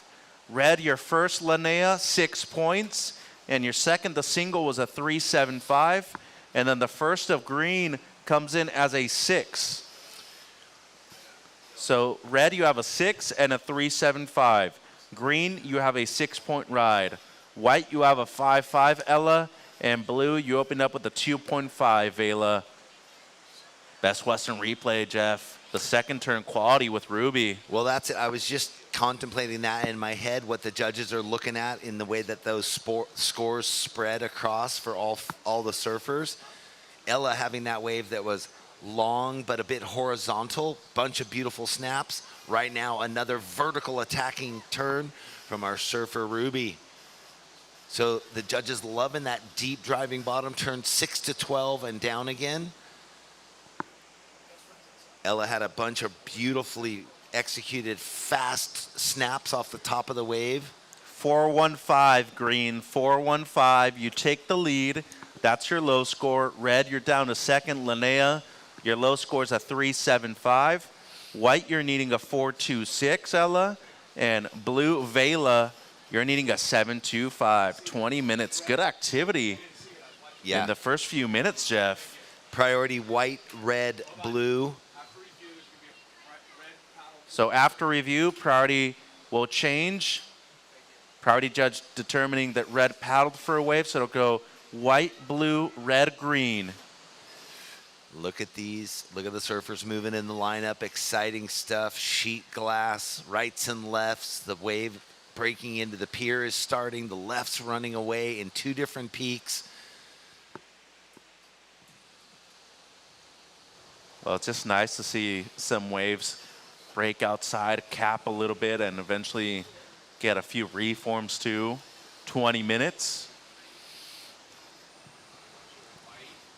And it seems like white, she's going to use her priority, and it's going to be a split peak. Green on the left. We're going to stick with Ella, the 2-piece right there, and it seems like Ruby got something going on the forehand too. 19 minutes. Priority now blue-red. Here we go. The replay, Jeff. So the setup, and then a tapper right at the end for Ruby, trying to improve on a low 4. And then McCaffrey had this wave going right. That one, definitely an epoxy from Sharp Eye. Yeah, and she tucked it up. Nice down carve and put a bit of extra in it, you could see, and then the finish. So getting expressive. Last of white, 5.25. And 4.25 green, so white moves to first. Your low score is your last Ella, a 5.25. Green down to second. Ruby, your low score is a 4.25. You just got that. Red in third. Linnea, you need a 4.26. And blue, Vela, you're needing a 7.75. 18 minutes, priority goes blue, red, white, green. Next heat, Jeff, Walla, Pinto, Sager, and Turner. Another burner. Every heat. Excited to be here in the caption chair with you, calling the action. Mitch Tails, live and direct. Oh, Jeffrey, what would I do without you? Yeah, I don't know, man. My life would be boring. But no, it's fun. We get to talk about surfing all day, week-long event here at the SLO CAL Open at Pismo Beach. We're looking at quarterfinals only tomorrow, and then semis and crowning our champions on Sunday, Jeff. Always exciting. 2,000 points on the line for the QS, both the men and the women. Second to last event for both of them. Same thing for the juniors. They got one event over there in Barbados, and for the juniors, that one counts exactly the same. But for the QS, 2,000 points available here, 6,000 over in the Caribbean. Heavily weighted right at the end of the year. Make or break for a lot of the surfers going into that event. This one too. Coming up riding at us, Vela. She goes for the big air again, and Ella on a taller wave. Ella McCaffrey rides out. How many ways can we get it done? Straight airs, big backside vertical attacking turns. Oh, McCaffrey's layback roundy figure eight combos. She's on one right now. She's gonna more than likely throw away one of the fives that she has. Well, and you got to think. I have my thoughts. Here we go. Vela has been working on this one. She's pulled it twice through the event so far. Yeah, but she went for the slob grab there, and that would have been sick. But you couldn't get more vertical than Ella put that last turn. And then Linnea got the one turn on the backhand, and watching the Best Western replay once again of White, McCaffrey. So this is the one wave that we hadn't seen on the broadcast, the one turn for Linnea in the red. So standby scores. She fits in one, a difficult section right there for Mons. 4 points red. Not enough for second at the moment, Linnea. You're still looking for a 4-2-6. And waiting on the last of White, McCaffrey. It'll be your best.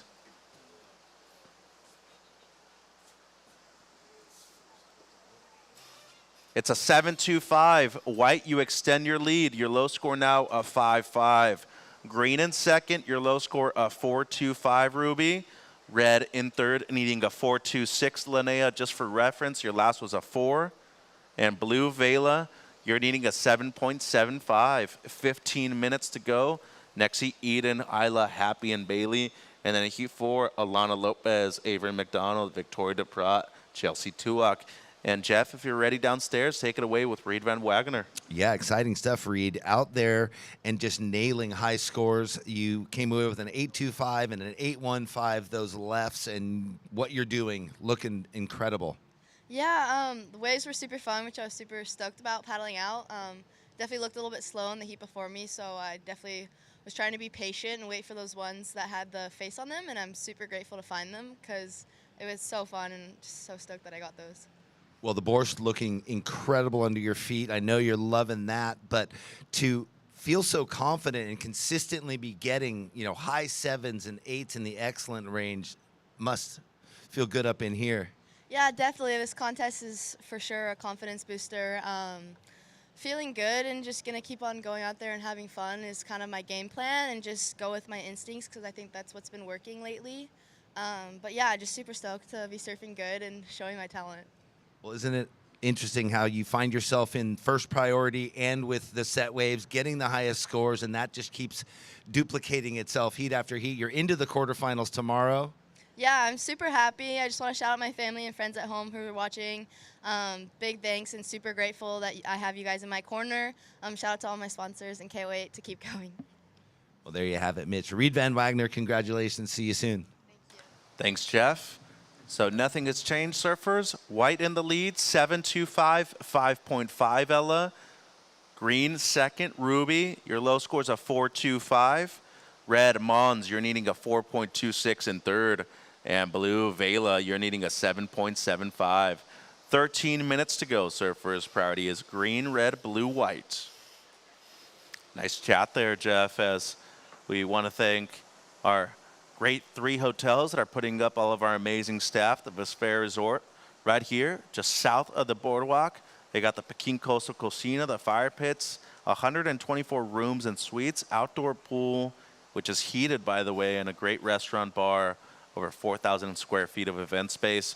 Where I'm staying, the Sandcastle Hotel, they got the deck, beachfront bar, and the bistro. That's only 1 block south of the pier.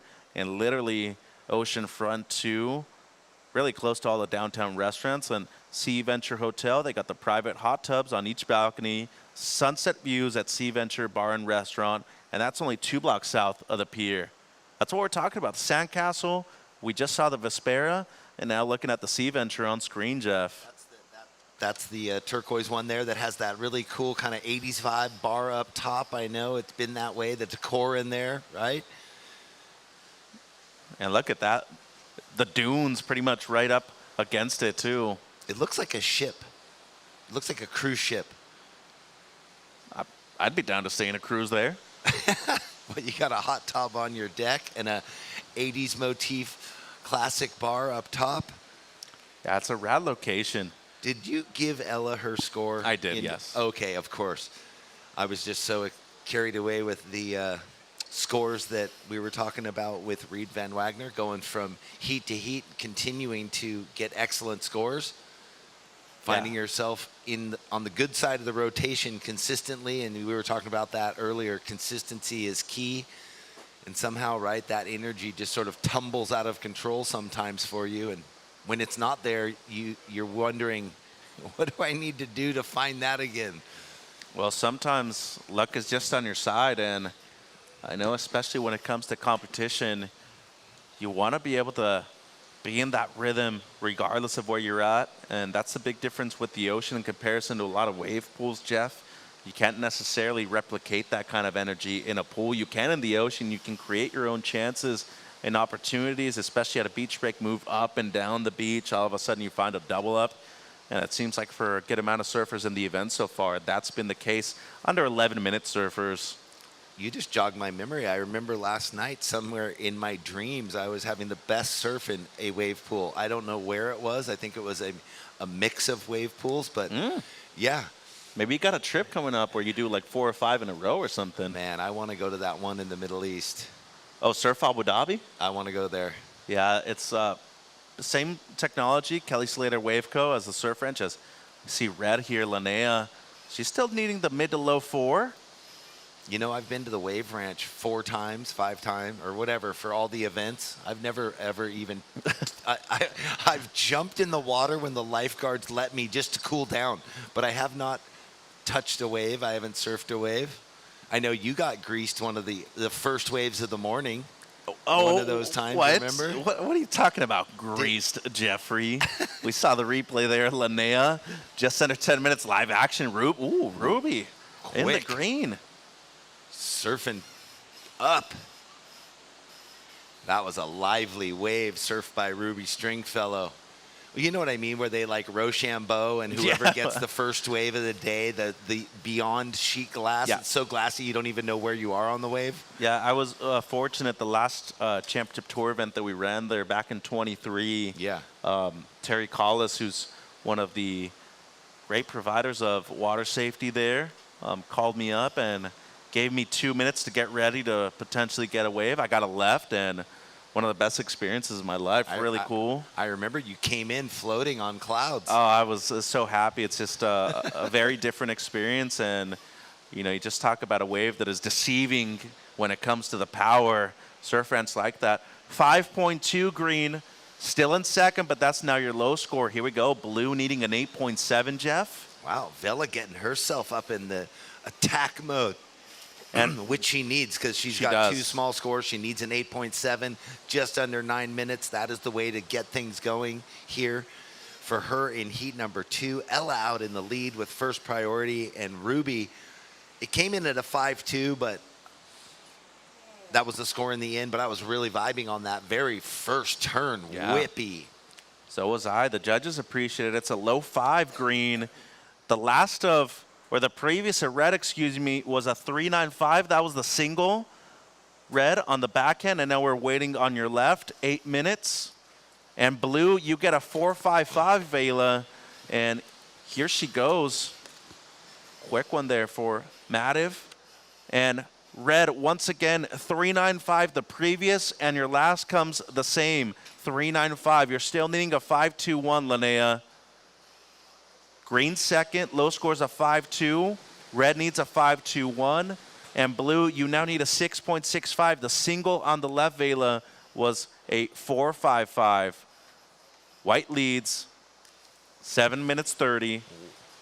Well, in between all that, the Chowa Bowl just got delivered. It looks like it's heaven. Heaven in a bowl. Poke Bowl. Thank you to Chowa Bowl. They are also serving up samples just behind us. Chowa Bowl is a Japanese word meaning balance and harmony, which we all need a little more of that, right? Especially in our diet. Inspired by the Japanese philosophy of living in alignment. It's the same feeling you get from a perfect wave and a really good meal. And I agree with all that. Well, I got some mahi. I'm really looking forward to it. Big thank you to Chowa. They're here from 11:30 to 1:30, right where the boardwalk begins here at the pier. 6 minutes 40, surfers. Priority goes white, green, blue, red. Red, you're in third, needing a 5.21. Blue, you're in fourth, needing a 6.65. Well, you know when they say, here we go, red. Yeah. Riding backhand slam. She Mons. has been scratching, looking to better, looking for a 5.21. Opened with that 6 on a beautiful left and then hasn't been able to find a wave of that score potential so far. And then Ruby behind her in the green, 6 minutes. So priority white, blue. Stand by the last of red and the last of green. Here we go, Jeff. Linnea at a Jack's Beach, traveling here with her dad, Chris, also a great surfer. Middle name, Hanalei. That's how much they love the island of Kauai. And Ruby here on the backhand, looking to improve on a low 5 if she can. So a different look at 2 ways to attack on your backhand vertically. Linnea pushing her foot on that tail and just really swinging it off of that. Ruby flowing like the whole rail through it. 4.3 red, not enough. Linnea still needing a 5.2.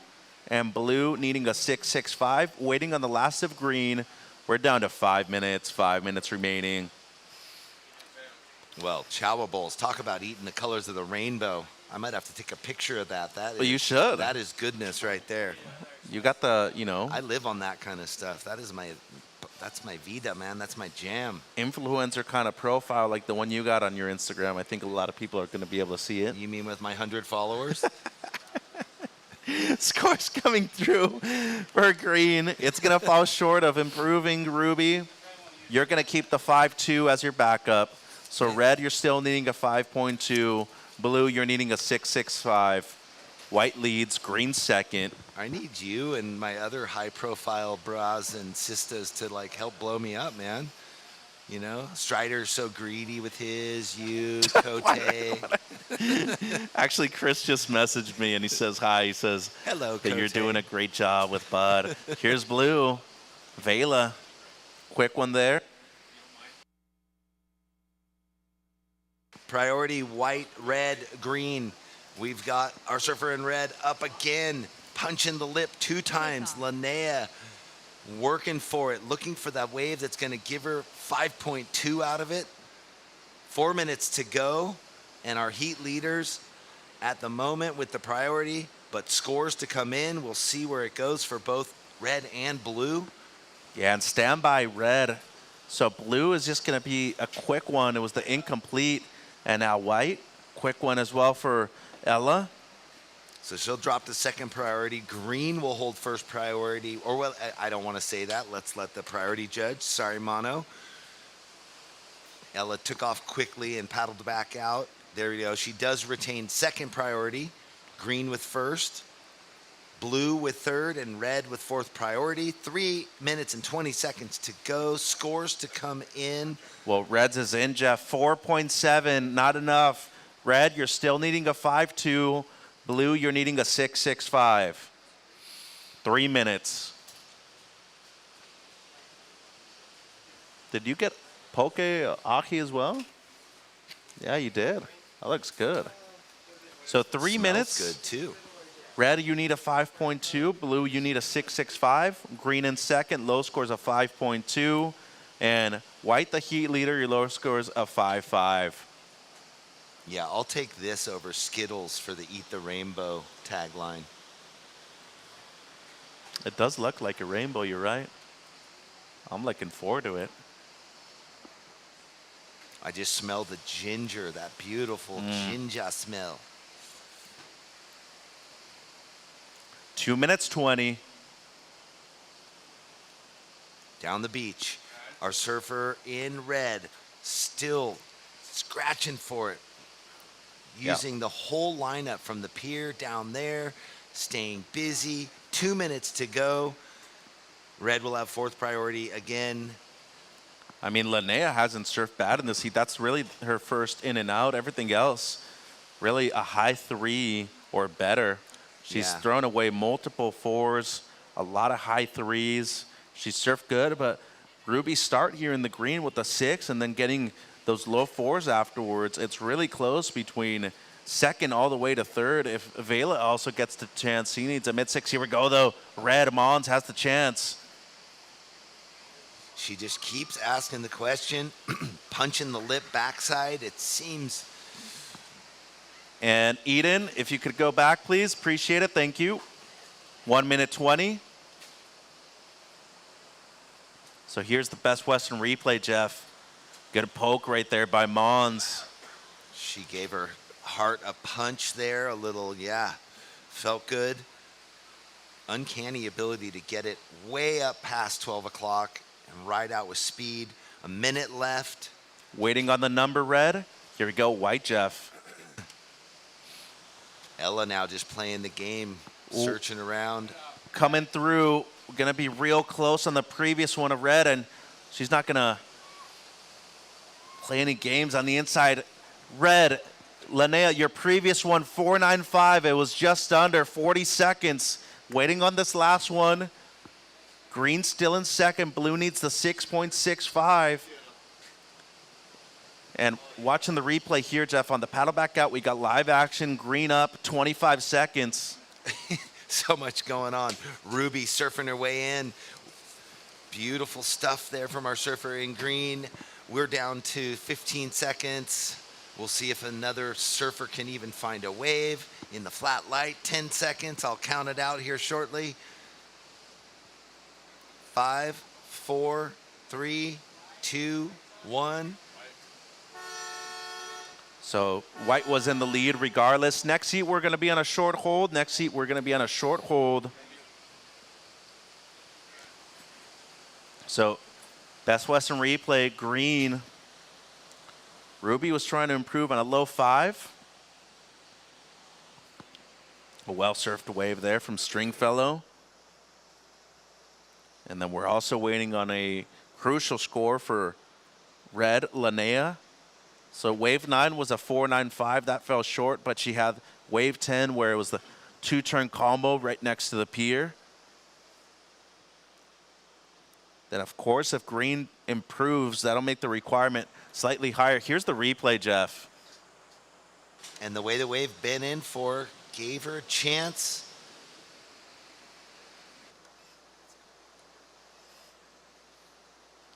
So scores coming through for green. They slightly improve. It's a 5.35. That means that red needs a 5.36 or better. And it falls short. It's a 3.85. It'll be white winning, green second, red third, blue fourth. We'll be right back with heat number 3 when we return. Heat 3, stand by, counting you in. Welcome to the land of big-time natural beauty and intermittent cell service. Here, cowboys drink Cabernet, farmers surf the breaks, and everyone breaks for roosters. It's a wide open and welcoming place. But that's not to say we don't have any hidden secrets. Welcome to the land of truly living, with a million things to do. Or not. SlowCal, where life's too beautiful to rush.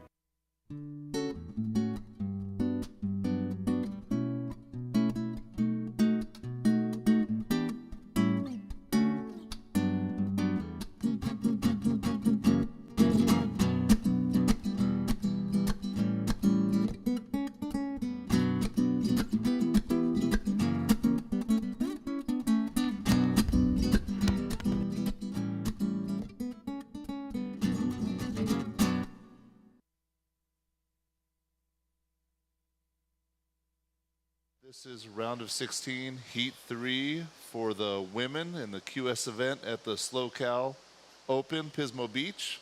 2 surfers from this heat will be in the quarterfinals tomorrow, and I am here with Mitch Salazar. I wish I were Mitch Colburn. Mitch That guy Colburn shreds. That's one of the guys that I wish had made the tour. Nonetheless, we're looking for couple of these women's QS surfers to make it on to the quarterfinals tomorrow. Eden, your first wave came in at a 6.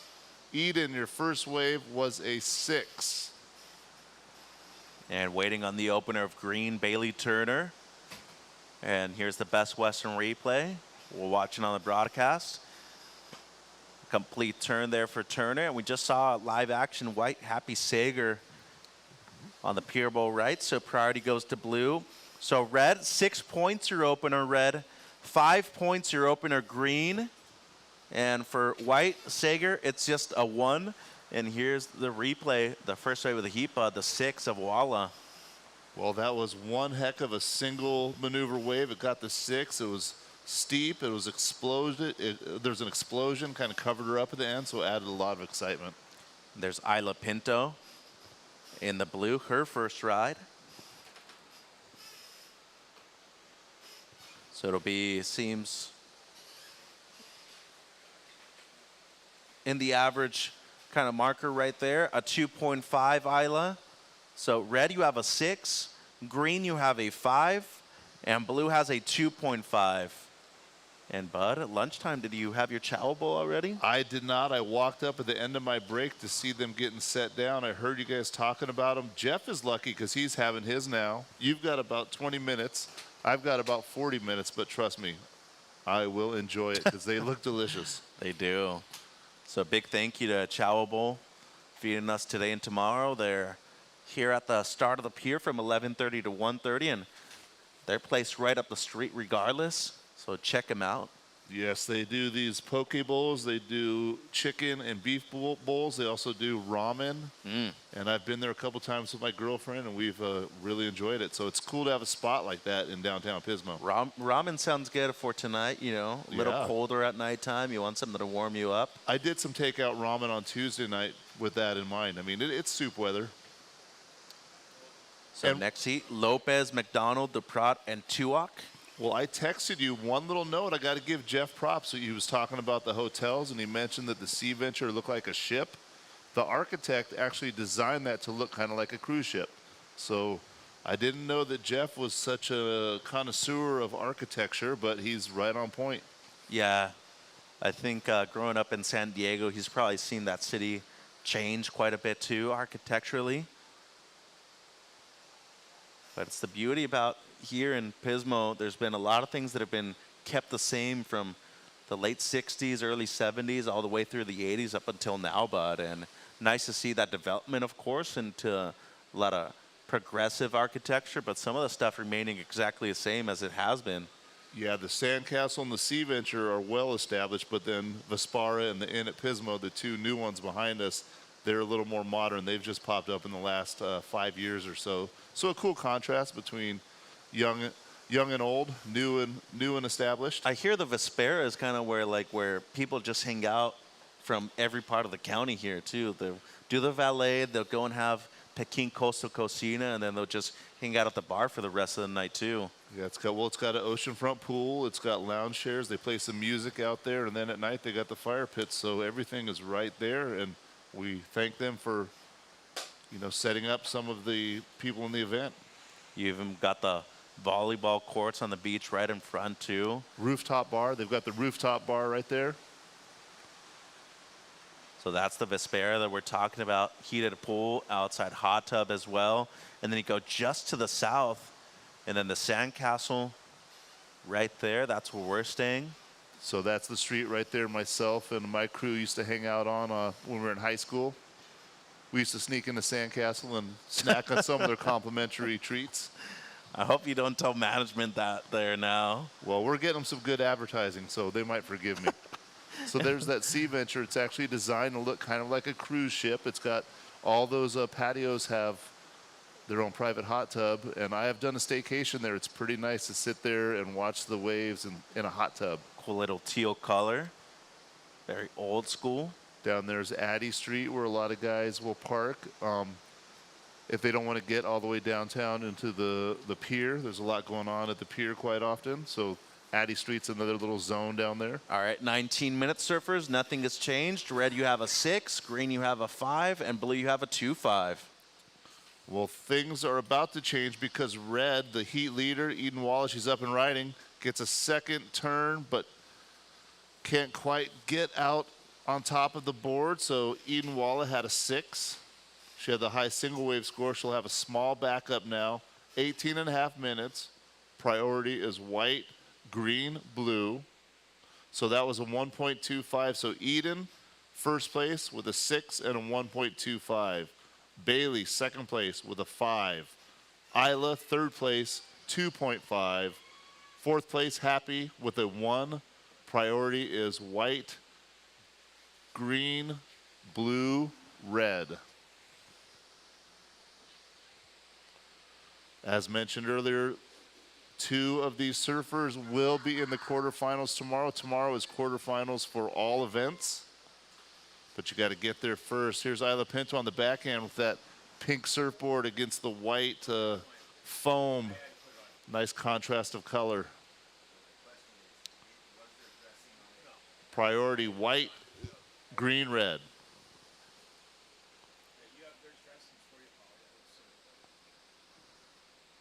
Waiting for a score for Isla. She just had that. So Isla, your last wave was a 2.5. You were in second place. Bailey, you were in third with that single wave 5. Happy, you just have a 1-point ride, but you have first priority. And then, so priority white, green, red. 17 minutes left to go. Eden Walla has a 6 and a 1.25. Isla has a 3.5 and a 2.5. Bailey has a single wave score of a 5, and Happy has a 1. We'll get the interview going right now with Mitch. Yeah, thanks, bud. Here with Ella McCaffrey. Congratulations. You had the 2 5s initially, then you get your best score, the 7. After that, listening to everybody else need scores. What's it like waiting for pretty much 15 minutes afterwards, Ella? Thank you. Yeah, it's pretty stressful. Everyone was surfing a lot. Like, I think Linnea got like 5 or 6 waves at the end, and she surfs really well. So definitely stressful to see everyone getting waves. Ruby's ripping as well. She got a really good left with 3 turns, and I was, yeah, definitely stressing. But if I didn't need to surf, I didn't want to surf. A small day pretty much where you're coming from at parking lots over there at Seaside Reef. Wouldn't you say? Yeah, absolutely. This is kind of like Pally's with the left coming off the pier, just like a small day at Seaside. What about this location, though? SlowCal, it's always been good to you, but especially with those quick starts. How are you feeling considering that this has been a good place for memories? I've had a lot of good results in Morrow. I took a 3rd here the first time I ever came up here. I think that was probably like 5 years ago or something. My last few results up here in Pismo haven't been that great, so it's nice to turn it around this year. Quarters tomorrow. Anything you want to say before I let you go? Yeah, shout out to my parents and brother. Thank you guys for your support. Shout out to my coach. Thank you, Jake Halstead. Shout out to assistant coach, Big 20. And thank you to my sponsors. Congrats, thanks. Bud? Yes, we will see her tomorrow in the quarterfinals. As mentioned, the quarterfinals for all events. Men's QS, women's QS, men's junior, women's junior. All quarterfinals tomorrow, so we'll be set up for semis and finals on Sunday. We had a couple waves ridden while you were away. Eden Walla was in first place, and she continues to be. She backs up her high score. Eden has a 6 and a 5.65. Bailey has a 5 and a 1.05. Isla has a 3.5 and a 2.5. Happy has a 1.15 and a 1. Priority is white, blue, red. And we're just under 15 minutes left to go. And checking in next heat, Alana Lopez, Avery McDonald, Victoria DePrott, Chelsea Tuak. And then we go into the men's round of 16. Heat 1 will be Cole McCaffrey, Johnny Corzo, James Wardkowski, Luca Messinas. And then Heat 2 be on standby, Kai Kushner, Hayden Rogers, Lucas Ost, and Quade Farian. Just so much talent and It's unfortunate that we had to whittle down through it because a lot of good surfers didn't make it, but these are the surfers who have been on point. Oh, that's competition, especially here in surfing. Yep. Some people need to advance, and Turner right here, who is having a great season as well. Bailey gonna easily improve on the 1.05 that she currently has as the backup. Here we go, Best Western replay, bud. Yeah, she was already in second place, and she's gonna solidify that fact, if not bump up. So yeah, she needs a 6.65 to jump into first place, but ultimately she's in advancing position. She's gonna improve on a 1.05, so either way, she's improving. And Bailey right now, right on the cusp at number 4 in the rankings regionally on the QS. 3.9 green. You'll remain in second, but that's now your second best, Bailey. Pinto and blue, you now need a 5.4. And white and fourth with priority, you're needing a 7.75. Red still in the lead. Your low score, Eden, 5.65, 13 minutes. So Eden's leading the rankings at the moment. So a big heat for her if she's able to at least get into the quarters. Ideally looking for a victory, of course, when it comes to the event. That's 2,000 points.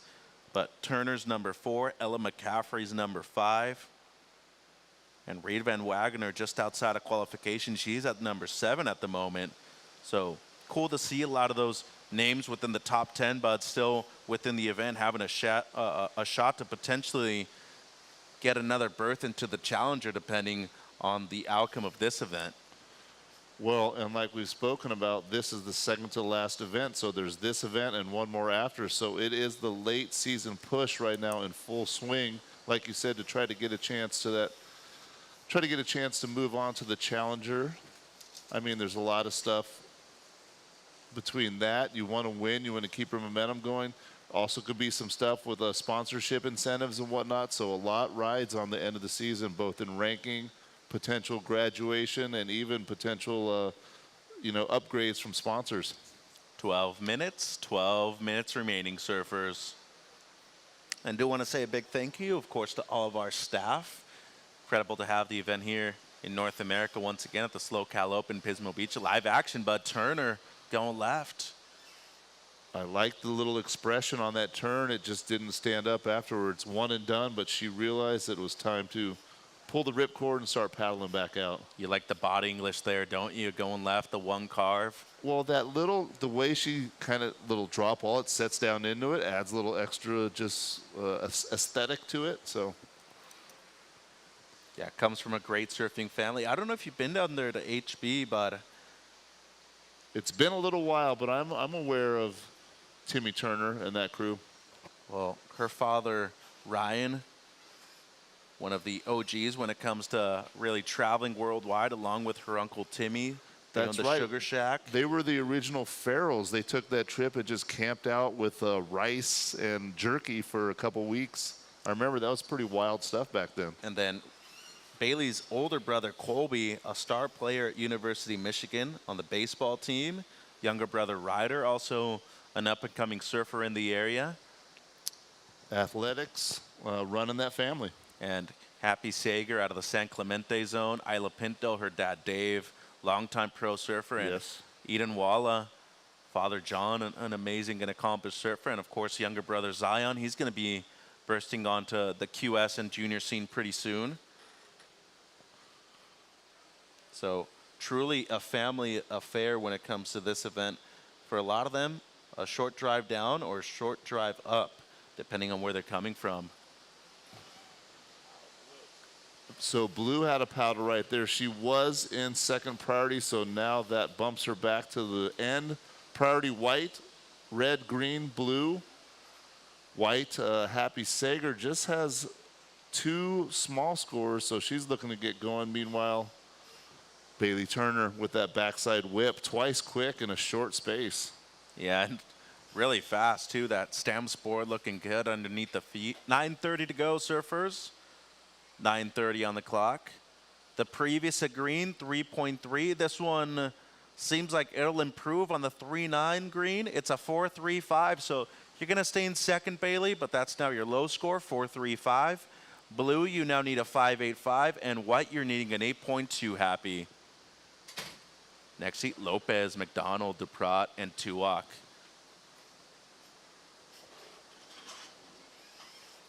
Potentially something here, but to the north, blue, maybe looking left, and here's white, important wave for happy.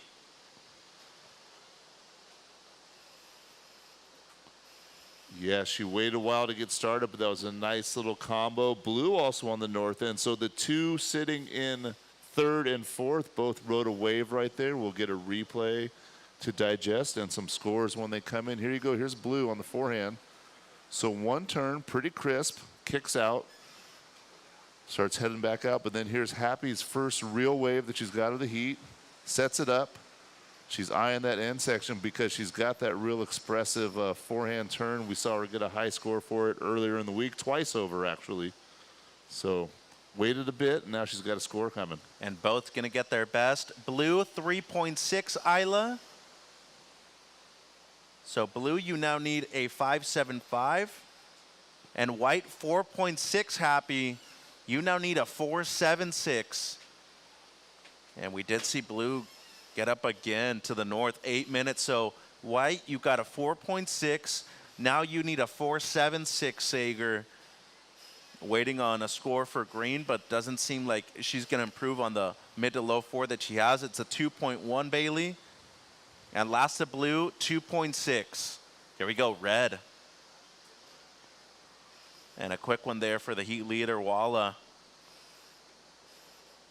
I wasn't sure if she really liked that wave or was just trying to keep Happy off it, because Happy was sitting on the shoulder eyeing it up in the white jersey. Either way, priority has now become white and then green. Well, green just stood up, so white. Yep. There's a digital priority board up top the scaffold that you can see, the mid-state container, 7 minutes. So just scores coming through. The second to last, a blue Pinto, 3.6. It's your best. You need a 5.75. And white, you're needing a 4.76. 7 minutes, but here we go, insider for green, just a look.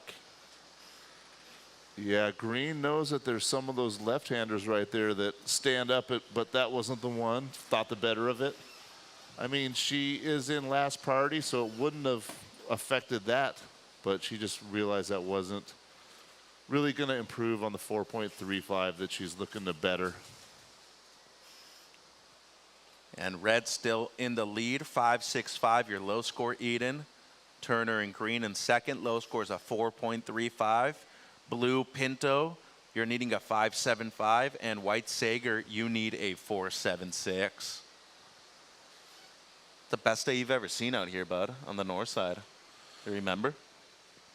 I had one memorable day where I was doing surf lessons, and it was about head high south swell.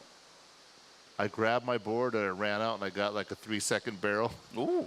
And then I wanted to keep surfing, but I had to put the board back on the beach and teach the kids. It just wound up, it was like the day of the year.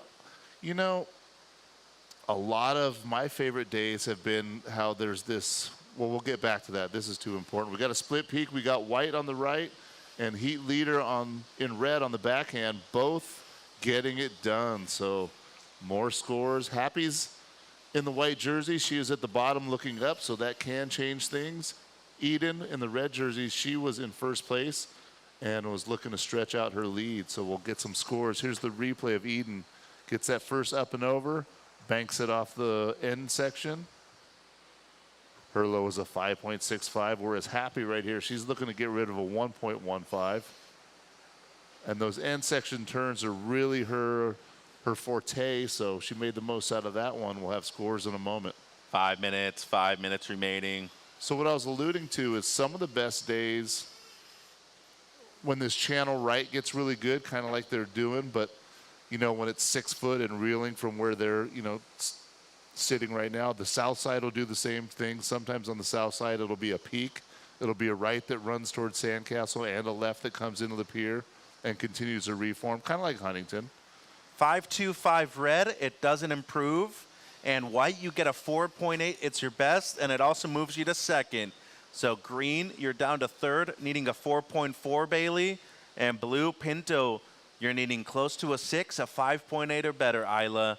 Priority goes blue, green, red, white. Just over 4 minutes. So again, in a situation where the 3rd and 4th place surfers have the high priority spots, which makes it really interesting at the end of the heat. And here's one of them. So 4 minutes. Yeah, a quick one there for Turner. Unfortunately, that bumps her to the back of the line priority-wise. Just under 4 minutes. She needs a 4.4. And blue, you're needing a 5.8. White, you're now in second. Low score is a 4.6. Red, your low score as the heat leader is a 5.65. So White waited a while to get the heat started, but now in the waning moments, she seems to have found herself in second place and has done the job thus far, but still some time to surf it out. Bang! Wow. She really knows how to get the most out of, the power sections. So priority switches again. Green had a look right there. 3 minutes. And going to let her duck dive right here. Red, 7.75. So that's her top score. You're back up now, a 6, Eden. White, second place. Low scores of 4.6, Happy.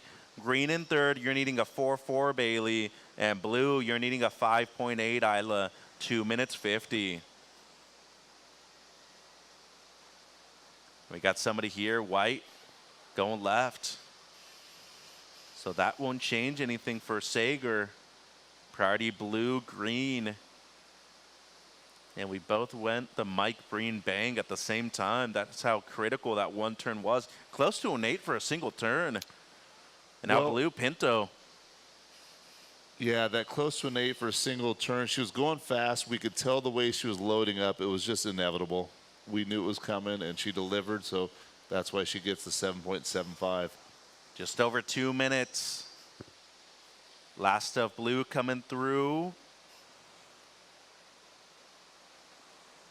It's a 3.7, so it's your best, Isla. You now need a 5.7. Priority goes green, red, white. Green needs 4.4. Blue needs 5.7. White, your low score, 4.6. And red, the heat leader, your low score is a straight 6. Well, looking at it on the screen, you see Bailey and Green with priority needing a 4.4 and Happy just ahead of her in the place that Bailey wants to be. Bailey's got the priority, so she gets whatever wave she wants, but at the same time, Happy's going to just kind of hang out by her and, try to let her know that I'm still here. You've got to climb over me. You might have a chance, but I'm right here. So here she goes. She uses priority. Is this going to be a 4.4? Well, good double up right there for Turner. She asked the question. There's a little excitement at the end with the way the wave exploded over her. We'll see what the judges say. 1 minute left to go. And here's the Best Western replay. Down the line snap. And then fit in the second one.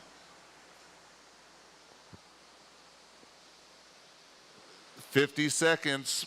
Priority red, white, green. Waiting on the score for, Yep. Red, white, blue is priority. We're waiting for the score of green. 35 seconds.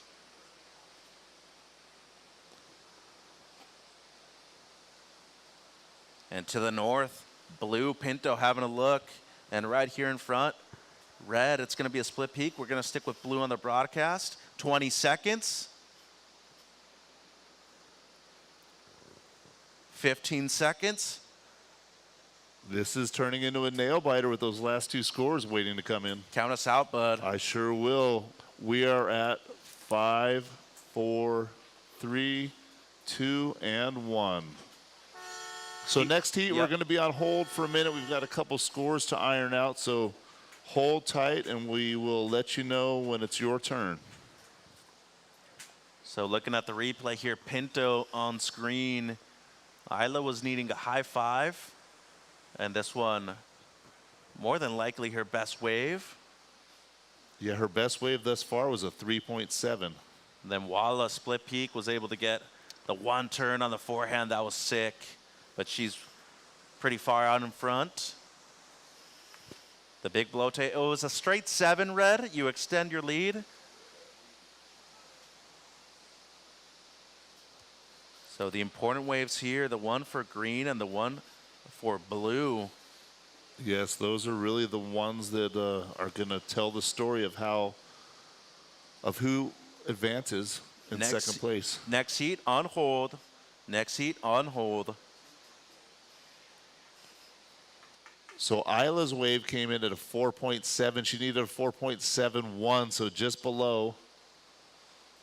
One more wave for Bailey Turner. This is kind of the one of importance right here. Did she get the 4.4 to leapfrog over Happy and advance? I think the main thing they're looking at is if she fully rode out of the last turn.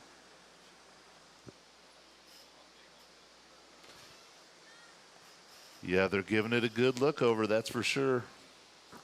So next heat still on hold. Heat 4, stand by. This is stressful right here for both the surfers on the stand, both Happy and Bailey. Just all they can do right now is wait. There's our heat winner right there. She's safe. She's on to the next round. That's Eden Walla, but we're waiting to see who will join her, whether it's Happy Sager or Bailey Turner. Scores coming through, green. And it's not enough. They deemed the last one incomplete. It's a 2-4-5. It'll be red first, white second, green third, blue 4. We'll take a quick break on the broadcast and be right back with Heat 4.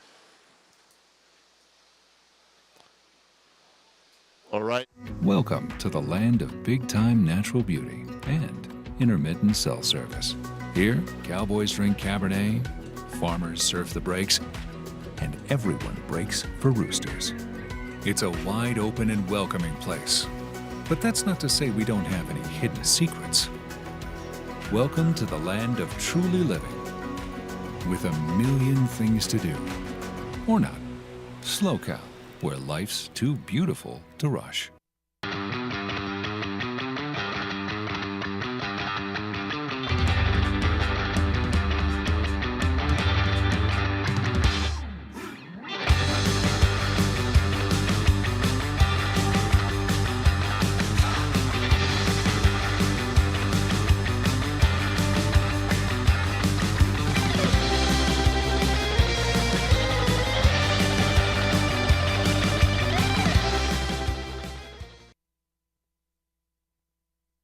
Welcome back to the SlowCal Open from Pismo Beach, California. This is the QS women. You just saw Avery McDonald paddling back out after finishing a wave. This is round of 16, heat 4.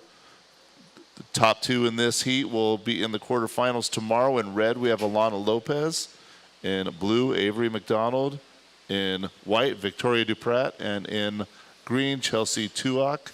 Welcome back, Jeff. Had a little break, ate some chow bowl. How you doing? Oh, I'm doing spectacular. Yeah, chow break and the waves just kind of keep on pumping. Excited to be here.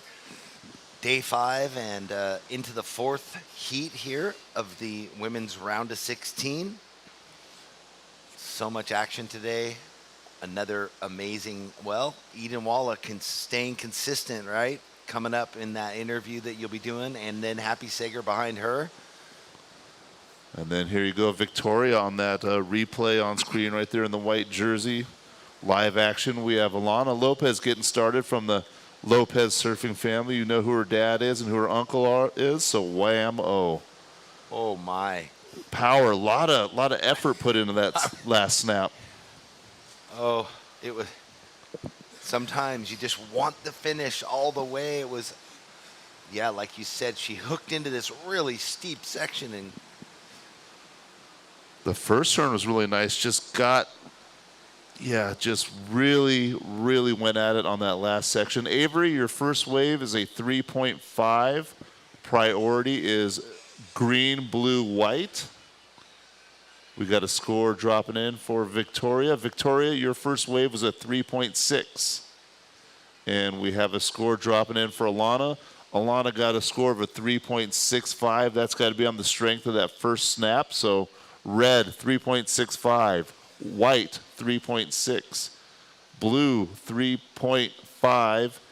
And waiting for a wave from green. Priority is green, blue, white.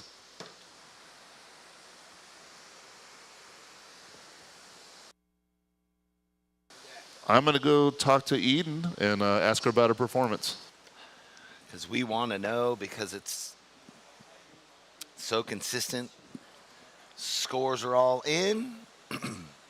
Avery with a 3.5, Victoria with a 3.6, Alana with a 3.65. It is tight in the first 3 exchanges. Chelsea with that first priority now. Blue with second priority, white with third priority.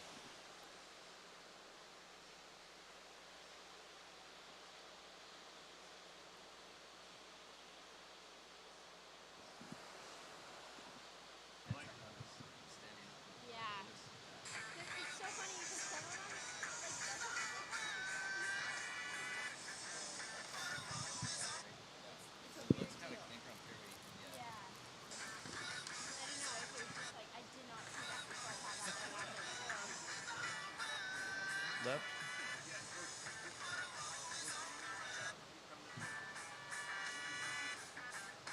All right.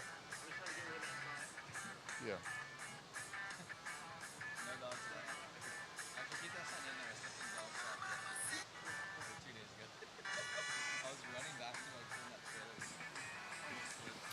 Up and riding now. Alana Lopez looking for another one of those. Rides out of that easily.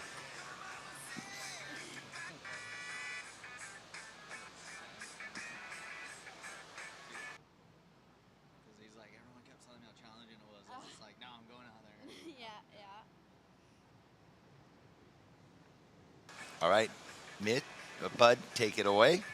Sorry about that. Okay, I'm here with the ratings leader and last heat winner, Eden Wallace. She was just talking about her mantra is never a bad day. You're into the quarterfinals. How are you feeling? I'm feeling great. It was super fun out there. A little bit smaller today, but there's still plenty of kick. So, yeah, I had fun. Now, you're doing double duty in this event. It's a long week. Are there any precautions you take during these long events? Maybe not as much free surfing, kind of different, sleep patterns, whatnot, some stuff to get you through the week? Yeah, it's really interesting because it's almost like you're in 2 contests. So I feel like just keeping it in the moment and then putting the past in the past is really important. All right, then a little bit of fun. Have you got out after the contest and done anything cool in this area? Yeah, we went up to Morro Bay a couple of days ago and had fun over there. And then we've been, eating a bunch and, yeah, it's good stuff. Well, we're all enjoying your surfing. You're winning heats. We'll see you in the quarterfinals. Good luck to you. Thank you. Thank you. Thank you. A quarterfinal berth, Eden Walla coming up tomorrow, along with, well, we're going to go through it at the end of the day. Who is in the quarterfinals? This is heat number 4, round of 16. 2 out of this heat will make it into tomorrow's show and into finals weekend. On the QS side, we have the quarterfinals for the juniors that will feature all day tomorrow also. Surfers, we have 18.5 minutes left here in this heat. Priority is green, blue, white, red. 2 surfers with 1 wave, and 1 surfer hasn't gotten started yet right now, so it's a good time for that interview. And Eden Walla. Yeah, just misses consistent, huh? Yeah. Here we go. Here's Chelsea to watch on her opener. She's going to get a 2-turn combo out of this. Finishes it up clean. Waited to get on the board. Now she's there. That feels like maybe getting the ball rolling in the heat. There's been some real mediocre scores this far. Maybe that's the first one to kind of pump things up. We'll see. Alana, your second wave was a 3.85, so you have a 3.65, a 3.85 in your score line. You're in the lead. Victoria with a 3.6 in second place. Avery, you have a 3.5, and you're in third at the moment with priority. Waiting on this score for Chelsea.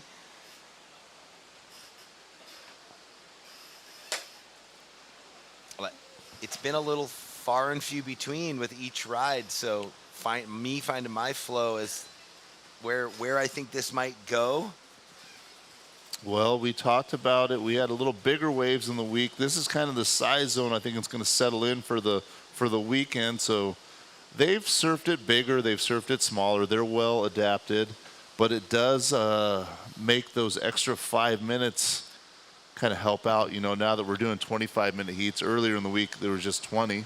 So we saw a replay right there, but now that same surfer in green is up and riding again towards the pier, and white, Victoria Duprat, was on the left. So another split peak, another little bit of work for the judges to put in, and we'll check out the replay here in a minute and tell you about it. Yeah, there's such a contrast between the left running away and kind of small and straight, the right bending in. You never really know what the right may offer up when they're all of a sudden just going to get a burst of speed out of it. Well, interesting to say, right before the interview, Eden was mentioning that it looks smooth out there, but there's actually some bumps. Well, no, that's what I was going to say. Yeah. That current we've passed that high tide. It's pulling through. It almost looks like there's a boat wake through it. Yeah. But there's no boats, obviously. Waiting on those last two scores. Here's the replay for Victoria. So definitely swinging those arms, getting it up there twice vertical on a smallish wave. A great backup there. And here's the replay for Chelsea's. And there's that rib we're talking about. You can see it at home. It's definitely coming through the face of the right, especially the left. They kind of drop in and over it and ride along it. Yeah, so although it looks smooth and easy out there, from what I'm told, there's fun sections, but you still have to navigate them properly. Otherwise, you might get kind of spit out the back. Well, yes, and in the meantime, score came in, Chelsea, for your first wave was a straight 5. Waiting on your second score, Victoria, your last left was a 6-7-5. So waiting now on the second score for green, then we can break it down. It looks like that would... potentially get Chelsea into second. Victoria's in the lead right now with that 6-7-5 and a 3-6. Yeah. Okay, it's settled in. Chelsea, your last wave, a 3.75. So as of right now, Victoria's in the lead. Your low is a 3.6. Chelsea is in second. Your low score is a 3.75. Alana is in third. You need a 4.91. Avery is in fourth. You need a 5.25. Priority is blue, red, white, green, and there's 14 and a half minutes left up and riding. Avery on the back end. Nice. So we just saw Victoria get a score there, so now Avery looking to do the same thing. Well, I really like her positioning on her board too. You could tell she was just right in the sweet spot, driving through those fins. Really tough on those waves with that rib coming through it. If you get your weight in that front foot just past the sort of the rocker entry point, you're dead in the water. And she did such a great job keeping it all right behind there and just swinging through it. Yeah, I mean, that's what's so impressive. Everyone's doing that. Yeah, you had talked about it earlier in the week with the flat spots. You almost want to get forward on the board to get up and over it, but then as soon as it stands up, you got to be on that tail block to make a turn. It's counterintuitive, right? And that's the difference between hopping through sections and getting those quick little rail-to-rails, engaging your fins to propel with speed. So 13 and a half minutes left. Priority is red, white, green. Avery, that score drops in at a 6. So now Avery in second, Victoria in the lead, Avery in second, Chelsea in third, and Alana in the fourth. Chelsea, you need a 4.51. Alana, you need a 5.66. So priority up and right. Well, we had a quick up and down that shouldn't really count. I believe that was Avery McDonald. It looks like it's just going to be a breadstick, a 1. So we're going to... That score is not going to do anything, just a 1-point ride and up and down, so nothing has changed. Well, actually, Victoria's bumped up to the lead. Avery's in second. Chelsea's in third. Chelsea needs a 4.51. Alana, with priority, needs a 5.66. 12 and a half minutes left. So last two quarterfinalists coming out of this heat. Yes, it will be established after this heat, and right now, as it is, Victoria and Avery looking like they would move through, but Chelsea and Alana with a whole bunch of time, 12 minutes to go, and both not needing big scores and surfing right. Here we go. Here's Alana using that priority on her forehand. Wow, ripping through that section. Again, one turn. She has to get out of there. Was looking for a 5.66. She's got a pair of 3.6 well, a 3.6 and a 3.8 in that range. Victoria, that doesn't seem like it will better her 3.6. No, I doubt that. So this is kind of where it's at right now. That the replay of red, what's that going to do? She's sitting at the bottom looking up. 11 and a half minutes left, but you can tell she puts a lot of oomph into those turns. Perfect positioning, the drive and the wave not giving her that second opportunity, coming out of that first turn with so much speed, and they're really just, there was nothing there, so she elects to get up over the whitewash. And even with that, Alana goes up into first. That wave the judges loving, a 6.6 on the one turn. And here's Victoria now. Can she ride out? Oh, yeah. She cracks the section, little layback fin drift. She's looking to dump the 3.6, so she's hoping the judges agree that that's better. Here's the replay, looking for a 3.6. Riding those boards by her mom, Mermaid. That was pretty wild. She kicked the tail towards the beach even. So here's live action, Chelsea. She likes the Pier Bowl, and she's getting a second opportunity. 3 regular foots going to town on these rights, one after another. Alana gets the best of the bunch in that last, well, I don't want to say that. I was just so impressed that you got the 6.6 on that one turn and went into the lead. When you saw it on the replay, though, it really was impactful. It was as high on the wave as she could have gone. The tail was up, so it makes sense. 10 minutes, a little over 10 minutes left, so. And here's the replay of what we were talking about. She was just driving through it. Compressed, tight layback, and then this is where the wave fades out. But a 6.6 nonetheless. Red in front, white in second, and we're waiting. That last score for Victoria came in at a 3.3.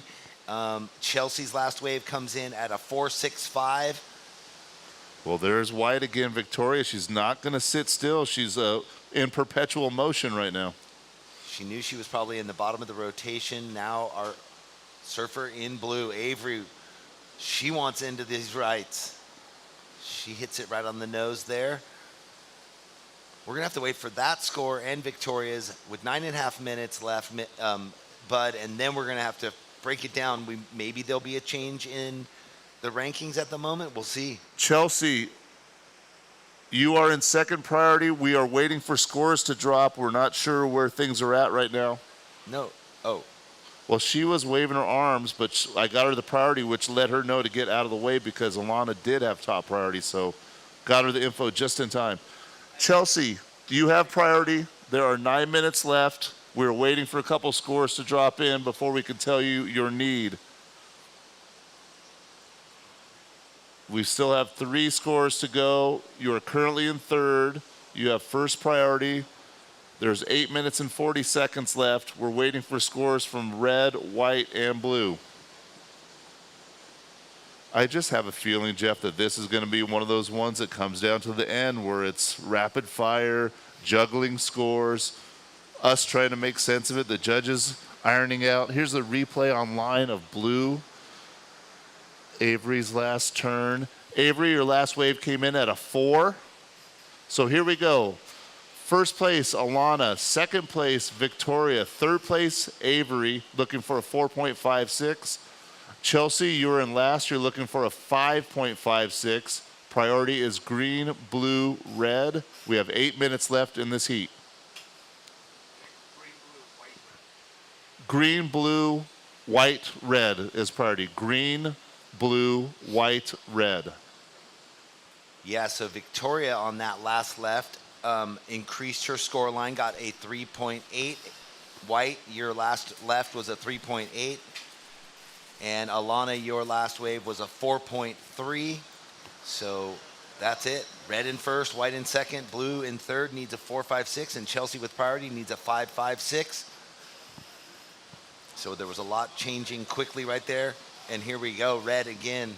Alana, man, as a fan, I want to see that happen 3 times on a wave. I would love to see all of them get a wave where they can open up, drop it, drop the clutch and get into 5th gear. Sounds good to me. Here we go, white. She took a little while to get started in the seat, but now she's been really busy the second half, the surfer in white. That was such a Grom kick out. Oh, I nice missed kick it. out, Victoria. I like that. Jump over the whitewash. Well, we're at 6 minutes and 40 seconds. Before those waves, Avery just needed a 4.56 and Chelsea a 5.56. Yep. But now we got a couple scores to drop in for Victoria and Alana, so let's see where the needs are. Well, Victoria got up into the section twice. The second turn surprised me. Led in with the first one. 4.75 for Alana. That was your second best wave now, so better than your last wave. And let's see where this goes for Victoria, if it increases on the 3.8 that she got on the left. It's starting to feel like it has. Victoria, your last wave was a 4, so now Avery is looking for a 4.76 and Chelsea is looking for a 5.76. Just under 6 minutes to go. Priority, green, blue, red, white.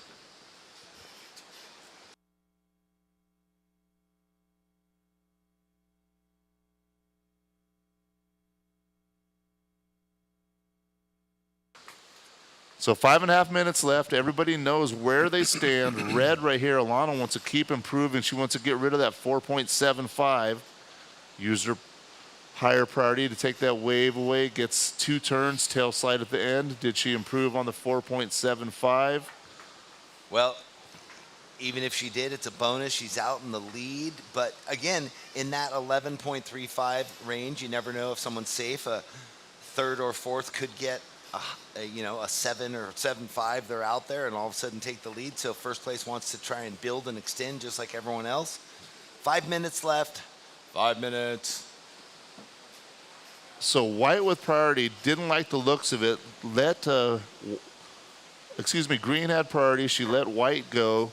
Chelsea in the green. She's looking for a 5.76. So she's going to wait and find the canvas that she really feels is going to get her that 5.76 score. There's 4.5 minutes left.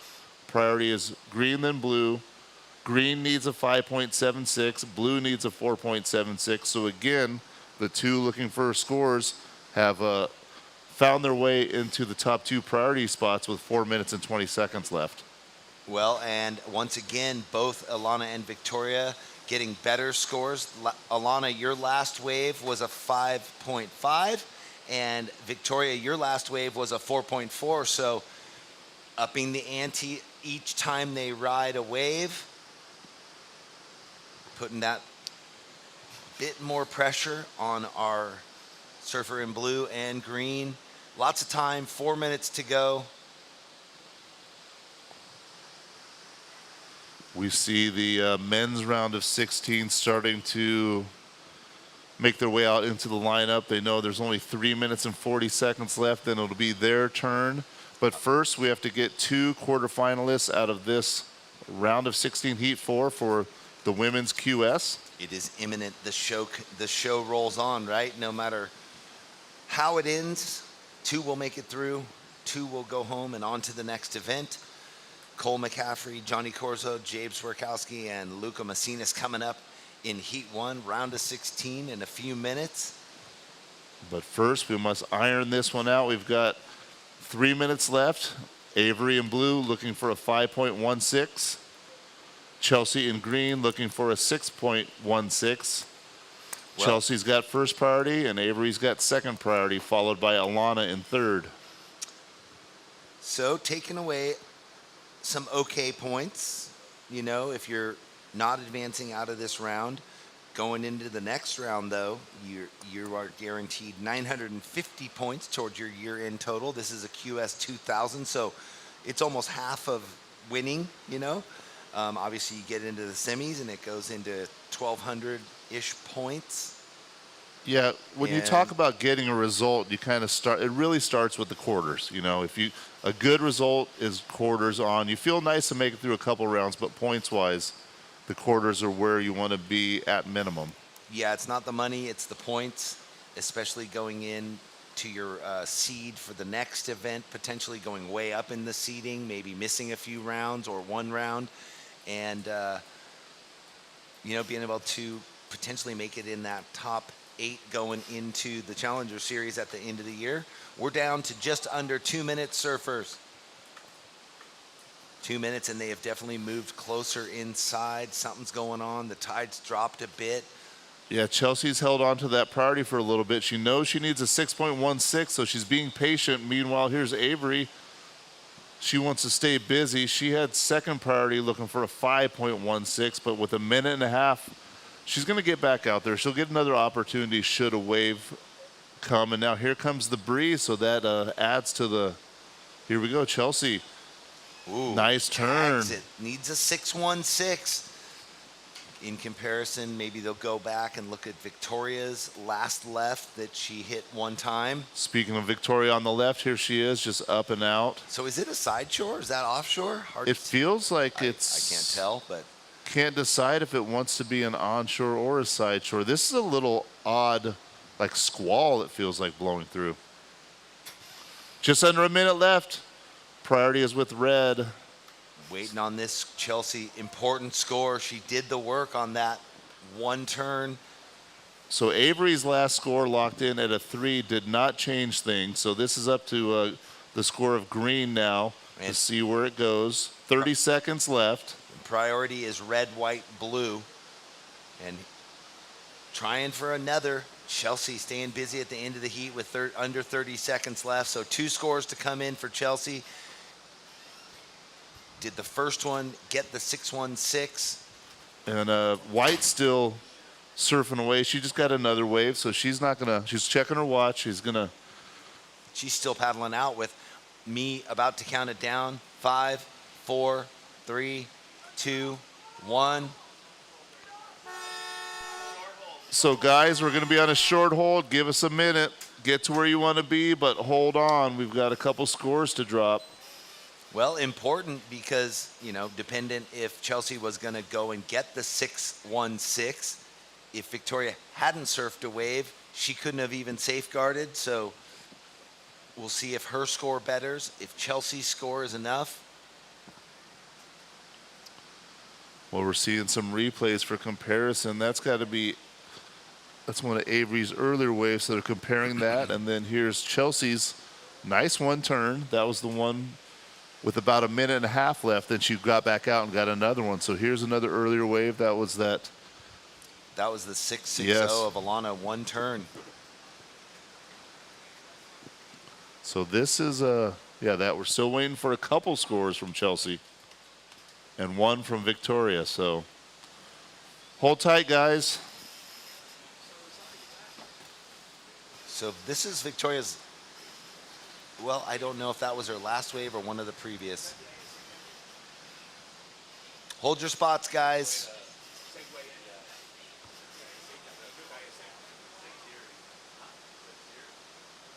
Last 2 quarterfinals spots are on the line right here.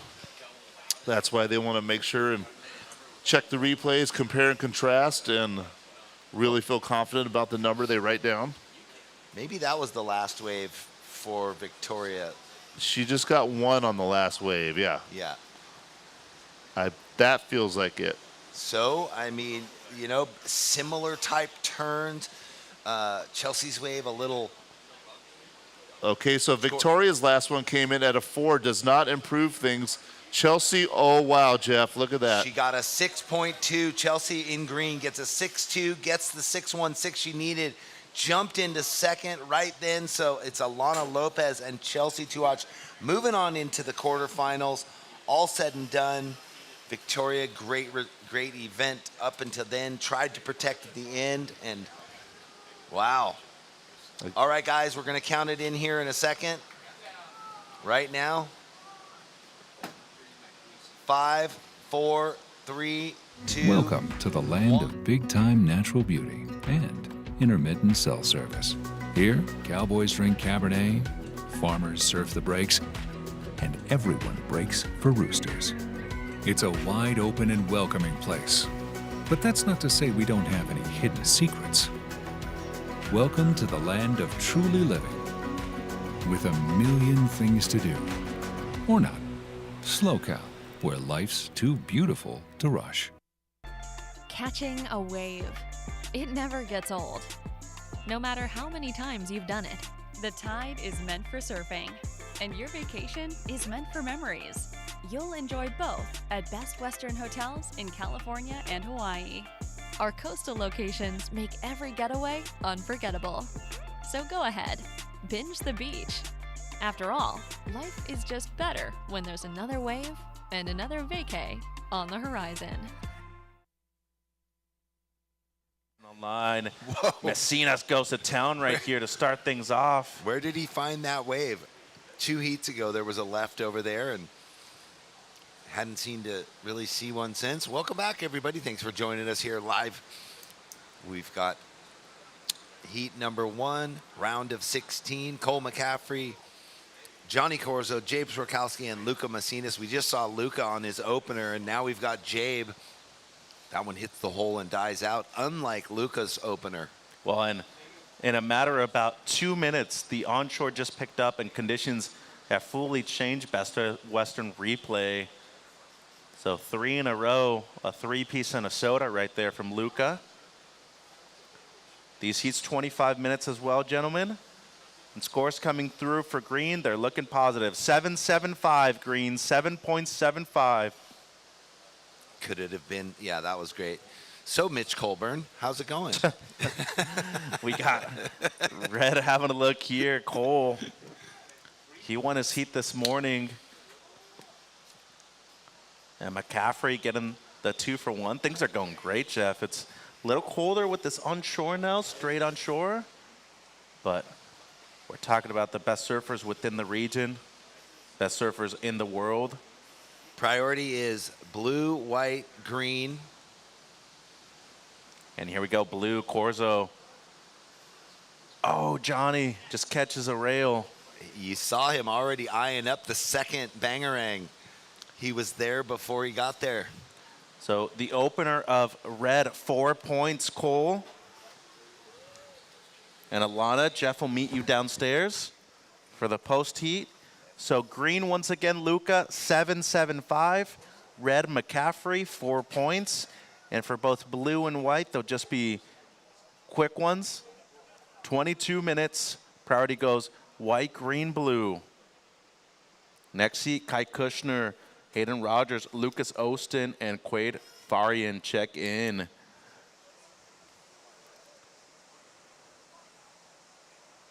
And Jeff, if you're ready with Alana, take it away.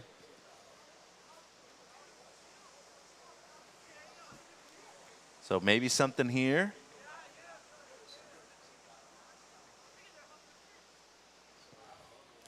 Priority gonna switch. It'll go green, blue, red, white.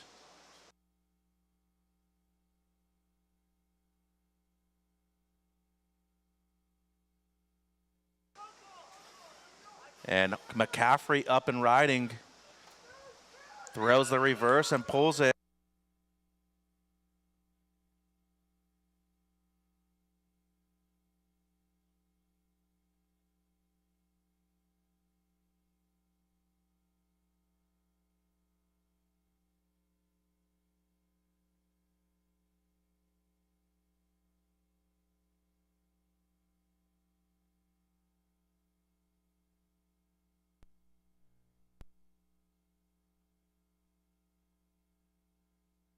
So just saw the replay there of Red McCaffrey, got the spinner. Best Western replay. Once again, just looking at this wave, waiting on the score, Red, Cole. 20 minutes. So green, your opener, Messinas, 7.75. Red's first was a 4. And waiting on the second of red. Now white. Jabe on the inside. A setup snap into the lip and then try to go big at the end and it'll be incomplete.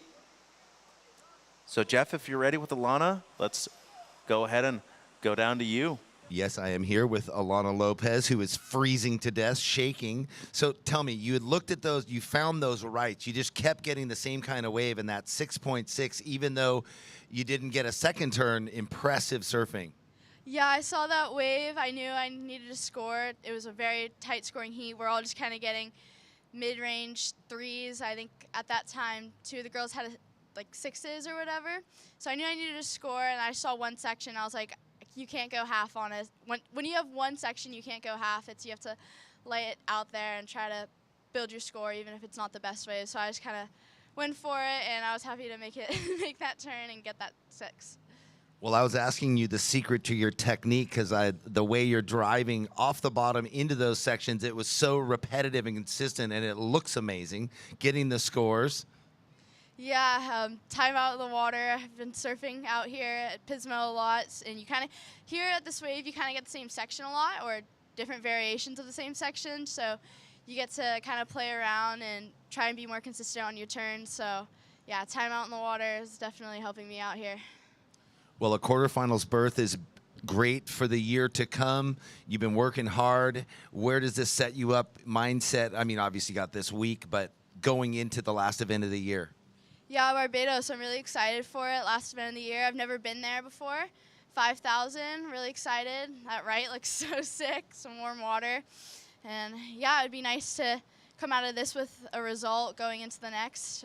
But yeah, I'm just happy surfing, trying to make a few heats. All right. Well, there you go. Alana Lopez into the quarterfinals, which is tomorrow. Great job. Back to you, Mitch. Thanks, Jeff. So, Red, your second score, the air, 6 points. You're in the lead with a 6 and a 4, Cole. Green, you have a 7.75. That currently has you in second. Last of white, 3.65, Jabe. That's your best. And the previous one was a 3. 17 minutes 40. And we got somebody up. This is Green. Luca already has the score in the upper 7s. He's going to back it up and take the lead right here. Only needs a low 2 to be able to do that. Next heat, Kushner, Rogers, Osten, and Farian. And this heat turning up, Jeff. 17 minutes to go, and Green going to drop another good score. Yeah, as I was standing there waiting to do the interview with her, and she was shivering, and they just kept, I hear you, they kept riding waves, and here we go again. Luca Macinas, he's got like some jets on that board. Another 3-turn combo for the backup wave for Luca Macinas. And we did see blue live action, not on the broadcast, but now this is white, Jabe. And these lefts are turning on, and talking about the best 16 surfers in the event right here. First heat of the round. Who can kick it harder? And now Red McCaffrey, he was in the lead before that exchange. Hammer, 20. Boom!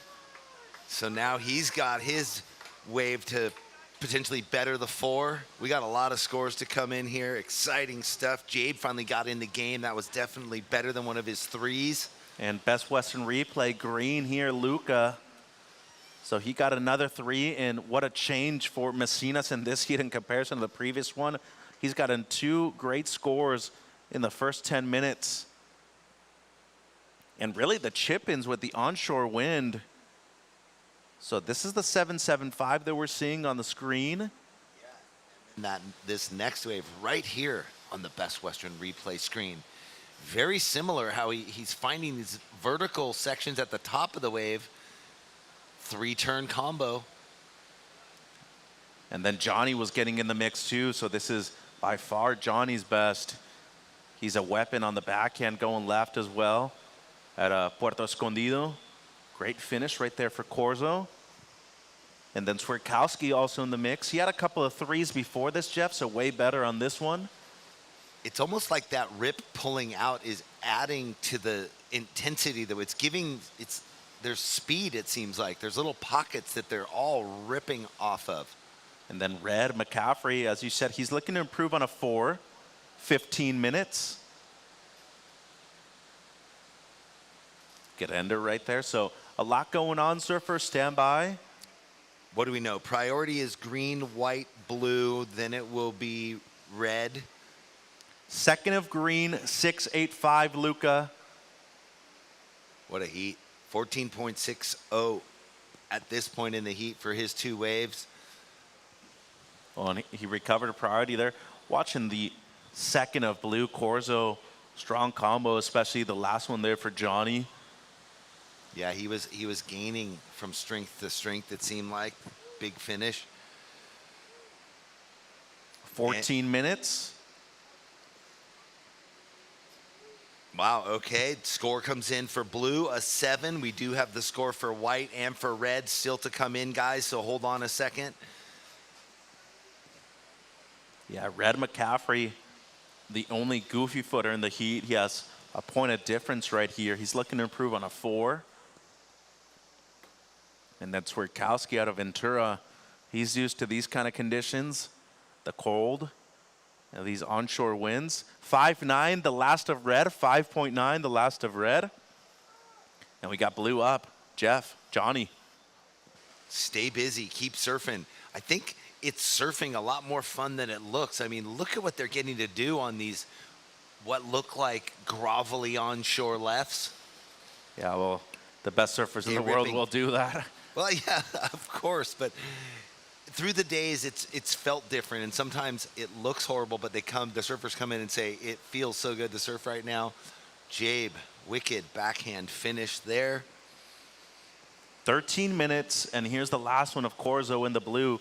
So, Johnny, your previous one was a 7. Red, your last was a 5.9. And now we're waiting on the 4th of white and the 3rd of blue. 4th of white, 6.6. And 3rd of blue coming through.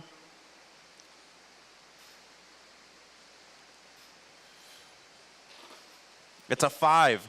Green first. You have a 7.75 and a 6.85, Luca.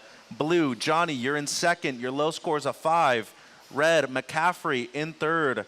At the moment, needing a 6.01. And white in fourth.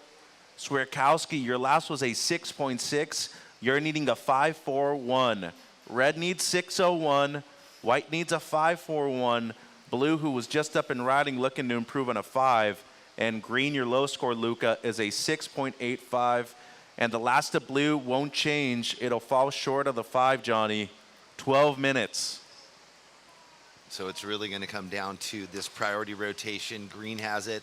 Cole McCaffrey up on his forehand, out quickly. He had third priority. He will retain that third priority since Corzo's way on the inside. I think this is the replay of his last wave on the screen that's coming in. Oh, the score's not locked yet, actually.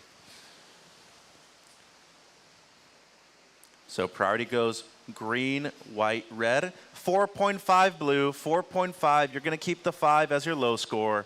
Red still needing the 6.01, and white needing a 5.41. 11 minutes 20.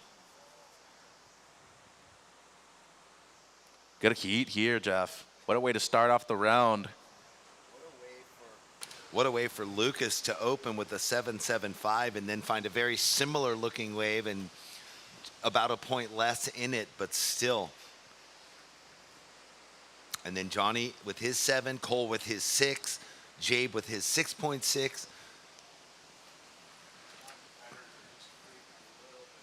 It's cold. And free surfers to the north, past the boundary flag. It's on the beach. Well, yeah, like the water boy says, that's some fine H2O. Nice high quality H2O. Bobby Boucher. Bobby Boucher. 10.5 on the clock, surfers. Green leads, blue second. Red, you're needing a 6.01. And white, you're needing a 5.41. Once again, free surfers move north past the boundary flag or go to the south side.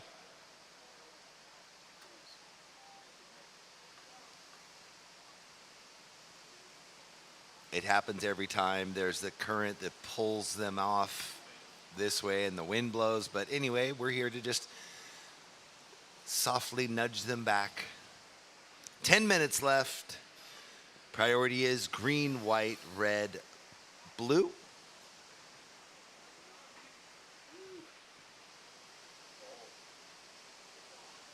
Nine minutes 45. Green's low score, the heat leader, Messinas, 6.85. Blue in second, your low score, Johnny, is a 5. Red needs a 6.01, and white needs a 5.41. Here we go, Jeff. Heat leader Messinas having a dig. He's going to fade right and go left. Did you expect anything different? His craft is very buttoned up.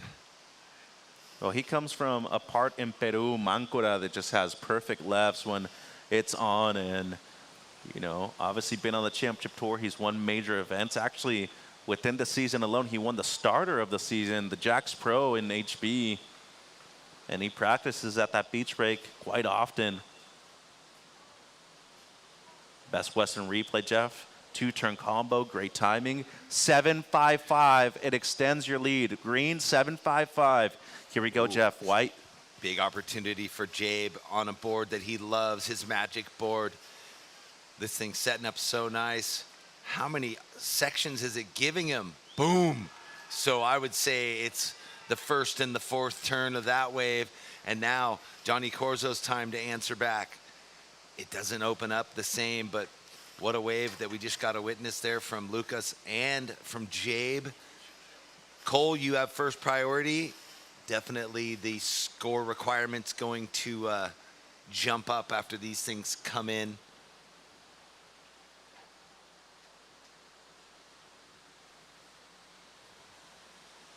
So we saw the replay there of Swierkowski, Jabe, and then a quick one for Johnny. Last of white, 8.5. White to second. Where do you want this? Blue, you're down to third, needing an 8.11, Johnny. And red, McCaffrey, you now need a 9.1. Priority goes red, green, 7 minutes and 45. Okay. And here we go, green, the heat leader. Looking to do something different, going right for the first time in the heat. Once again, white, 8.5 on your last. You are up into second. Your low score now, Jabe, is a 6.6. Blue, Corzo in third. You now need an 8.11.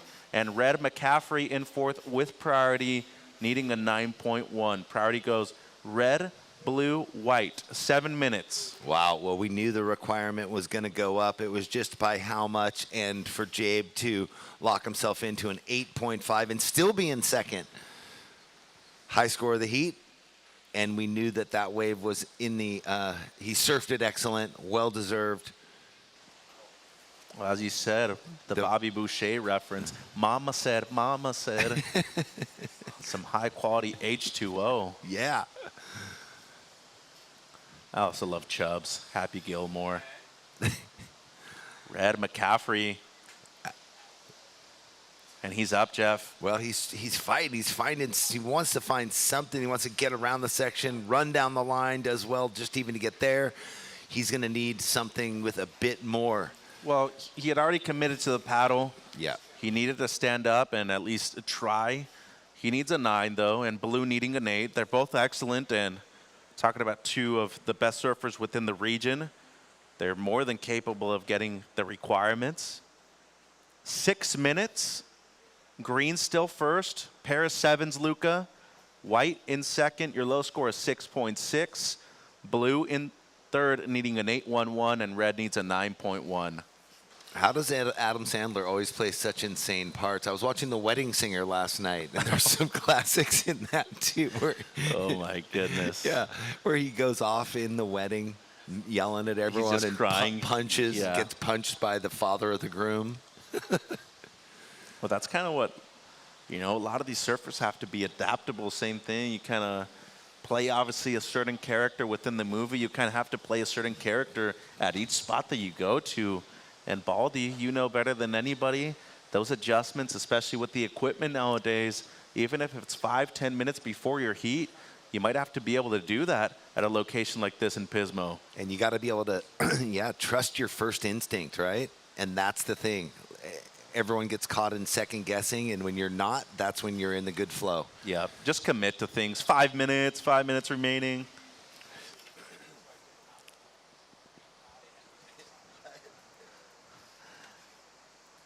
And as Chubbs would say, it's all in the hips. It's the swivel right now with this northwest wind. It gives that little ramp for the lefts, and especially for the regular footers, you bottom turn deep enough, it gives you the good coping within the pocket, Jeff.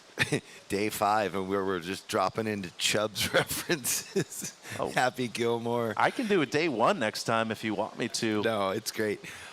We're down to 4.5 minutes. In all seriousness, what a great heat. What a way to start off the round. We got 2 surfers up, Jeff. All right, we're watching them both. It's like the goofy regular mirror version of each other. Great exchange. Wow. This heat has not disappointed at all. Yeah, so important wave for Cole McCaffrey. Not as important for Luca. He's out in the lead with those 7.5 and a 7.55. Here's the Best Western replay. Cole, he gets the setup, and then pretty sick reverse right there at the end for Red. And then Luca, the heat leader, well, he's just gone ballistic in this heat. The first turn straight up, and then the second one probably even better right at the end, Jeff. Yeah, what can you say? But like every time he takes off, the waves are making sense to him. The direction he's taking off when he paddles, it is just setting him up for really intense surfing on each wave he's taking off on. Yeah, multi-time regional champ, Messinas. And they're looking at his previous rides, the 7.75 and the 7.55. Last of Red coming through, Cole, His 3 best. minutes. That's the main thing, as you said, it'll probably be his best, so it'll make the requirement smaller.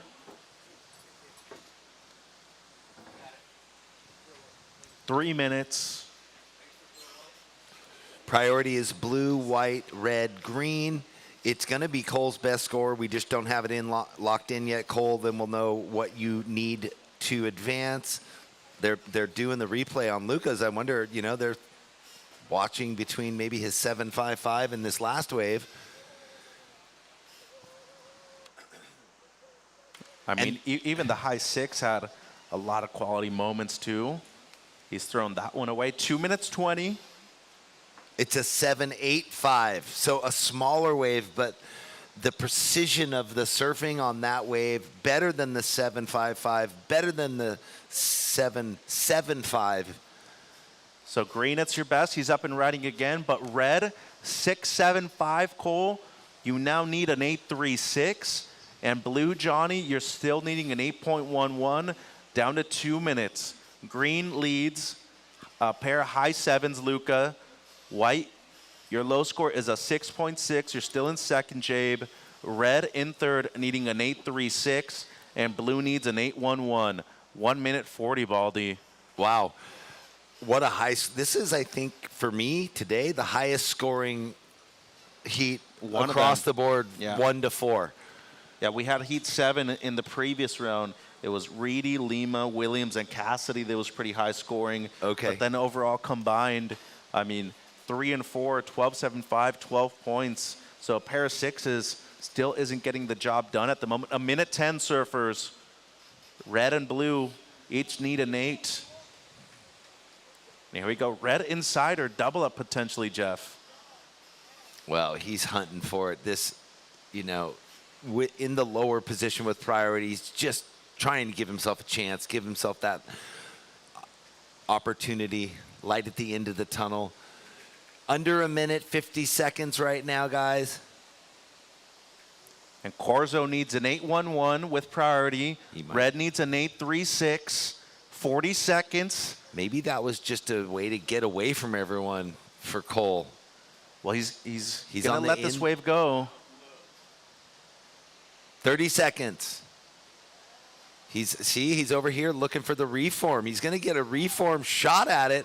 Big layback drift. That nice turn. 20 seconds. Tough to get an 8.36 on that.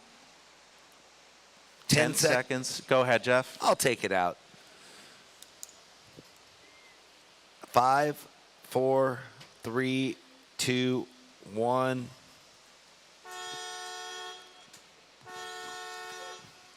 So that's the end of the heat. It'll be green first, white second, red third, blue fourth. So heat 2, get into position. Count you down shortly. Take a quick break on the broadcast.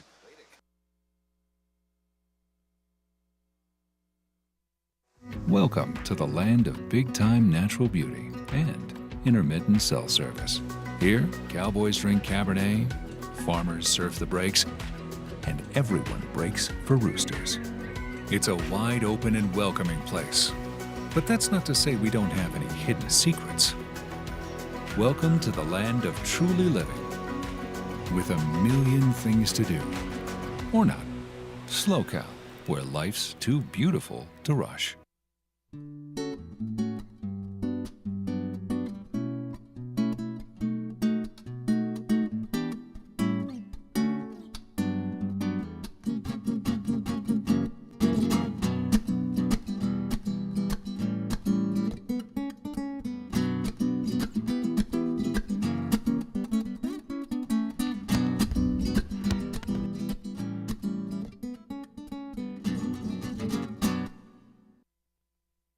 Welcome back, everybody watching online. Heat 2, men's round of 16. Kai Kushner in the red, Hayden Rogers blue, Lucas Ostin in the white, and Quade Farian in the green. Grayson Grant, Sam Reedy, Taj Lindblad, Dylan Sloan check in. So the wind came up a little bit, but so did the scores. I overheard you guys mentioning that across the board, everybody in that last heat lit it up. Unfortunately, only two can survive. That was Lucas and Jabe. So we'll see them, or Luca and Jabe. We'll see in the next round tomorrow, quarterfinals. So they already have a result, and now they're looking to go higher. But now we need two more surfers to join them out of this heat. Yeah, and determining the quarterfinalists, which is going to be our first head-to-head round 2. That's only on the QS side, though. On the junior side, all heats are 4-person heats. So change in the format right there. Kind of interesting for some of them that are going to be doing double duty tomorrow. You know, they're going to have a man-on-man heat and potentially a 4-man heat. So kind of changing gears a little bit on strategy. So 23-minute surfers, 23 minutes.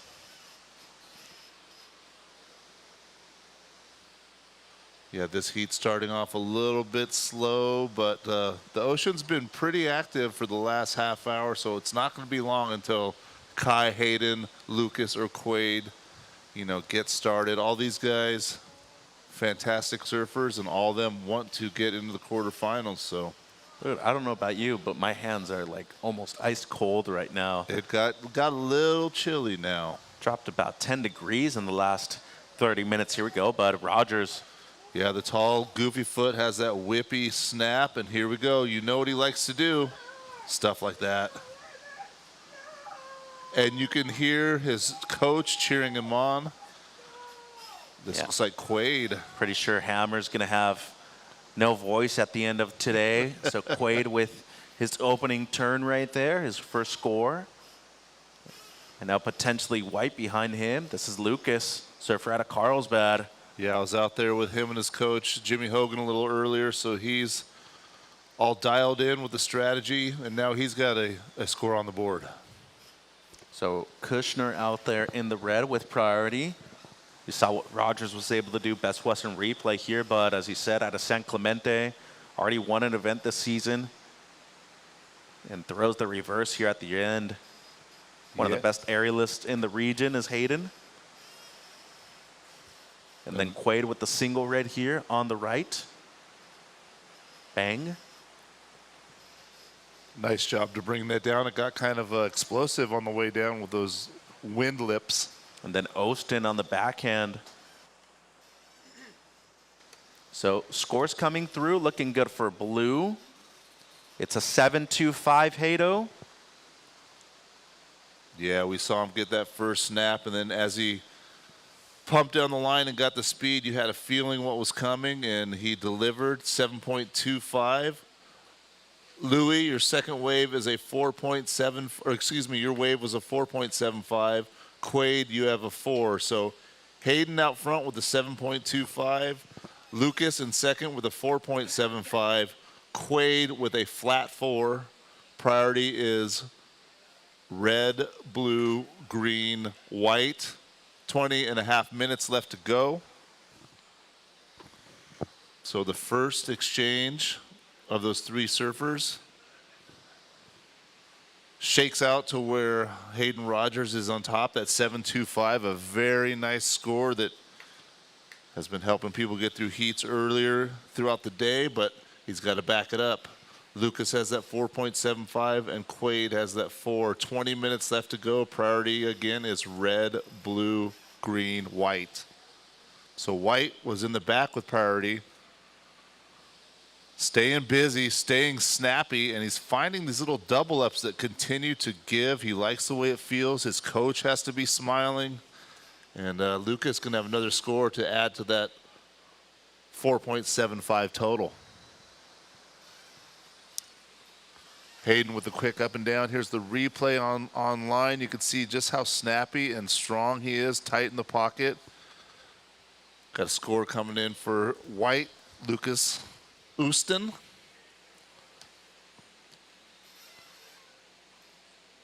All right, we got the score in. Louis, your last wave was a 6.75, so Louis is in the lead with a 6.75 and a 4.75.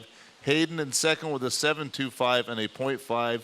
Quaid with that 4-point wave. 19 minutes left, and we're going to take it downstairs for an interview with Mitch. Yeah, thanks, bud. Here with Luca Messinas. What a heat. What a way to start off the round. You got the 2 high 7s. You were throwing away a couple of 6s, too. How'd you feel out there, especially with the wind turning on shore quickly?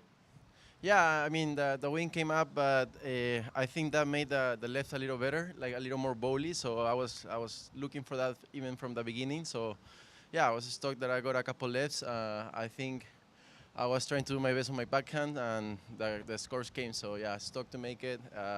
Happy with the waves, and, yeah, keep going.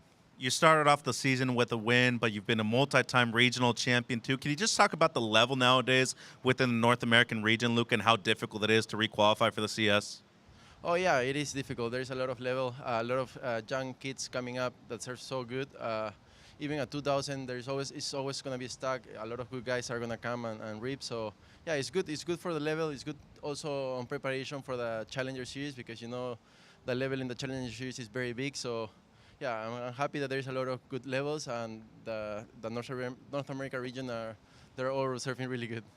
Into the quarterfinals tomorrow. Anything you want to say back home before we let you go?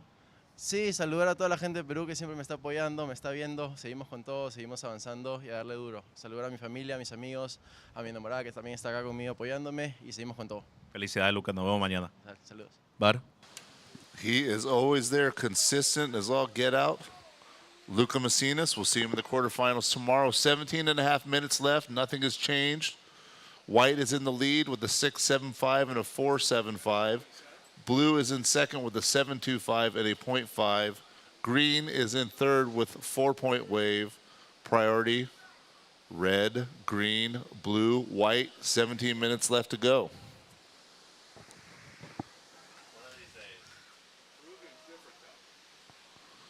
So here we go, up and riding. Lucas in white, just staying busy, finds the bowl, kind of like Luca Messinas was saying. Although the wind came up, it created a little more bowly lip. So you've noticed those left-handers have a little more vert to them now. And we see the replay right here. White Louis Houston. And live action red on the way into the pier. Kai Kushner gets 2 turns done in the pier bowl. Here's the replay. Quick replay, 1 turn, 2 turn. Gets another little foam bank. So now we've got green out the back. So rapid fire surfing. Here you go. Replay of Quaid. Floats over that section, gets a foam climb under the pier. And now, so Hayden up and out. More scores to lock in. 16 minutes left to go. We'll get you up to speed shortly. Yeah, I ain't playing no games, but I put my gloves on. It's cold now, so watching the Best Western replay. Austin. He's got multiple waves already. Yeah, he's identified that left bowl. There's a little double up, and I saw Luca used it to get the win in the last heat too. So good surfers. They're identifying the canvases they want to write their story on, and so far so good. Watching the replay here of Kushner, his first ride at a Manhattan Beach. So Kai Former winner here at the junior level. 5 points, the last of White Austin. That's now your second best. And watching the replay here, Quaid. Yeah, they're still working on that score, so they want to check it out one more time before they lock it in. Yeah, it's the one touch and then the foam climb after that. 5-5 red, 5.5 Kai. And score coming through for green, 3-6-5. Just under 15 minutes. White, you're in the lead, 6.75 and a 5 as your backup. Blue, you're in second. You have a 7.25 and just a 0.5 as your second best. Green, you have a 4, needing a 3.76. And red, you have a 5.5, needing a 2.26. Here we go, bud, up the beach real quick for Quaid. So Quaid, green, you're needing a 3.76. Red, you're needing a 2.26. 14 minutes. And blue, your backup in second, just an 0.5. White, the heat leader, your backup is a straight 5. Priority goes blue, red, white, green. Next heat, Grayson, Sam, Taj, and Dill.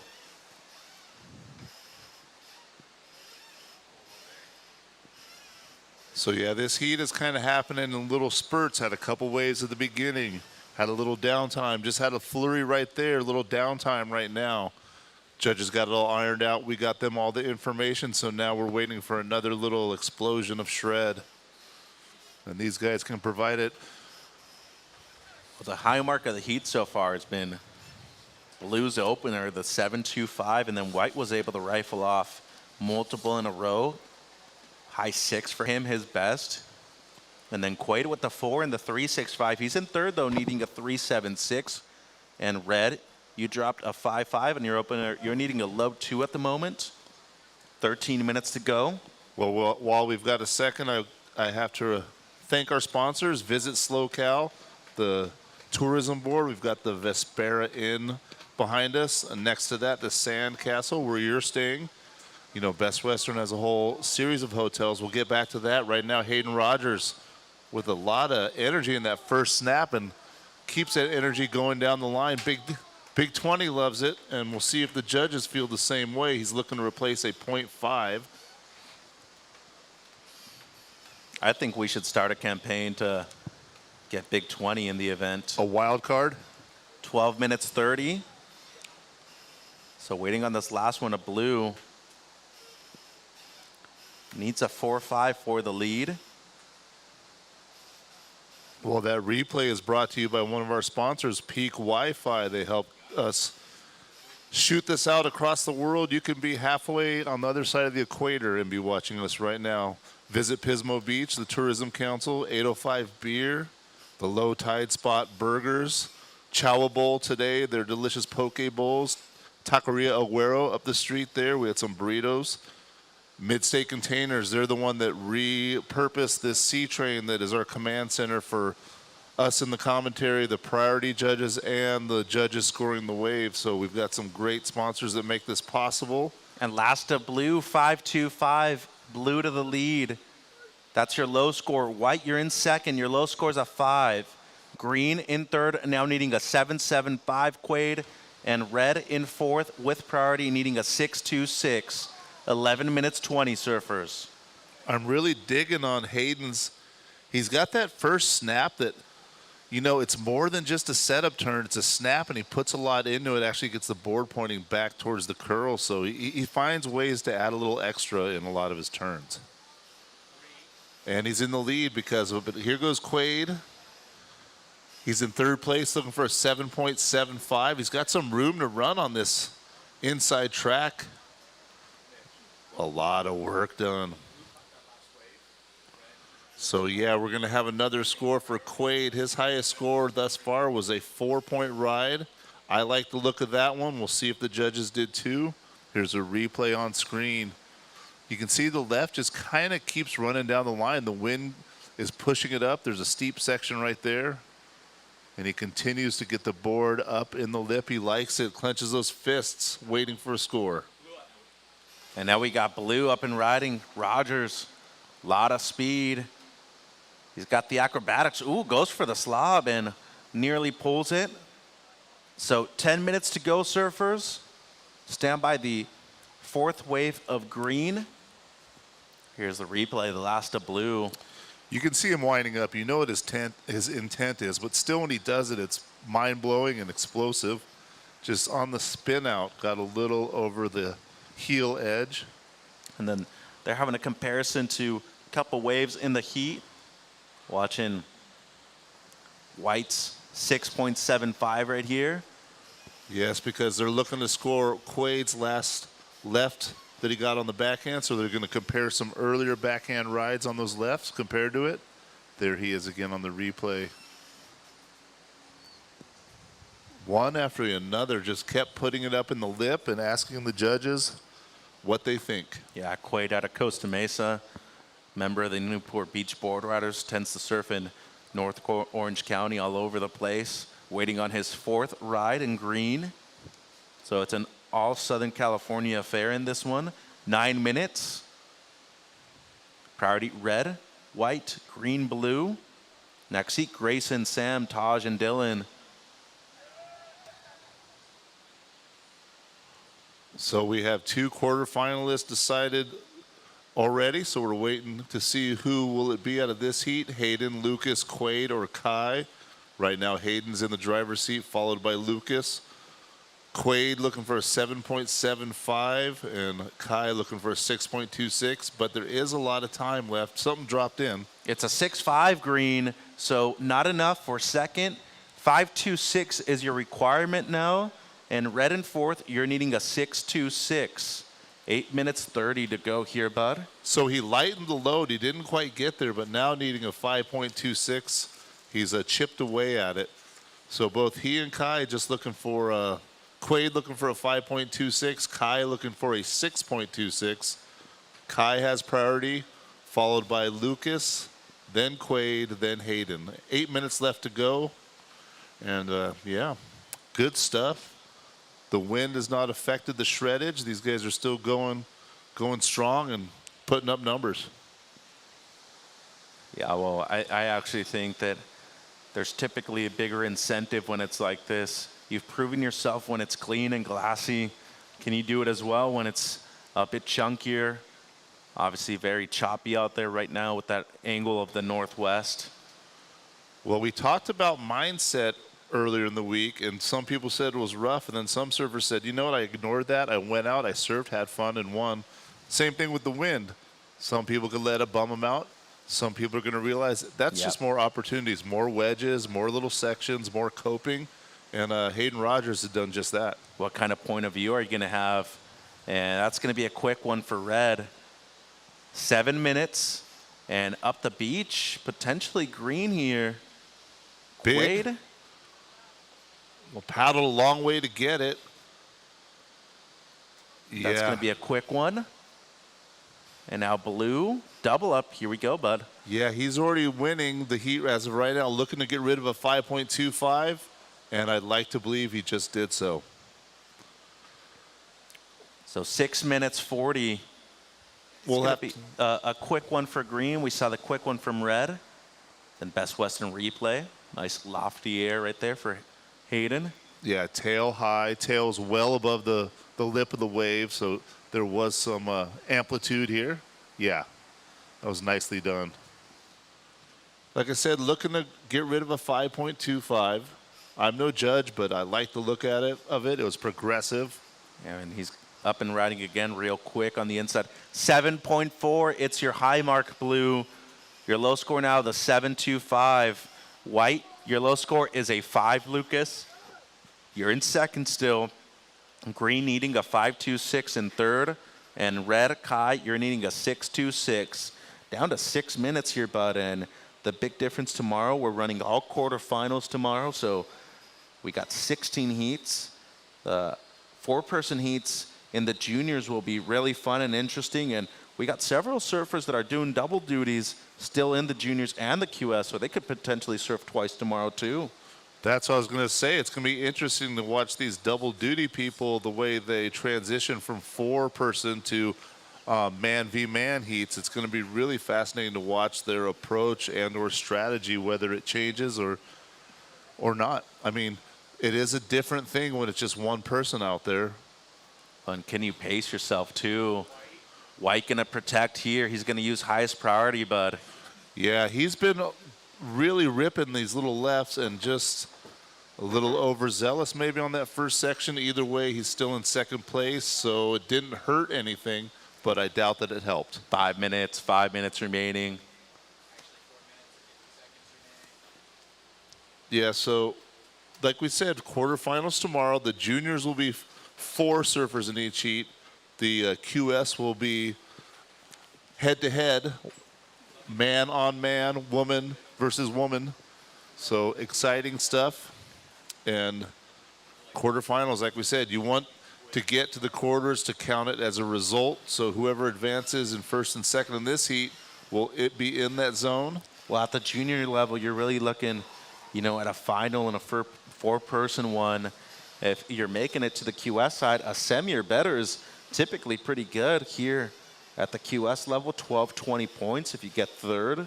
If you're making the final, 1560 for second, and of course 2,000 for the winner. 4 minutes. And here we go, bud. Potentially red. He's going to use priority here. He wants to get rid of a 0.4. He's goofy foot. He likes the left. He's got a good-looking surfboard, and he had to go for it on there, just didn't quite pull it. Yeah, he needs a low 6, and the first turn was nice and sharp, but then after that, trying to force the issue right there in the second section. Now, Mitch, how you feeling about your gloves while these guys are waiting in just a bare, just in shorts down there? Time, Quaid, 3 minutes 30.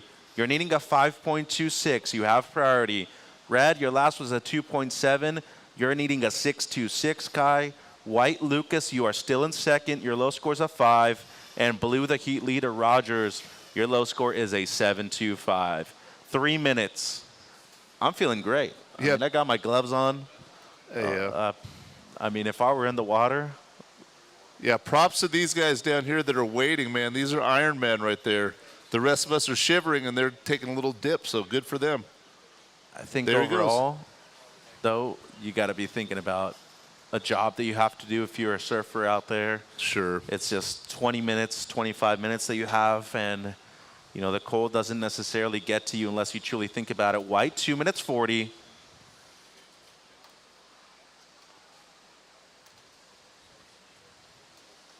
So priority, green, blue, white, red. Here comes a little bit of a bump, one of the ones that's going to break farther outside than anything we've seen in a while. Will there be a double up inside? No. They all gave it a look. Down to 2 minutes, 2 minutes. So Quaid has priority, looking for a 5.26. Kai needs a 6.26, but he is in fourth priority. He looks like he's trying to break away a little bit, but Lucas is going to keep an eye on him. Lucas has that second and advancing position. He's got third priority. And priority's going to switch.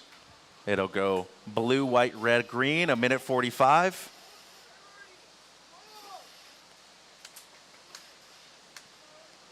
Green needs a 5.26. Red, Kai, you're needing a 6.26. 90 seconds.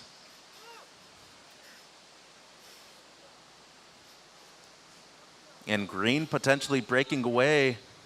Quaid, can he get into this? Yes, he can. A minute 20, bud. Yeah, good job on him just to get away. A nice start.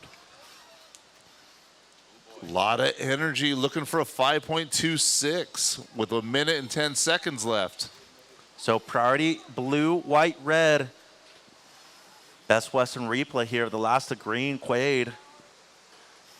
So he was in third spot. He's looking to jump up and advance. And live action, blue just going to paddle right there and keep white off of it. 50 seconds. And potentially white here. Purebo right, 40 seconds. He's up, an important wave. Yes, it sure is. Just one, but well done. 35 seconds. So we are waiting for a score from Quaid in green to come down, and we will. Yeah, Lucas got that one. And blue just coming in right there, 20 seconds. So blue does have a score, but it's not going to count for anything. Lucas is trying to improve on his 5. 10 seconds. Quaid looking for a score. This wave counts for red. 5, 4, 3, 2, 1. So next heat, heat 3, we're going to be on hold. Kushner still riding. Not a whole lot on that. So it's going to come down to the last to green and whether or not white can improve as well on the 5. Here's the replay. He was looking for a 5.26. Got a lot of work done.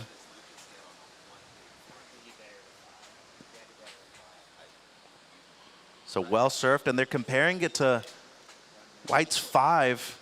This was Lucas's 4th wave right here. This is tense times for Quaid and Lucas. Both of them want to get to the quarterfinals. Who is going to join Hayden? The judges are deliberating. It's stressful. Heat 3 still on hold. Heat 3, we're on hold.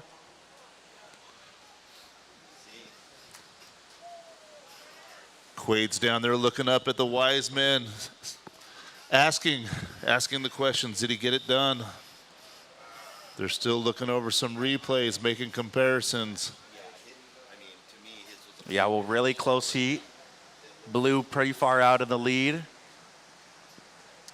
And they're looking at green's 6.5, his high mark. It needs to be a point and something under that. So heat 3 still on hold, gentlemen. Heat 3, we're on hold. Yeah, it's going to be a minute, guys. Yeah, this is heavy-duty stuff. These seconds are feeling like hours for Quaid down there and for coming Lucas. through, and stand by green and white.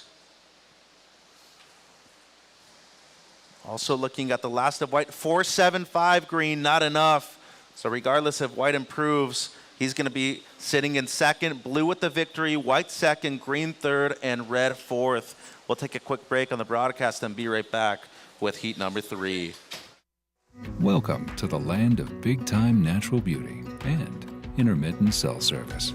Here, cowboys drink Cabernet, farmers surf the breaks, and everyone breaks for roosters. It's a wide open and welcoming place. But that's not to say we don't have any hidden secrets. Welcome to the land of truly living, with a million things to do. Or not. SlowCal, where life's too beautiful to rush. All right, we are back. We have a very special guest with us today. As the next generation, I want to push that bar even higher. I think everybody's a threat. You could get the wave of your life out there. Catching a wave, it never gets old. The tide is meant for surfing, and your vacation is meant for memories. You'll enjoy both at Best Western Hotels in California and Hawaii. After all, life is just better when there's another wave and another vacay on the horizon.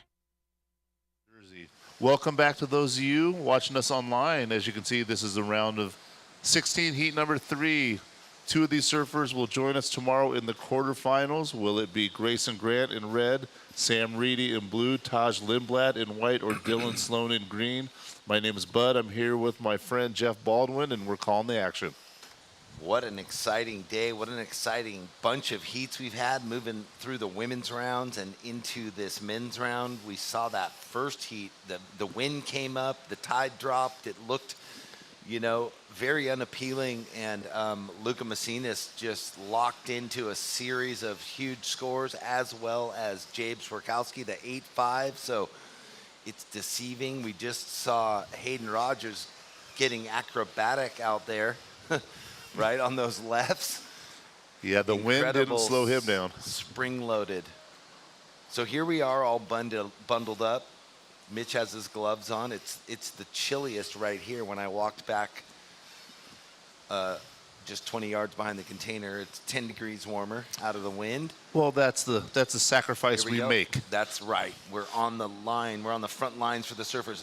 Dylan Sloan in the green on his first one. Can he get through? He is going to get through for a finish. And these cats are surfing motivated. And why wouldn't they be? Lots of points on the line and a quarterfinals berth. And I heard you guys talking about, or I don't know if it was you or Mitch saying, you got to get it done in the grovelly surf. There's really a sense of accomplishment, and they do train hard in these kind of conditions just because it's not always glassy and perfect. Well, it's all about the mindset, and all 4 competitors in the heat have to deal with the same conditions, so no need to over stress on what's out there. Go out there, adjust, adapt, and perform. I'm going to go down and talk to Hayden about the conditions, and I'll come back in a bit. Yeah, when I used to do some training with Brad Gerlach a long time ago, we would do no looksies, just pull up and paddle out. No matter what it is, get out there, do your best. Dylan, your first wave, a 4.5. 4.5 for green to open.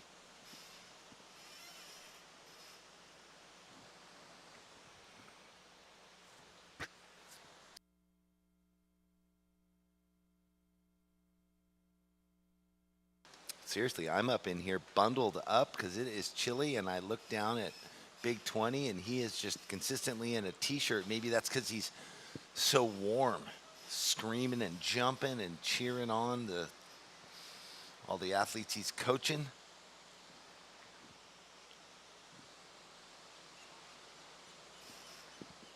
Out the back on his backhand in the white, Taj Lindblad gets a little slippery on that first one, doesn't pull it off. All right, let's hear what you got to say, Hayden. Take it away, bud. Hey, it's Hayden. He's winning heats, and he's up here talking to us, and he's cold. You got the towel on. It got a little chillier out there. Yeah, right before my heat, the wind kind of picked up, so kind of was thinking of going to the air a bit more, and it's definitely colder. Yeah, Luca Macinas mentioned that the wind created a little bit more bowl on the waves, and it seems like you picked up on that.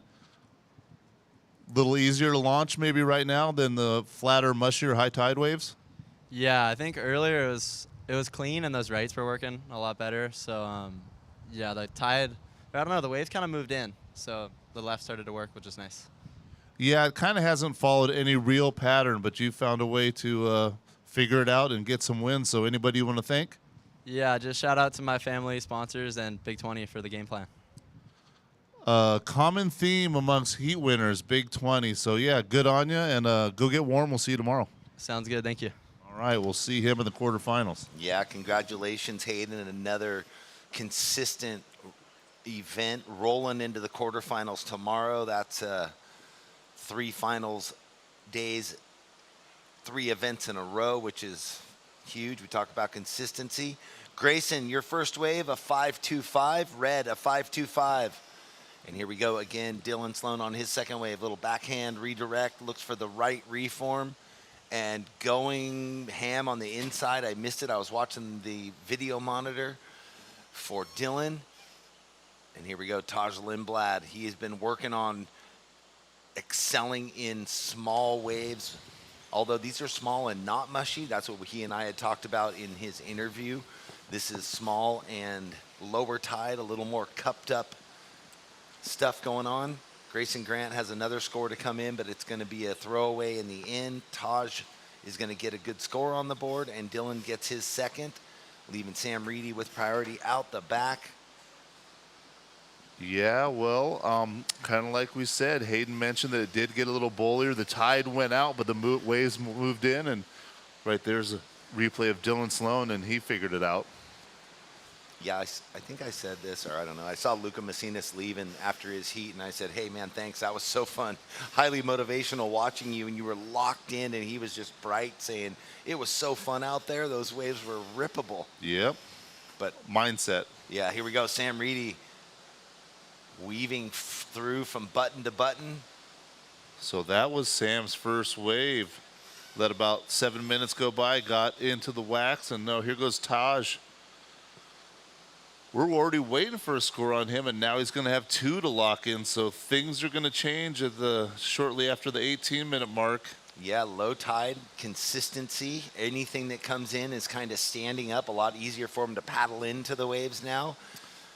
Yeah, sometimes, that bump creates little early chip-ins where you can get into it a little early, and then that little bump can create little wedges that come at you, and that's what these guys have kind of been eyeballing up. Even that, see, just a little wedge on the replay. Yeah, earlier they were not catching those. They were losing priority. Yeah.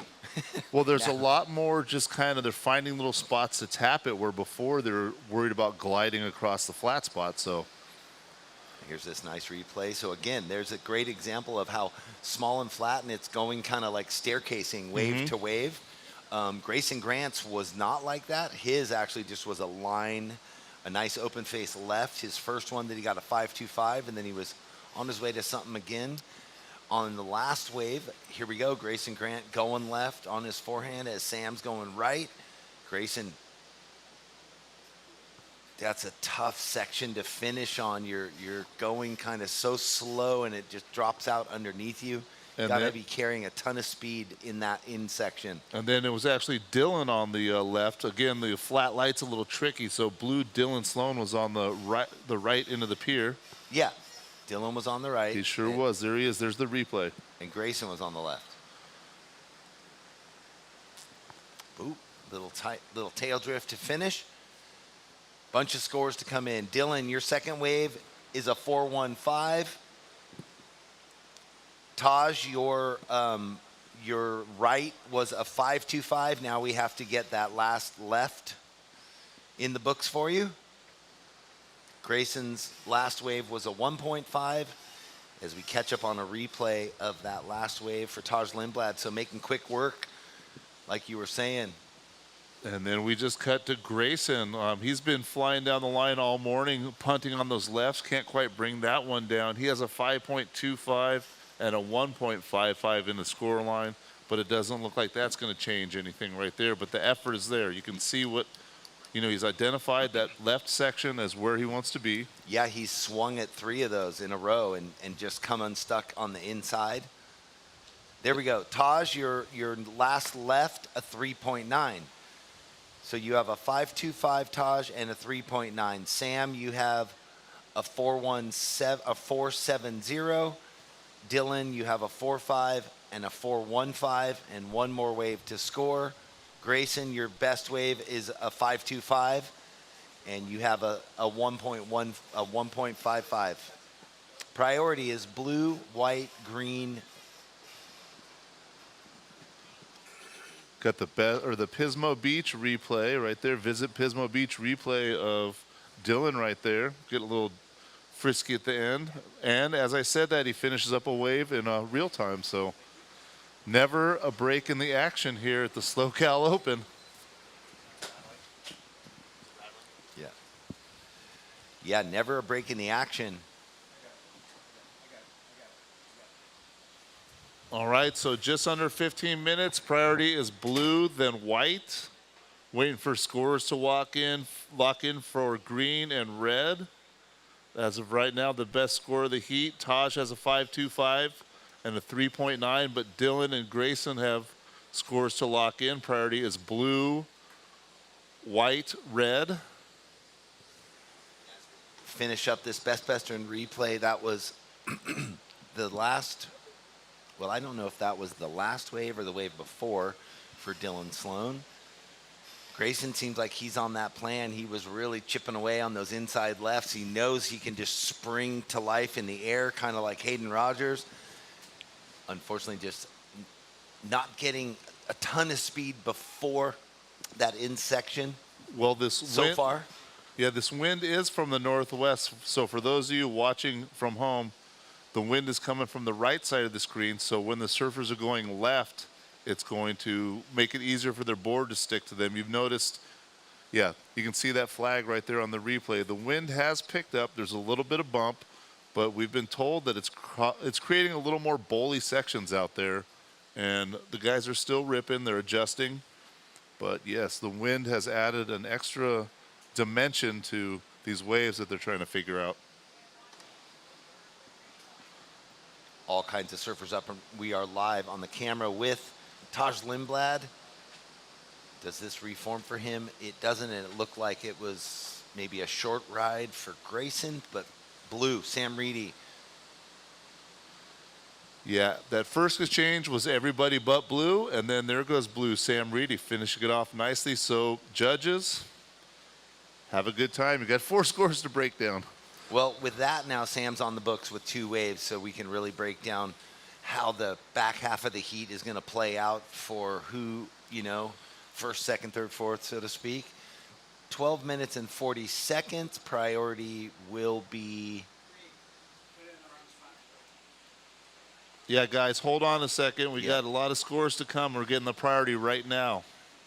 Green has first priority. Red has second priority. Here we go. Blue, Sam, or that's green, excuse me. Found another one.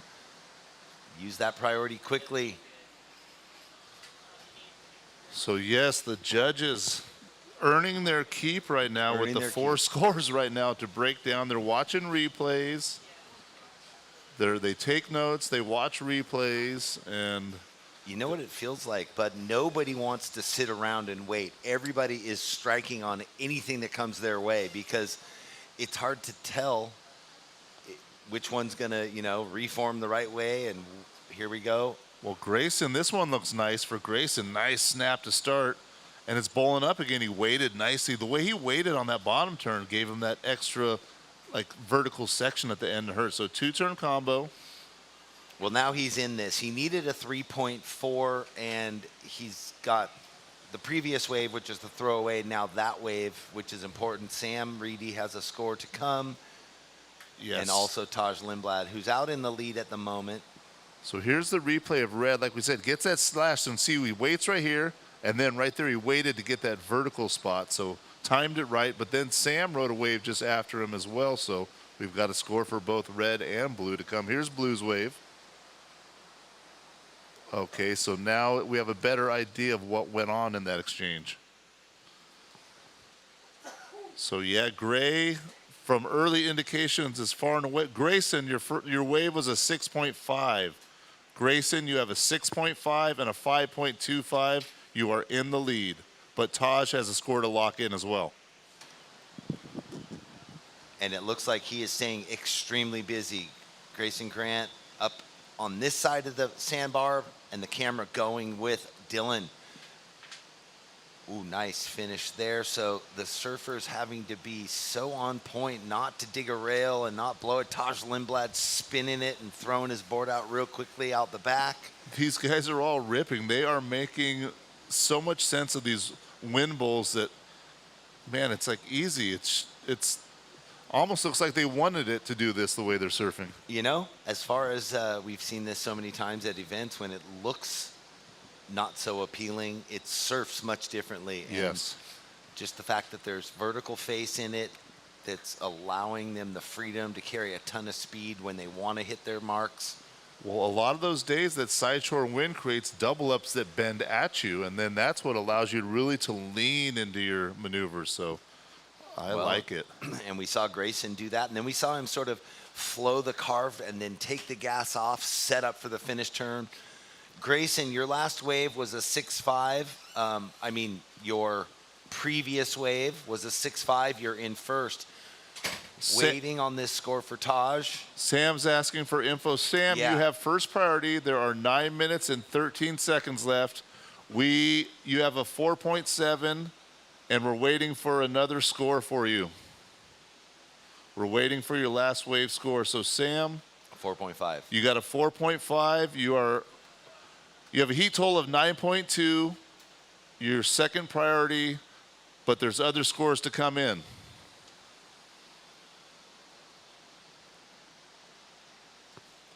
Yeah, we still have 3 scores to come in before we really know where things are at. 8 minutes, 40 seconds. Priority is blue, white, red, green. Uh-oh.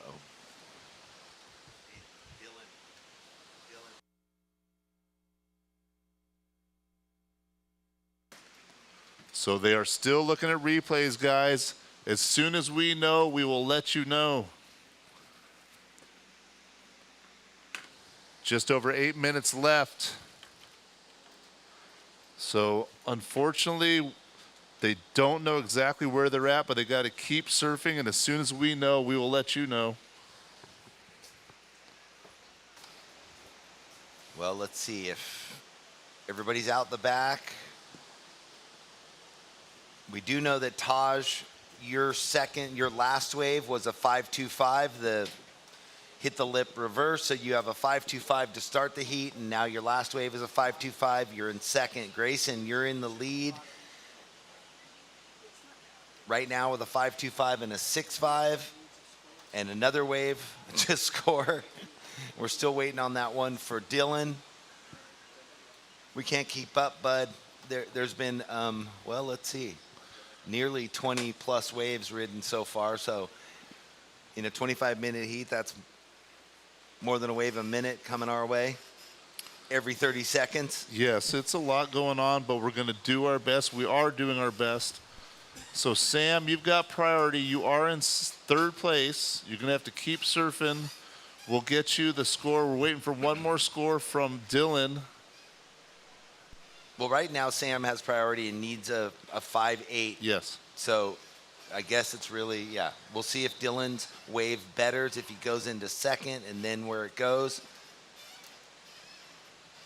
So Grayson's last wave dropped in at a 4.45. That doesn't mean anything. He didn't better anything.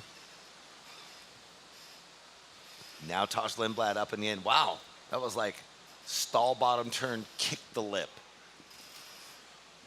So still waiting for one more score from Green. The judges really taking their time with this. They know that there's, quarterfinals on the line.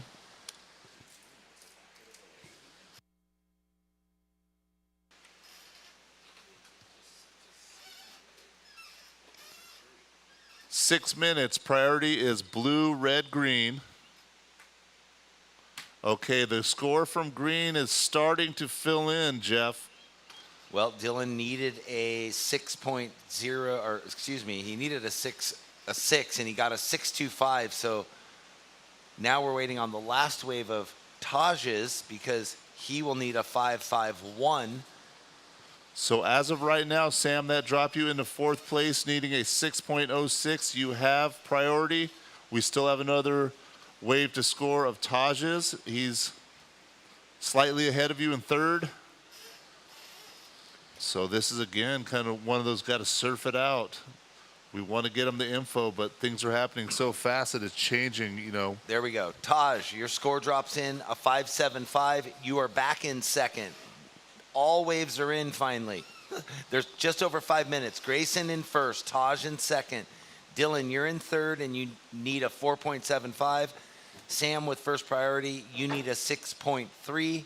5 minutes remaining. And priority is blue, red, green, white. Wow. All right. That took 10 minutes because they just kept surfing. And that's what we love. And that's why they're here. We love a full boxing match where they go blow for blow and a lot of positions change hand continuously through the heat. It means it's exciting. It means that they're pushing each other's limits and levels. I feel a great weight off our shoulders, though, because we were waiting so long and trying to get them a little bit of this, what we could tell them without sending them the wrong directions. But now with, 4 minutes and 20 seconds left, they know where they're at. They know what they need, at least as of right now. And it's technical, right? You're telling people some ambiguous number they need to, but really we could just say, look, go surf for 8.5s and you'll be fine.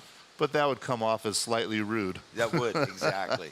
Yeah, ultimately they do have to just surf, but they also do like to have the information, so. And we can only give it when we got it. Yes, it was, like you said, ambiguous. And then also in our mind, we kind of know what we saw and have an idea, so you kind of want to, it could be this, it could be that. I don't want to step on the toes of the judges. Never.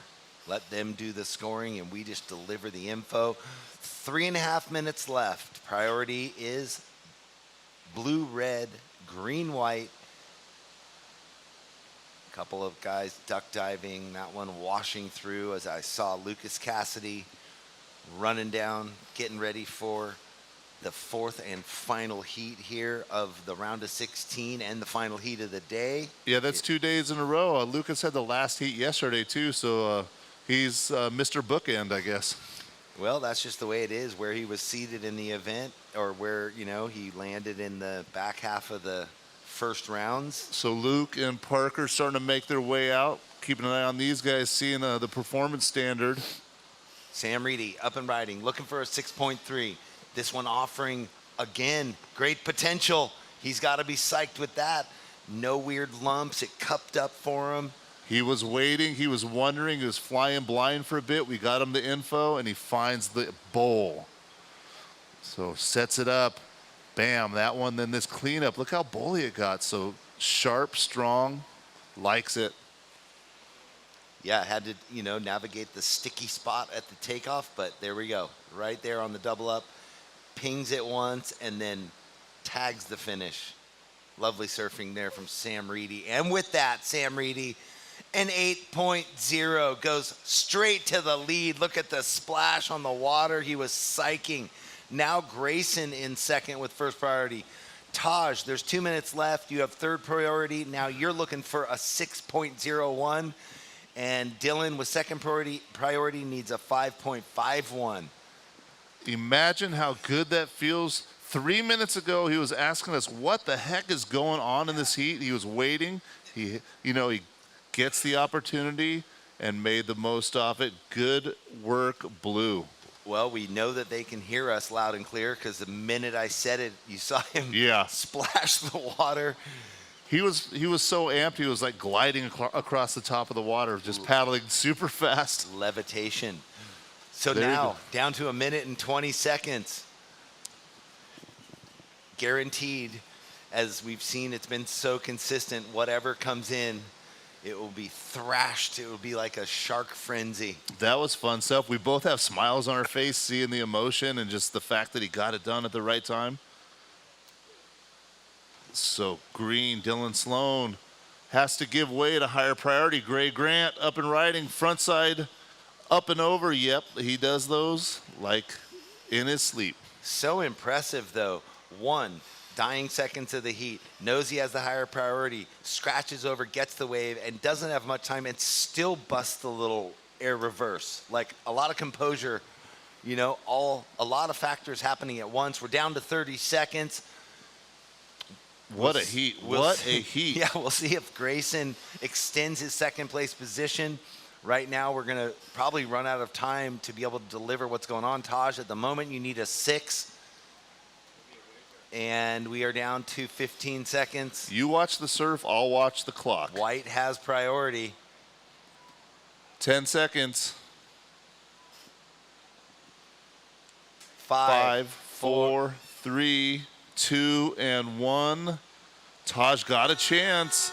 He got a chance. He gets it up there. Let's see. Oh, my. Oh, my. Okay. 2 big backside hammers there from Taj Lindblad, searching for a 6.01, but at the same time, Grayson has that last left with the air reverse.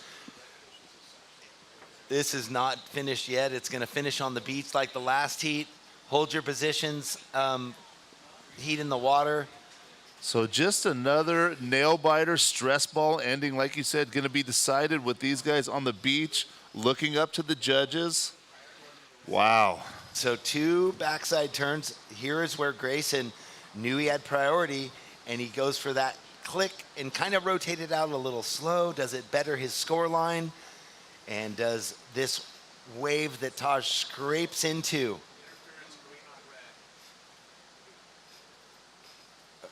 Okay. He was 4th. Yeah, I'll tell him. So it's starting to take shape. And what were you saying over here, Jeff? Grayson's score comes in at a 5.4. So what that did is it increased what Taj is going to need on his last left, which would be a 6.16. So it went up a 1/10 of a point. Every 1/10 of a point matters.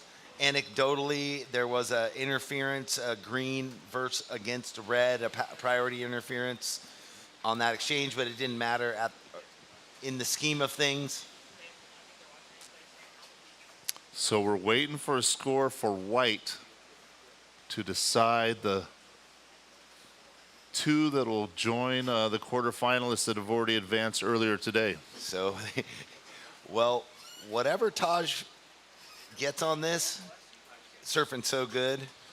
Well, that was smart surfing too. He saw that, he knew the time was up. He saw that little lump and he surfed it up as best he could. I mean, just the fact that he caught the wave Yeah. too. I mean, and it's funny earlier in the interview saying, yeah, no, these boards I had in my garage, Matt made them for like, what was it, Virginia Beach or something, and he'd never really ridden them.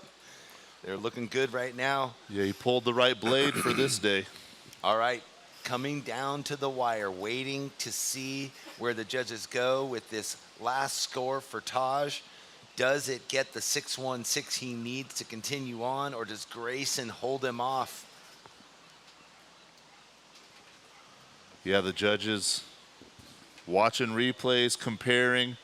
Yeah, guys, hold tight. It's just now starting to fall in.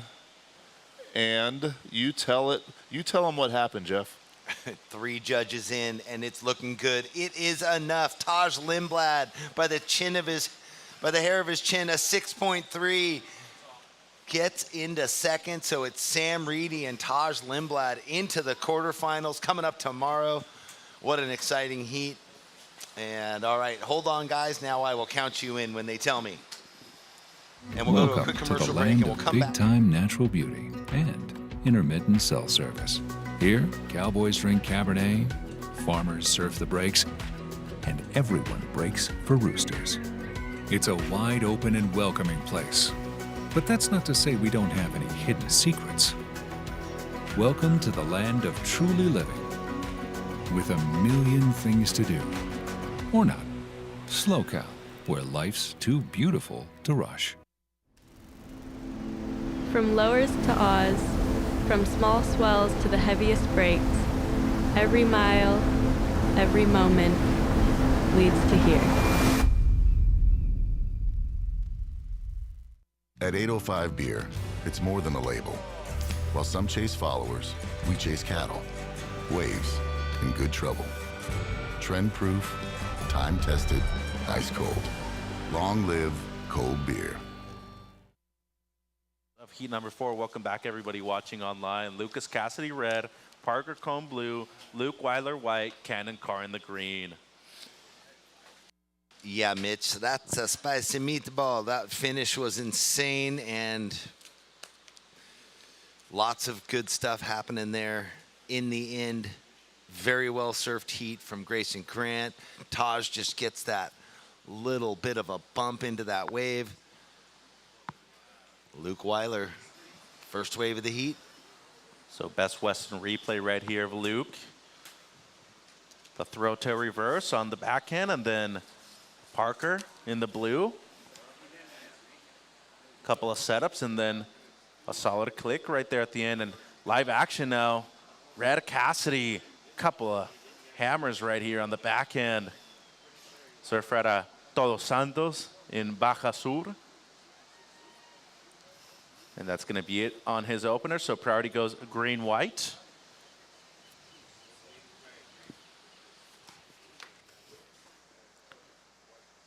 Blue, 5.75 Parker. White, 3.5. Waiting on the opener of red.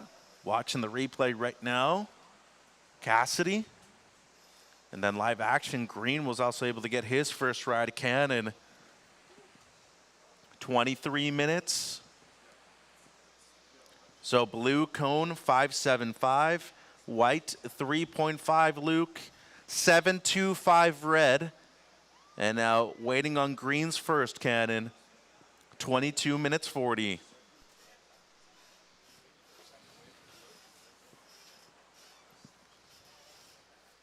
What a way to start off the heat. Our final heat of the round as well.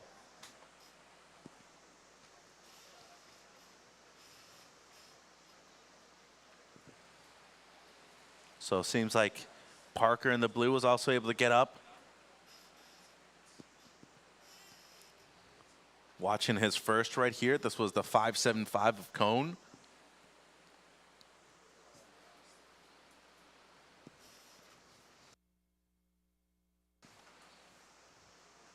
So priority established. It goes white, blue, red, green.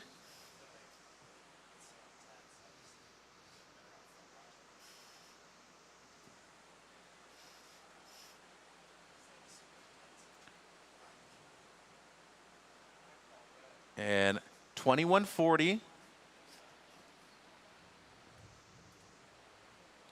Just a quick second one there for blue, Parker. And then watching green's first, Cannon.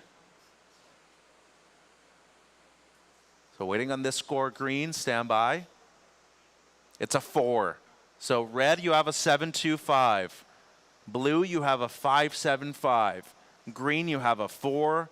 And white, you have a 3.5. 21 minutes. Let's go downstairs. Sam with Jeff. Yeah, I'm here with Sam. He's recapping the heat in his mind, and I was recapping the heat too because for a while you were sitting out the back waiting for the scores, waving, and we couldn't deliver them. Finally, you got the money wave. Yeah, absolutely. That was definitely the money wave. I was sitting out there with Prio for a long time. My feet were getting cold, but I'm thankful that the universe sent me that wave and I could perform. Well, it was fun for us because after sitting all that time, we were feeling kind of bad, and then you get the wave, get the huge score, and I know you could hear me because I saw you splash the ocean. Absolutely. These are the moments that I live for with competing, is waiting with Prio, not sure if you're going to get the wave, and then having a wave like that. And I more gave myself the clap because I was just proud of myself and that I could pull it off. Well, yeah, a little self-boost. You're like, yes, I did it, and it was the high score of the heat. And out there, the waves are cupping up, and so you know, as you're watching your competitors, I'm assuming you're like, I don't know, they could get a 10, they could get a 2. Oh my gosh, yeah. Taj, who's won here in the past, and Grayson, who's an absolute beast out there. And Dylan, who I just heard of this event, is absolutely ripping. So it was definitely a tricky heat, but I'm glad I could come away with the win. Well, congratulations, Sam Reedy. Moving into the quarterfinals tomorrow, you looking forward to a finals weekend? Absolutely, that's what we're here for, to win. And you got a flag in your car? Absolutely, got the Costa Rican flag ready to go. That's right. Pura Vida. The Ticos are in the house. Great job. Please say hello to anyone you'd like to. Of course. I want to send a special shout out to my aunt and uncle and my parents who help me and my friends travel around the world and do our dreams. So I'm really thankful for them. And Lineage, who's been fueling us for the past few weeks now, which I'm really stoked on. Y un saludo a todos los ticos que me están apoyando. Muchas gracias. Vamos a cuarto de final acá en QS y seguimos con más. A poner la bandera en alto. Back to you, Mitch. Thanks, Jeff. Watching live action, Cassidy. This is his second ride. So priority goes green, blue, white, 19 minutes. Our final heat of the day, final heat of the round. So this, during the interview, Best Western Replay, Weiler getting what seems to be his best right here. San Clemente surfer in the white. And then Cassidy getting his second, has the 7.25 to start.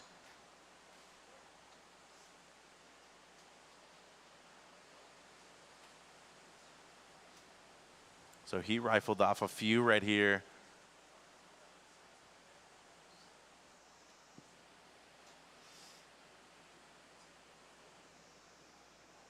$18 minutes.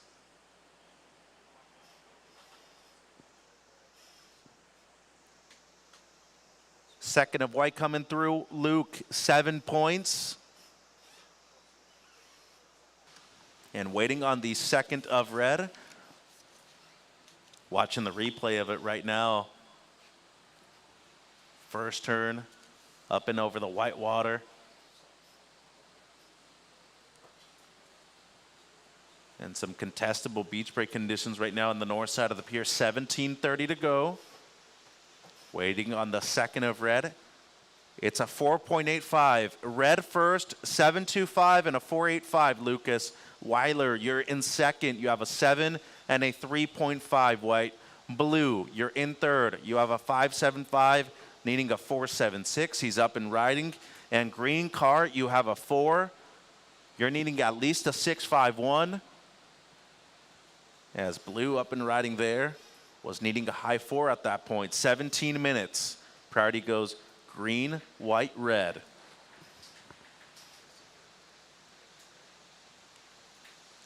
Not enough, Parker. 4.25.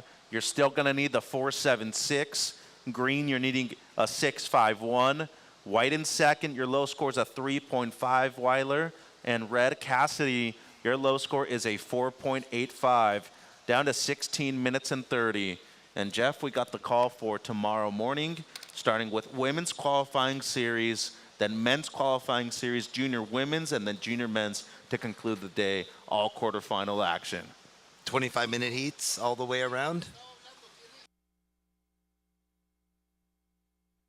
25-minute heats all through the day tomorrow? We'll do 20 for the juniors. 20 for the juniors, that's what I was and wondering. 25 for the QS. They gotta earn their stripes, don't they, the juniors? Yeah, unless it's super slow, things will change. But yeah, for the moment, it'll be 25 for the qualifying series, head-to-head heats, and then 20 for the juniors. But yep, it'll go women's QS, men's QS, junior women's, and then junior men's to conclude the day. 16 minutes. And an 8 a.m. start again. 7:30 a.m. call for a potential 8 a.m. start, Yes. I believe, yes. Yep. Well, looking up at the scoreboard here, Lucas Cassidy started off where he finished his last heat, that 7.25. Remember, he got the kind of the buzzer beater or not. Right at the end of the heat, though, he got the score very similar. That's what he needed. 15 and a half minutes left here in heat number 4. Priority, well, Red's going to just surf anyway. Ah, that board he has found. He's a fan of that surfboard. He was riding that same one up in Morro Bay, too. He's put that thing on ice.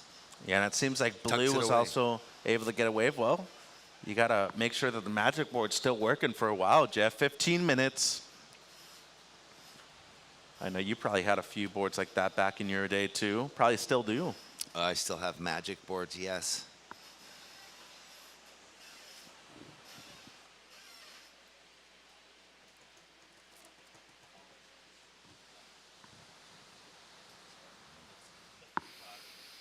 Priority is green, then white. So this is the last one of Cassidy that you're talking about. I mean, he's just getting the kick over the lip, and when the wave seems like there's nothing supplying energy, he's finding speed. So it's working out for Lucas Cassidy. And then Blue, this one comes in as a 2.6. So waiting on the third of Red, 14 minutes. And then is this going back to one of this Luke's earlier waves? Oh, to compare for Lucas Cassidy's. That's Gotcha. White's 7-point ride. And then Cassidy in his young age. I mean, that first turn, he couldn't have extracted more out of those two. And we got live action, Jeff. Blue, Cone, catching up with him. That one fizzles on him after the fact. So priority goes green, white, red. 13:30 on the clock. Scores coming through red. They're looking positive. It's a 7:05, so it's your backup. You extend your lead. White still in second. Low score Luke is a 3.5. Blue, your last coming through. It's a 3.4. You're still needing the 4.76. And green, you need a 6.51. Here we go, Jeff, heat leader. I think he went and rubbed knuckles with Luca Macinas because he's finding those same things on the left, on his backhand. Oh, where he's from, you get the same winds that we get here on the California coastline, same in Baja and Baja Sur. So you're used to these kind of conditions in the wintertime. Big northwest winds, get a lot of wind swell, and for a lot of people that don't think that that area of like Los Cabos and just outside of it, it gets cold over there. You're wearing a full suit in the winter. I was going to say on the Pacific side, out in front of Todos Santos there where they are, right? Yep. It gets gray, it gets cold, and I mean, even in the summertime, if you're over on the East Cape enjoying the tropical desert feel or whatever you want to call that, and then you drive around, bring your wetsuit. You get into the shaded areas right there. You get, certain currents. It'll be cold. So last of red doesn't improve, Cassidy. It's a 3.8. 7.05 on your low score. White, your low score in second, 3.5. Blue, you're needing a 4.76. And green car, you're needing a 6.51. 12 minutes, Jeff. Our final heat of the day. It went by fast. It went by really quick. Well, that's when you know the surfing's been good, when you're remembering a lot of the great waves throughout the day. Reed Van Wagener with the stellar performance here in the round of 16. All 4 heats have been ultra competitive. It's what we expect from this part of the event already, of course. Want to say a big thank you to our entire staff, yourself, Jeff, Bud, and of course, our crew of judges, Darren Brillhart, Brian Robbins, Andrew Nichols, Jeremiah, our beach marshal, and of course our entire broadcast production crew too, doing an amazing job at the event. We're running a tight ship. Everybody is. Everyone's pitching in, that's for sure. That's the QS. You got to. Just too good over here. And of course our scoring operator extraordinaire who does a little bit of everything. Jersey's own Dylan O'Donnell, a shredder as well. This would be kind of an ideal day back home for him on the Jersey shore. Not only in the ocean, as a musician. So 10:45 to go, surfers. So waiting for Cannon Carr to get himself some little magic button. He's got a 4. There's Red? 10.5 minutes left. Red, Lucas, you have a 7.25. Your second best wave, another left, was a 7.05. You're in first with 14.3 as your 2-wave total. 4th priority, and there's just over 10 minutes to go. Time, 10 minutes. And White in second has a 7 and a 3.5. So that's what he was asking for. He wants a situation of everybody else. Blue is in third. He has a 5.75. He's needing a 4.76. And Green has a 4, needing a 6.51. Right on, Lucas. Your low score's a 7.05, Red. 10 minutes. And we got Blue up the beach cone. And and 2 surfers up. We're watching Blue on the broadcast. Red was kind of a quick one, and Parker here. Looking like a day of Blackies back in Newport Beach, Jeff. Not to blow up one of our home spots, but it can get pretty similar. Here's Best Western replay of Red. Yeah, right after you delivered all that info, he decided to get up and surf. That was a tough wave. He did well just getting up and around that section.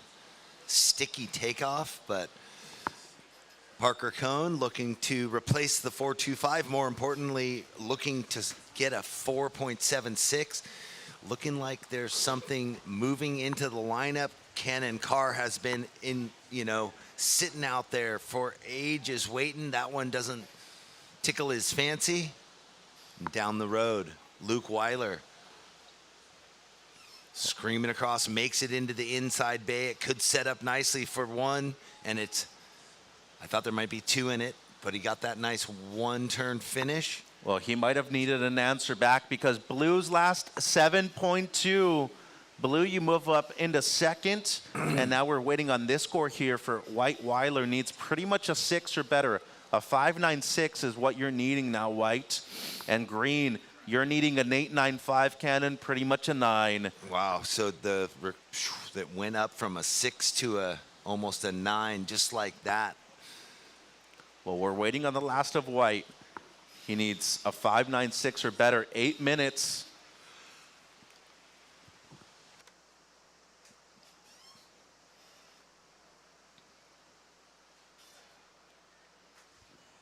And here's the Best Western replay once again. So Cassidy was closer towards the pier. He just got a quick one, and then this one at Weiler, it's going to make a difference, Jeff. He's looking for close to a 6. 7.5 on the clock.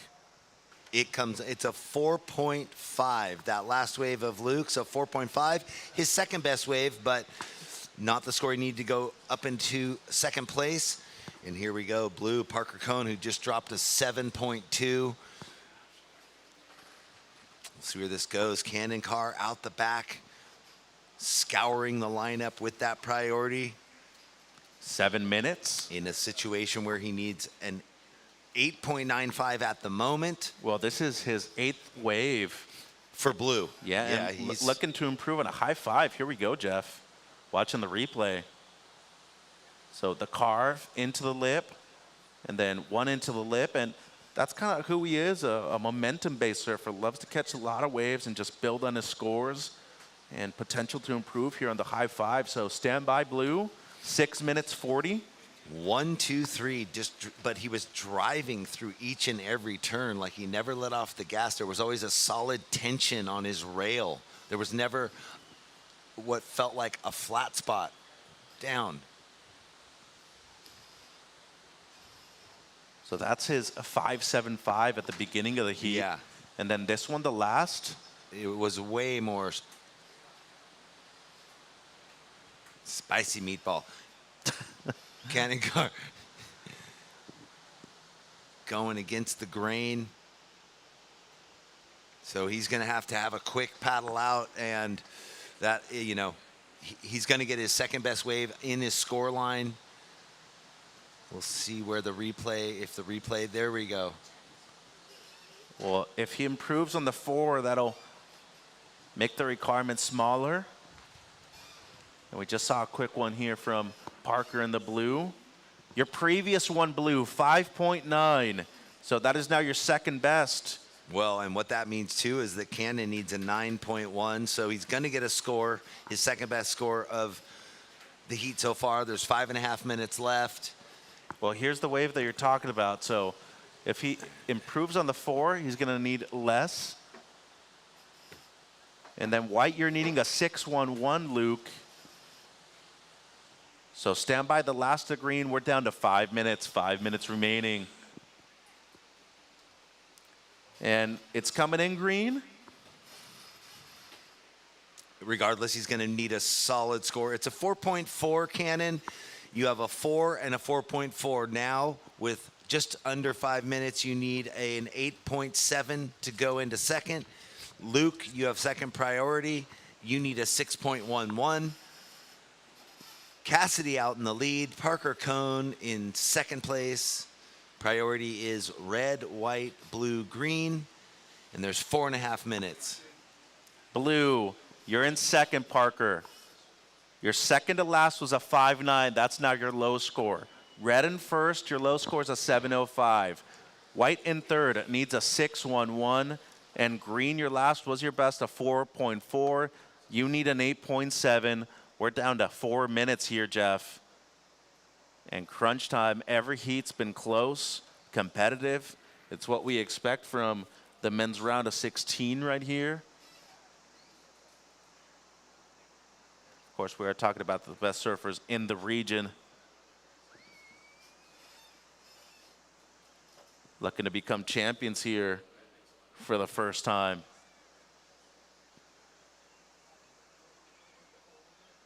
So priority goes red, white, blue, green. White needs a 6.11. Green needs an 8.7. Blue in second, your low score, Parker, is a 5.9. And red, your low score, 7.05, Lucas, 3 minutes 20. Highlights from today, Jeff?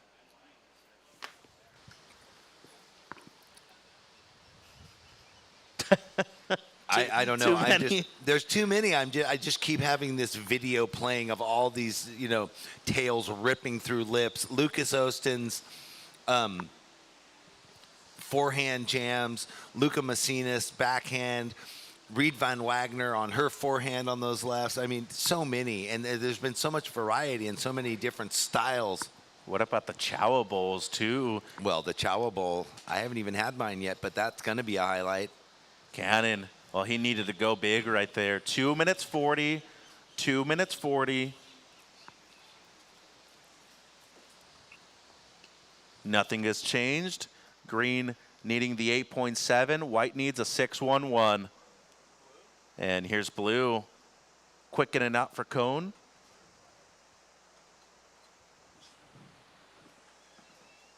Two minutes 20.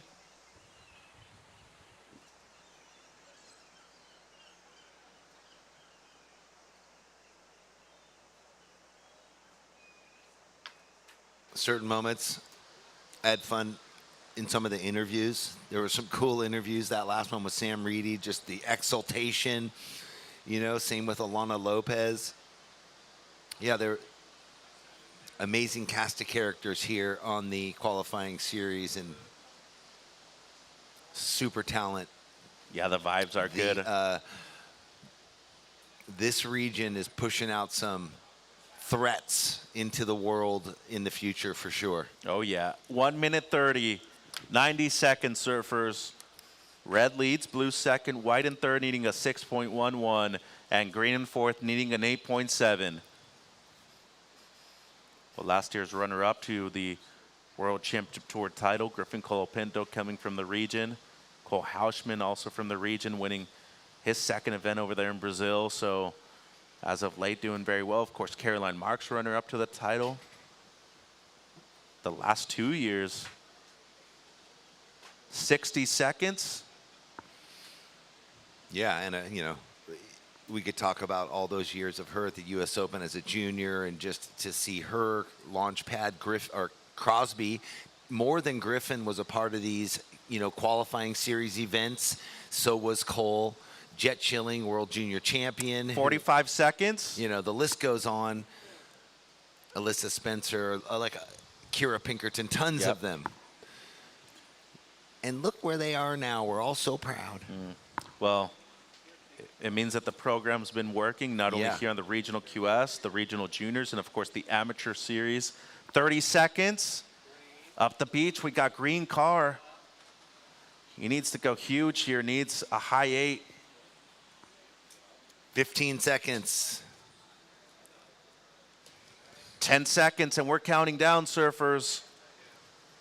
Our final heat of the day. 5, 4, 3, 2, 1. So it'll be red first, blue second. Good effort from Luke Weiler and Cannon Carr in that last heat. But our quarterfinals are set for both the men's qualifying series and the women's qualifying series. Our call for tomorrow, 7:30 a.m. for a potential 8 a.m. start. Women's quarterfinals on the QS, men's quarterfinals on the QS. All of those will be 25 minutes. And then we'll go junior women's, junior men's at 20 minutes. And then on Sunday, all semis and finals. So we'll take a quick commercial break and be back with the highlights in the 805 post show.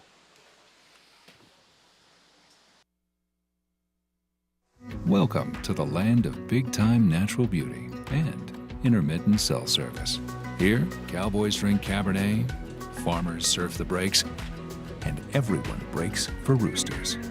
It's a wide open and welcoming place. But that's not to say we don't have any hidden secrets. Welcome to the land of truly living, with a million things to do. Or not. SlowCal, where life's too beautiful to rush. We start each day with one goal.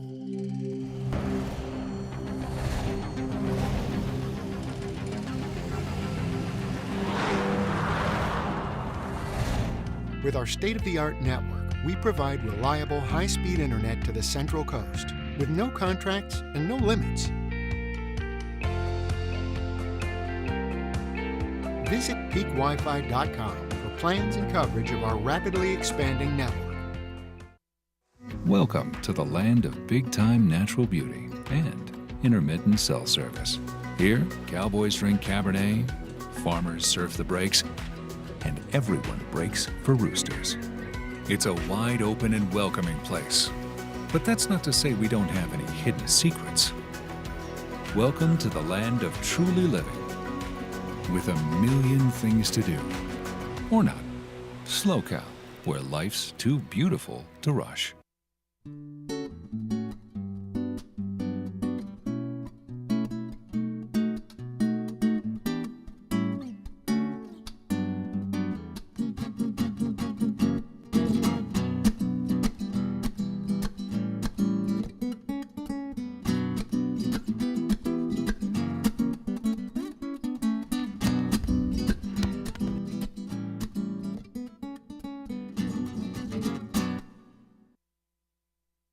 Welcome to the land of big-time natural beauty and intermittent cell service. Here, cowboys drink Cabernet, farmers surf the breaks, and everyone breaks for roosters. It's a wide open and welcoming place. But that's not to say we don't have any hidden secrets. Welcome to the land of truly living, with a million things to do. Or not. SlowCal, where life's too beautiful to rush.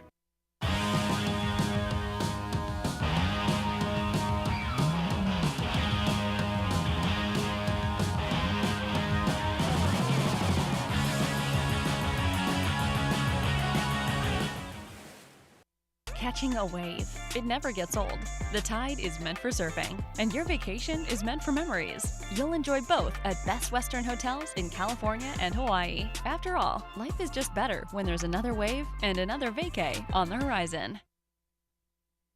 Welcome back, everybody watching online. So we just concluded our final heat of the day. It was heat 4 of the men's QS round of 16. Mitchell Salazar here with the great Jeffrey Baldwin. So, Jeff, Day 5 of the SLOCAL Open at Pismo Beach. We ran only the qualifying series today. Did 2 rounds of the men's QS and 1 of the women's QS. Great day.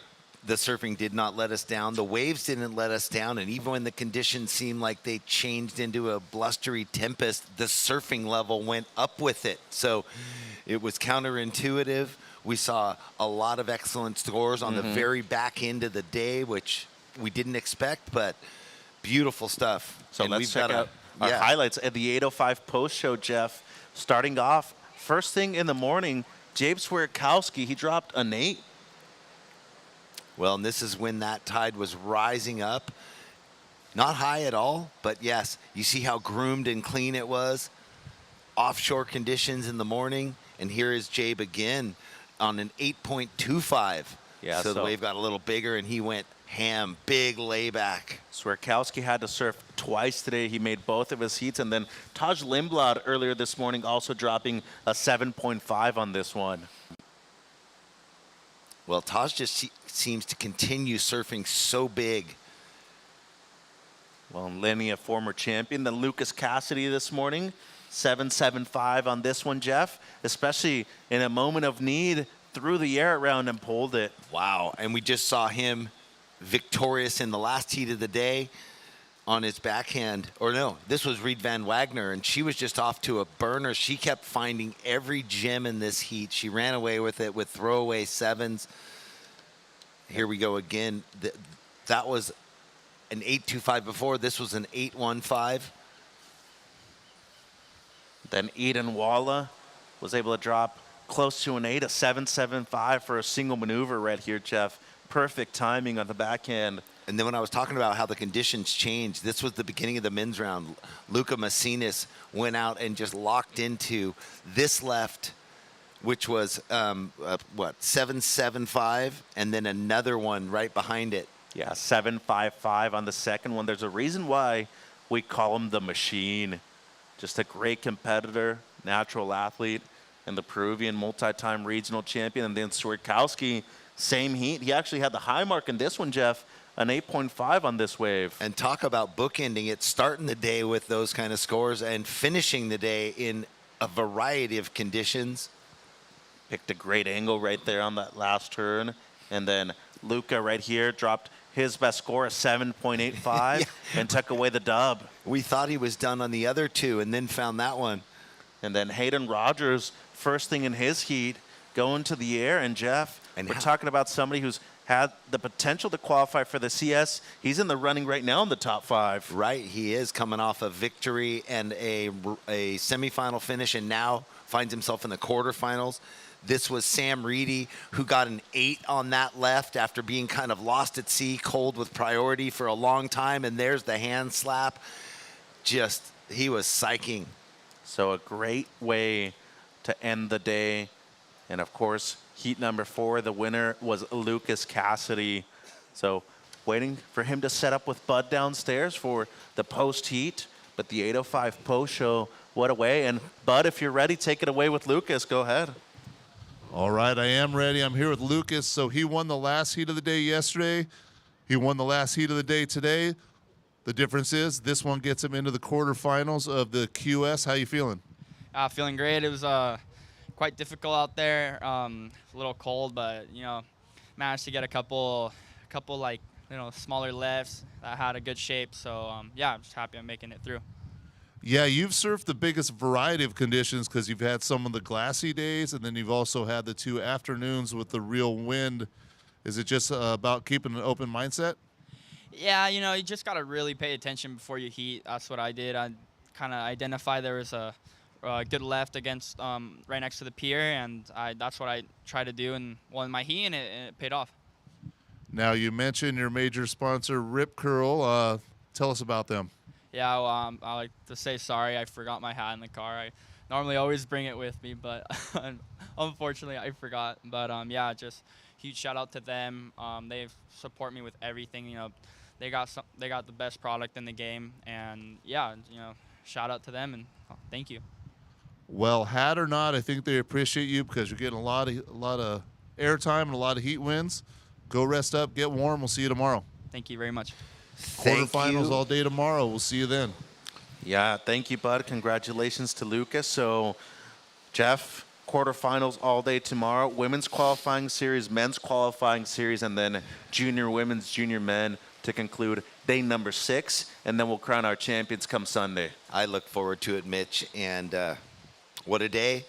Best to you, best to Bud, and we will see you tomorrow. On behalf of everybody here on the production crew, thank you so much for tuning in, and see you bright and early, 7:30 a.m. call for a potential 8 a.m. start at the SlowCal Open at Pismo Beach.